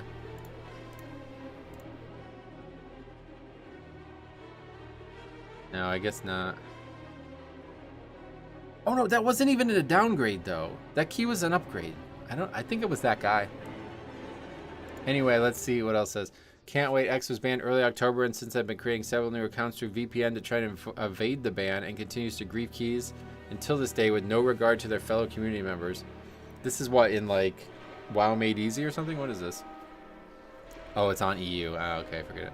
We've caught it at all times, but unfortunately, between us catching on, they also managed to get into a few keys and thus breaking them. We've given them a final warning before, but they responded with, "It takes literally 2 minutes to make a new account, so I don't care." This has left us no choice but to publicly list the characters associated with this person as a warning to everyone not to group with this person. Again, I don't like doing this publicly, naming and shaming. You should. And why would you say that? This guy clearly deserves to be shamed. Like, what? I don't know why people act like this, man. If somebody acts like this, they deserve to be known about. Like, to say, like, I don't like publicly naming, it's like, bro, this guy's a scumbag. Everybody on the planet should know about this guy. It's funny, though. Femdom lover. Yeah, that's your typical World of Warcraft player right there, sadly. Alright, necrotic wakes have been listed.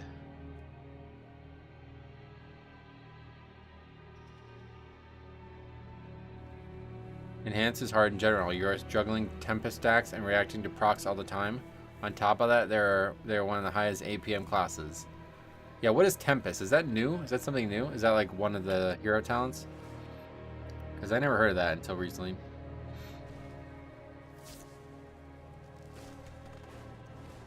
You'd think for someone who is actively receiving multiple bans, he changed up his character naming. Oh, I'm going to assume that those first 3 were his original mains. And then the other, because those are all high itemable, right? And then the other 3 or 4 are the ones that he made just to fuck with people. But yeah. Still lolling at Creamy Poops. Yeah, Creamy Poops and Beta Cuck, you right? Yeah, that was funny, right? That was so weird.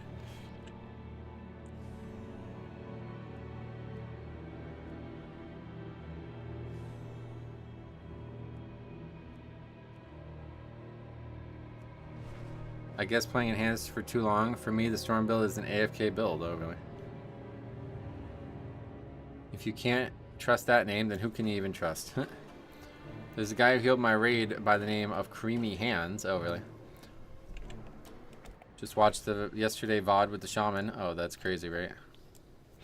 Yeah, that one's insane. That's, like I said, that's something I've never experienced in all the years of WoW. That will be the title of the video, so stay tuned. Won't be live this weekend, though, I don't think, but we'll see. We'll see how Classic goes. I once met a man named Dicker Down.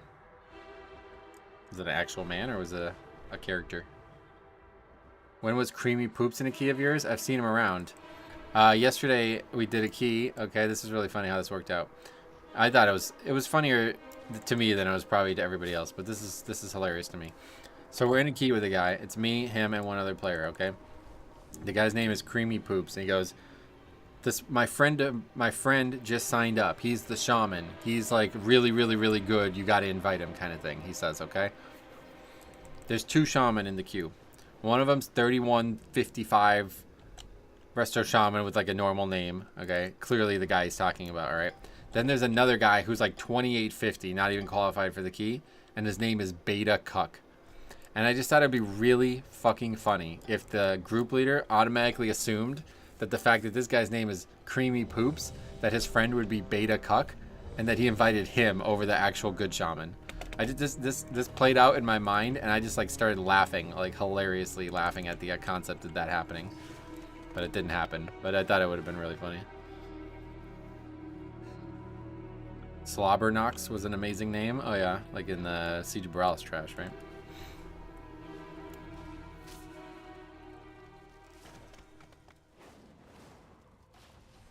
Just priest again? Yeah. Maybe it works out, we'll see. I thought Beta Cuck was Seismical's pal. I thought that would have been really funny though, right? Alright, one last key for the week here. This is going to be it for, don't forget, tomorrow we'll be streaming on the 8th channel. That's our 8th channel. Just kidding, it's our 2nd really, but over there's the link. I'll be streaming tomorrow, probably like 9, maybe more, or 8 or more hours tomorrow. And playing some Classic Fresh. We'll see how it goes. Hopefully it'll be fun.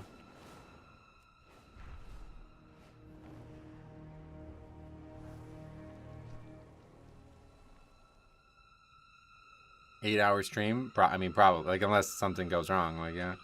I'm gonna wake up and start the stream pretty much, so it might be more than that. The good thing about Classic, I could stream all day. Mythic Plus wears on you after a while. Like doing 8 hours in Mythic Plus, no shot. I can barely do it. Maybe the first few days of the season when there's not like this only caring about score mentality. Like farming gear for 8 hours, that's different. But doing keys for score for 8 hours, it really wears on you. But Classic leveling, it's like I could do that for fucking 10 hours a day, no problem. That was cool, and that's how I kind of really enjoyed streaming back in the day was you don't even have to fucking look at the screen. Like, I barely look at the screen in Dragonflight, or in War Within, but you definitely don't have to look at the screen in Classic. The Mage and Shaman make a great breakfast. We got bacon and toasted buns. It does sound good, actually.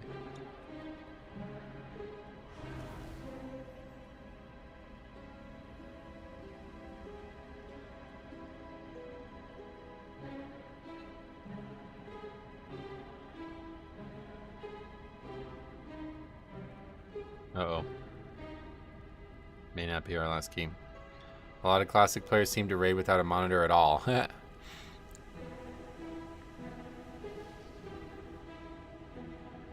He's not the actual group leader, though.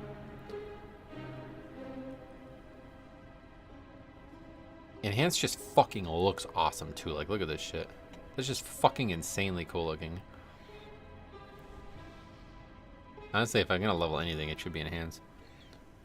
Just say yes, as in you do mind. No, because then he's going to be sitting there thinking I'm saying yes to me linking it.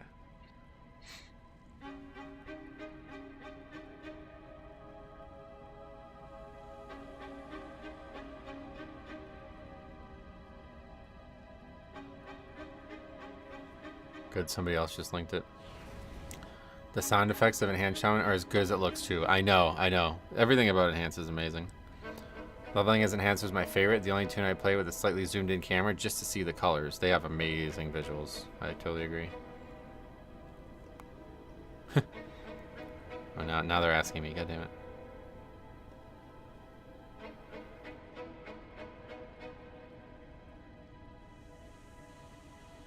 Modern Enhanced is a lot more fun than Classic Enhanced. In Classic, we used to do degenerate things with Inferior procs. You think modern? Oh, it's a lot more fun. I thought I misread that.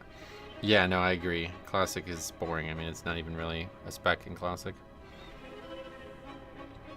I'm actually nervous. Trying to customize and name my name is going to take world record pace. Really? I guess if you have like a very popular name. But your names usually are a bunch of letters all jammed together. Enhanced and Classic is auto attack the spec. Well, so is, yeah, so is Ret, right? It's like the same way. Oh, you're gonna try to get your first name? Whoa. That's good luck with that. That's not gonna happen. Enhanced is really fun to play too. Oh yeah. Yeah, it looks fun. Honestly, it really does. The creamy poops key was yesterday. I just looked through the VOD. Oh, maybe not.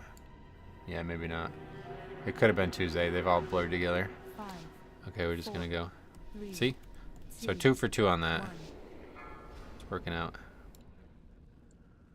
And now you learn the true lesson. You can just look through the actual spreadsheet and just look for keys with hunters. What the hell just happened? Game like stuttered hardcore. I'm looking forward to you telling him that you didn't even look at his route. Well, this would be a good experiment here because if anybody actually pays attention to what was on that route and I don't do it and there's a conversation about it, then it could be potentially confirming one way or the other.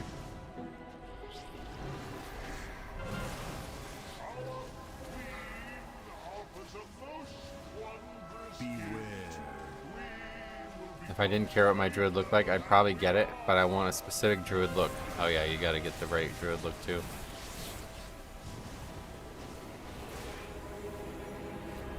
Well, actually, I like it a lot more on Tauren. Night Elf, I don't really feel like I would care too much. I foresee a question mark in the future. Well, if there was any conversation about it, it would be on their own end because I never confirmed it one way or the other. Shaman in Classic has to be the most unfun thing with mana problems and having to totem twist. Oh, really? It's a very, very similar to Paladin in that way, so. The only real difference is that Paladin has an immunity. It's the only thing that like really changes the class. Beware. Hey Metro, do you think Nitro Boots on Death Knight is worth it? Doesn't that use a potion cooldown?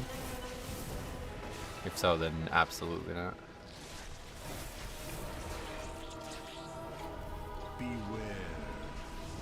1 question mark is never enough. There needs to be at least 3. Yeah, you remember the Penta Dot? Top was just in here talking about that. No matter what Harry goes through, he'll never go through the Penta Dot.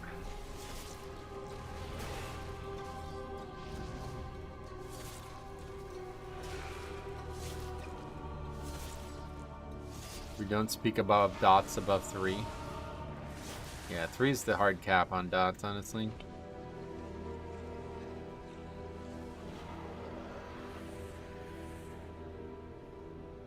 That's probably like GG, right? That we just got hit to like 20% health out of combat. That's like the worst nightmare for a disc priest, isn't it?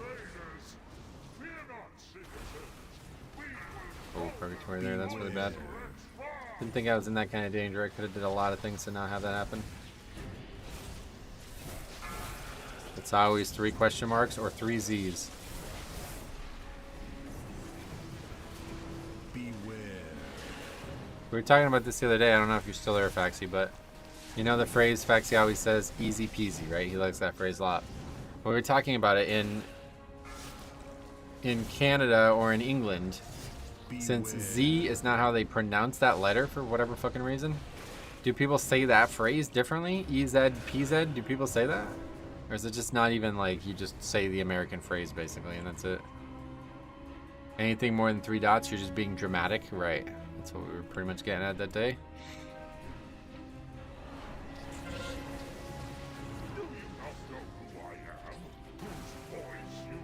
Beware.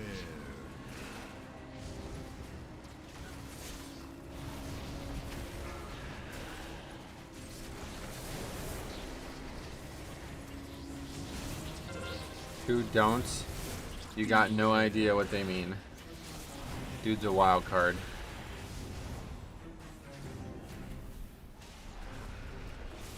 Two dots. Oh yeah, 2 dots is like he's not doesn't understand the English language or something. Beware. The mage is going to sue you for doing a different route. This is a hate crime. Oh really? Wait, can you be sued for a hate crime?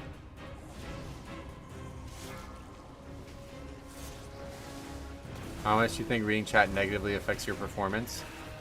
Like walking into that pull at 40% HP and proccing Purgatory? Well, that had nothing to do with reading chat. That's what I was saying. I just didn't think I was in that kind of danger. Beware. I think people probably assume a lot of the mistakes I make are because I'm reading chat, but in reality, I've gotten very good at not looking at the screen. So a lot of the mistakes I make are just me playing bad, like, at this point.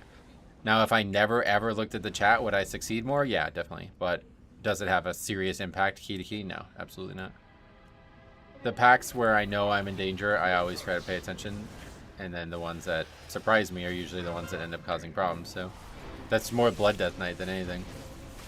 Beware.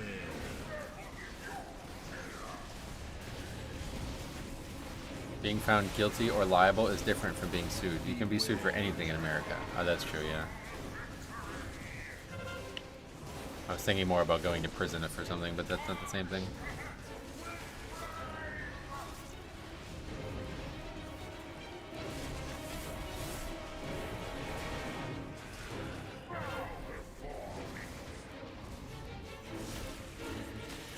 I'm having a hard time resisting playing through Crystal before I finish the main story in Emerald. Oh, you can play both. Sometimes it's fun to play 2 Pokemon games simultaneously. It usually encourages me not to use the same team in multiple games if I play both of them at the same time. Do you have any issues with this boss, like how you do as Prop Pally, unless you have 100% spell block? No issues as a Blood Death Knight. I don't know what you mean by Paladin, but I don't have any issues with this fight simply because it's half damage that's physical and magic as well, so it's like you can just AMS and very easy. I'm trying to catch all Pokemon as I go. So it's a little rough. I have way too many Cerebi tabs open. Oh, I see. So you're like trying to take it super serious. Then yeah, I guess you probably can't play through both. You're a very all or nothing guy at times, so I guess yeah, you can't really do it. This boss is getting fucking annihilated though, wow.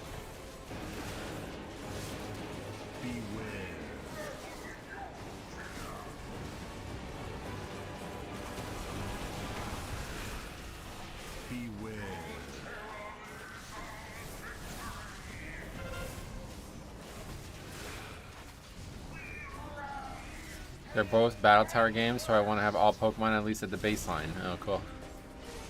Well, you got a lot planned between that and Classic. You found a funny... Oh, you found the guy, yeah. I just thought it was really funny how the two names lined up like that. I always thought the same generation of Pokemon has the same story like Ruby and Sapphire.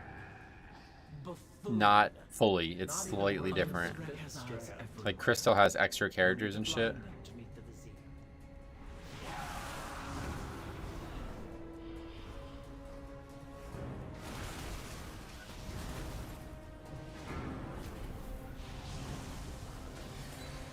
Pokemon is my hour at the end of the night relaxing game. Oh yeah, that's cool. I should do that more. I need that kind of thing, honestly. A lot of times I just go to bed after like doing something and not like trying to wind down, and it like honestly ends up hurting my sleep a lot, I think.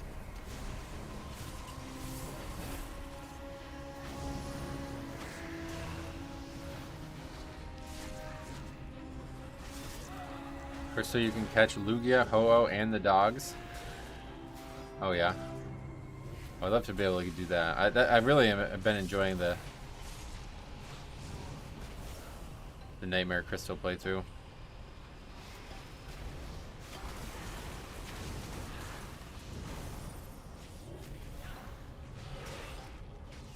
Really like to say I like maxed out that game, like did everything there is to do. I need to decompress, at least my brain does, or I'll just think about what I was doing. Yeah, that's how I am too. I kind of just end up brute forcing it at times, like alright, just lay in bed for 30 minutes until you fall asleep.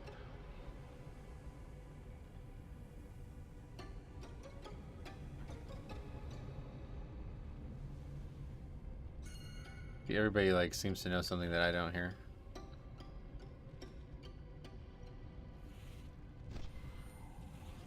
What are you doing here?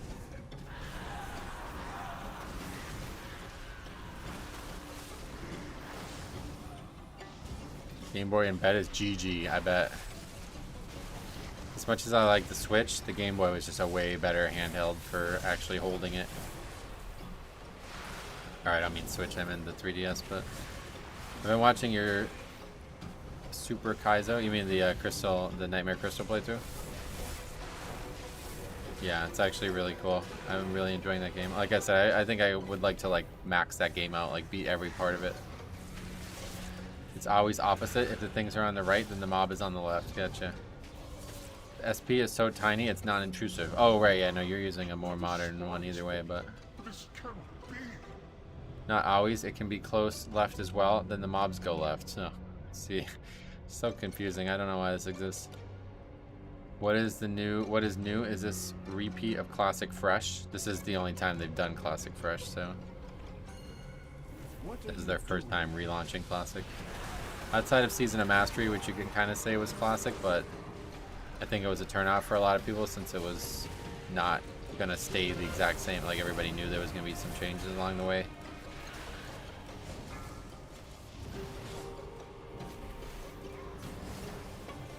The DS Lite is great also. It's very small, and the DS Lite has the Game Boy slot. Oh, cool. It's actually crazy that they thought I had to do that. I thought they did Classic like 5 years ago. Oh yeah, and that was the first one, and now this is the second one. Either close left, far left, or around and inside. Yeah, sure. So there's only 3 options. I made a Game Boy SP with the Classic NES shell, but with the screen of a Game Boy SP 101, which is backlit instead of frontlit. Yeah, those like modded Game Boys are like fucking crazy, dude. I just can't be bothered like playing ROM hacks on hardware outside of the 3DS. Like, it just doesn't seem like it seems like a waste of my time.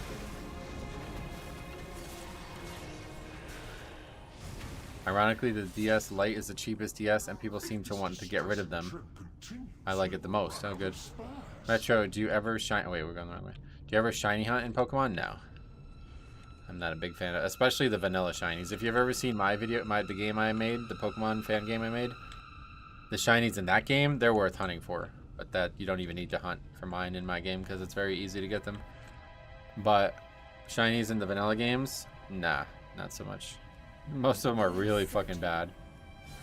They're like, it's like a green Dratini and shit. It's like, doesn't even make sense. Once you've seen fan shinies, it's like, I can't even go back to the vanilla ones. Is this guy taking the lead? The one who linked the route? I don't know.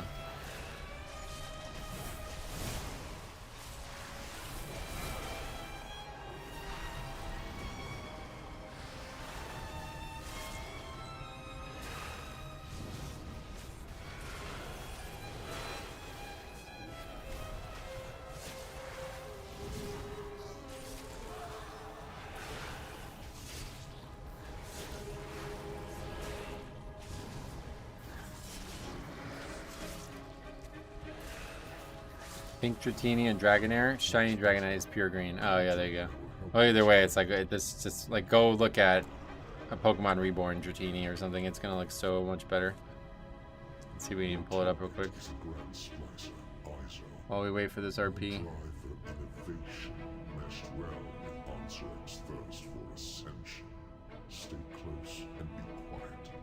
No, not gonna be able to. I can't remember. It's battlers, right? Yeah. What number is Dratini? It's like the last one of the last Pokemon, right?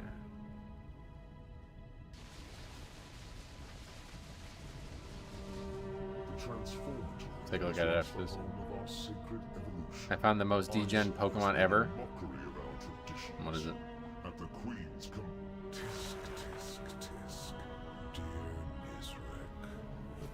Speed boost Pokepower. Ninjas with double teams. Oh yeah, I think you told me about that the other day. First, your little pets will die. He's 147, gotcha. Oh yeah, there it is. Oh, actually, I really like how they handled it in Reborn. Yeah, you're gonna like it. It's nothing crazy, but it's a pretty cool. I like how they handled it.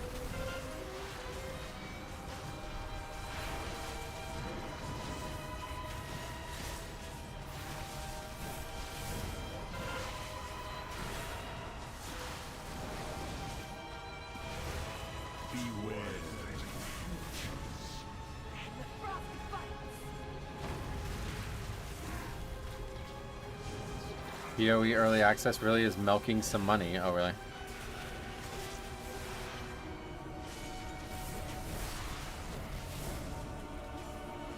I heard it was very expensive for it, right? $30 to play half the story and 1/3 of the classes. That's pretty wild. But I don't know how they make money, so I guess they kind of need to do that, right? Early access in a free-to-play game is kind of fucking despicable, though, to be honest. That's kind of fucked up. Like, that game's still going to be free-to-play, or is that one going to cost money now? POE 2.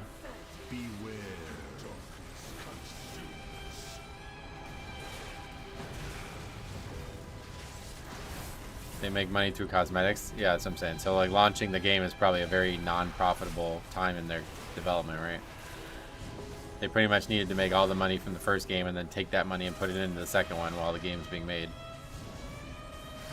It'll be free to play whenever it does come out. Yeah, there you go. So that's kind of crazy, but at the same time, it's like, yeah, they need to make some money, I'm sure. They sell supporter packs at the start of every season. Oh yeah, like for the second game, but in the first game, is that what you mean?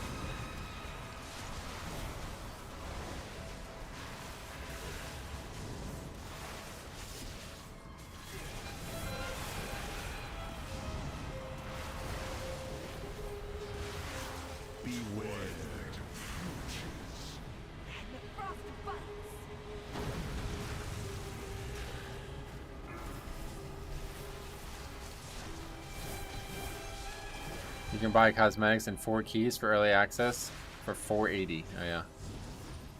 4 keys meaning you can give it to 3 other people, is that what you mean?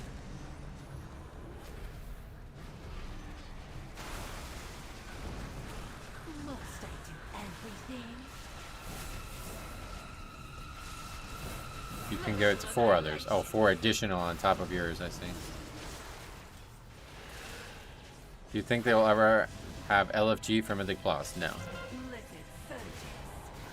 I think they will do a solo queue though at some point.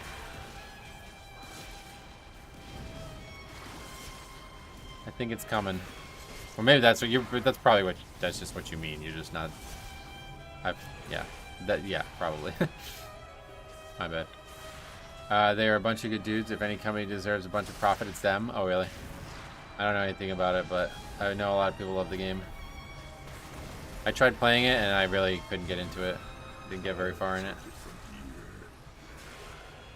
Diablo 2 is perfect for me for a game like that because it's fully moddable and doesn't have all this. It's like very intense. Like I feel like Path of Exile has a lot of overly customizable features. They're owned by Tencent, so I wouldn't say good dudes. Oh really? But like he means like the developers of it, I'm sure.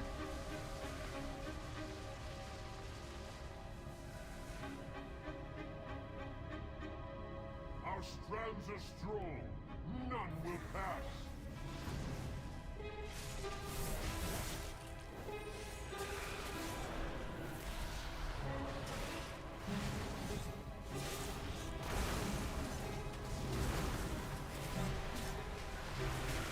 The OE2 does look like fun. I'll buy early access. Yeah, fucking again, hammer. We're gonna die here. Oh. There's still things I'll complain about, yeah, no doubt. Wouldn't be a WoW player, right? No, I'm just kidding.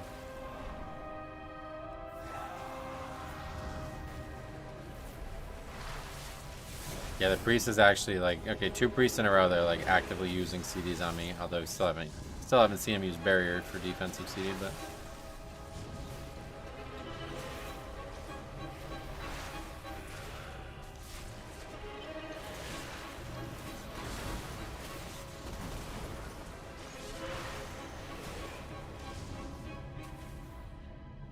Tencent buying equity is ideally the best situation you can have as a company. They give you a bag of money and stay out of your development. That's cool. That's good then. Although a lot of people probably, like that's probably how it works with Activision, right? And people still shit on Blizzard for that. Or maybe it's not like that, I don't know.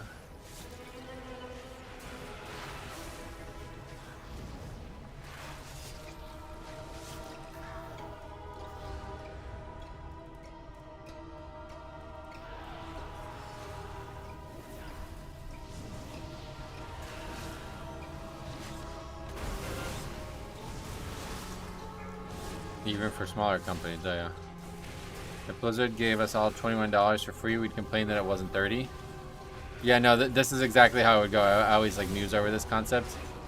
But if somebody gave you free money from like the Blizzard side, people would be like, if it was $21, people would be like, I appreciate this, but why didn't you just give me 25? Like it would make a lot more sense for you to give me 25 kind of thing. That's what would get said. Even like in a moment of pure charity, people would still be like, well, this company's stupid. Why would they give us 25? Why wouldn't they give us 25 instead of 21 or something like that, you know? That's how this game's development goes constantly. Like even things that should be looked at as universally good decisions, people are like, well, it's not a bad decision, but it could be a better decision. They could have made a better decision. You know what I mean? That's how this game's community always ends up. It's really weird.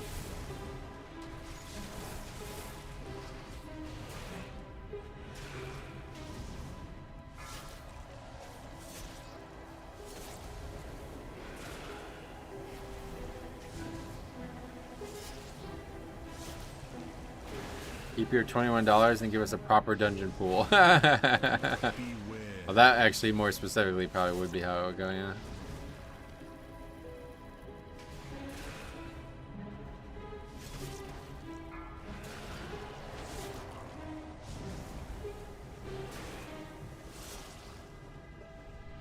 Those deaths are looming large there. Dungeon pool is fine though. It was a joke. Alright, that's the key right there, looks like.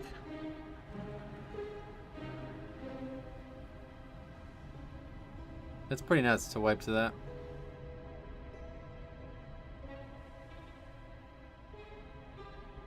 I don't know how I didn't die. told you this sucks.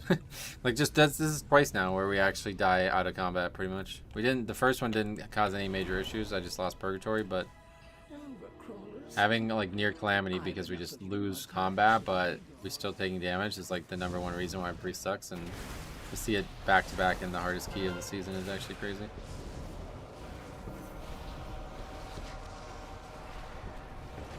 Beware. Can't convert damage to healing if there's no enemy. Yep, that's just like Death Knight too. Another reason that they struggle.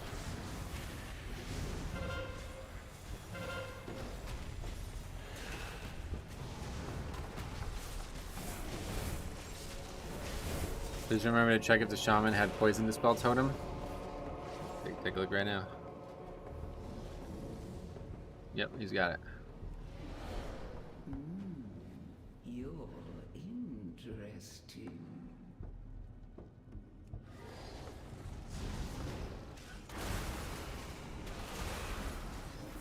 Beware.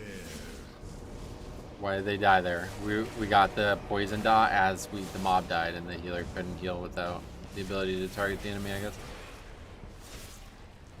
You don't think he used it there? Well, he probably used it earlier because we had multiple of those go off. We also kind of just had slow DPS on that, to be fair. That's probably a more practical reason that we had trouble there. And that was probably a route issue. Yeah, I didn't pull around his poison cleansing totem, actually. That's my bad.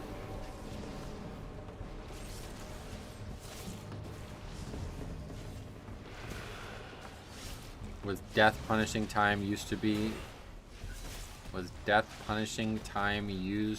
to be a fix? I don't understand your question, sir. Are you asking if the current affix called Challenger's Peril existed before this season? If so, then no. But it used to be 5 seconds instead of 15. That was just not an affix, it was just part of the game. I think it's, yeah, and it still is actually, just below 7.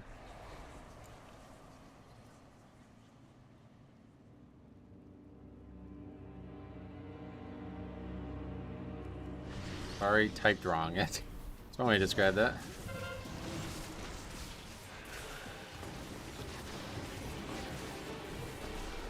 Beware.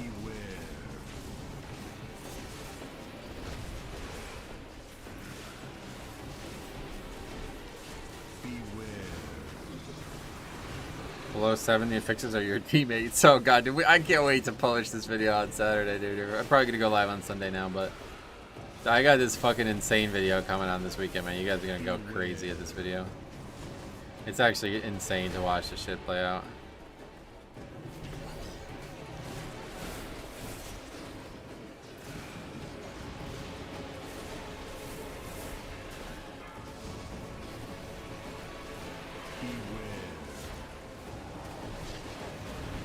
Stop taking. Why would you take them when you're... I don't know why people go out of their way to take those once that phase begins, like once that mechanic starts. It seems like such a bad idea. But everybody's full health, so we're good. I actually dislike tanking this boss. It's not very fun because you have to constantly be moving it. Okay, we did lust in a way that we will theoretically have another lust, but it's going to be with 17 seconds left on the timer.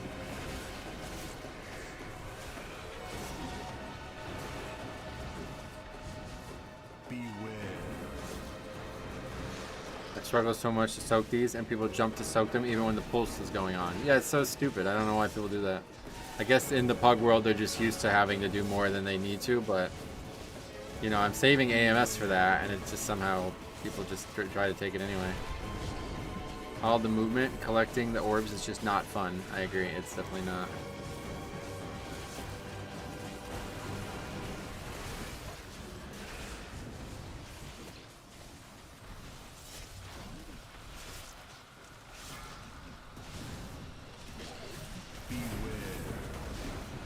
If I don't do it, no one will. Usually that is not how people play the game, but in this one mechanic, it is for some reason. Why did they lust? Is a very, very common thing. You see this. People always lust on this boss, which I think is really hurting the overall success rate of the dungeon. I really think we need to start prioritizing 4 lusts in this dungeon. It shouldn't even be hard.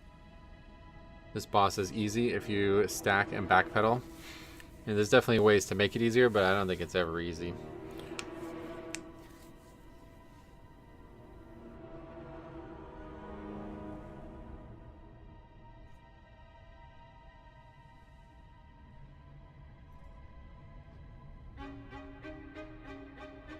You think it was a red issue? Easier, yeah. Okay, we're done. Here, I'll show you the Dratini real quick. This is how they handled it in Reborn. I really like this. So in Reborn, the shiny Dratini is the color of Dragonite, and the shiny Dragonite is the color of Dratini. That's really cool, right? I think that's pretty neat.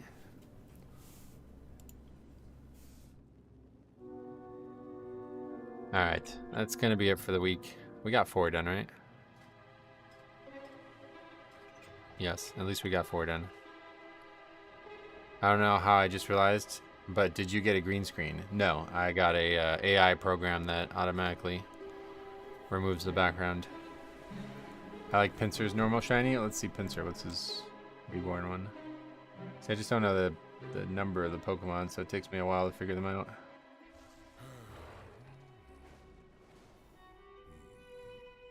Just started using it today? Nope. Nope.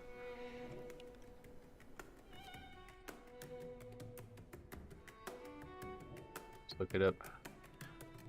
Pinsir number 127. I never would have figured that out.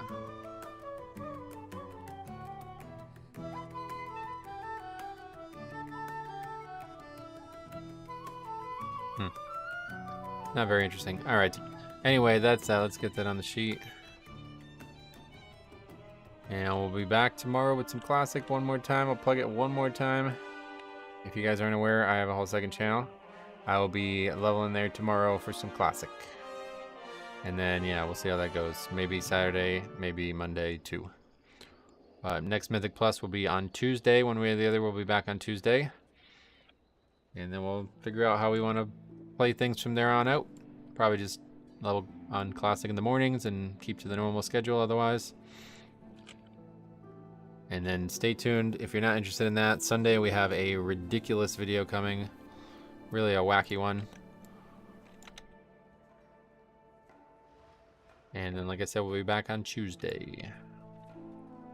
Frost Mage and Unholy. I'm so hyped for Classic. I'm actually really excited for it, yeah. This is the most optimistic I've been about Classic the whole time.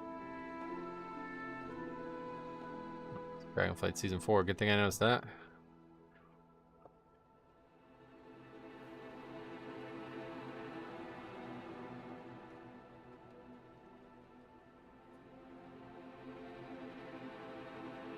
I even spell choking. Is that how you actually spell it? It doesn't look right. Choking. Okay.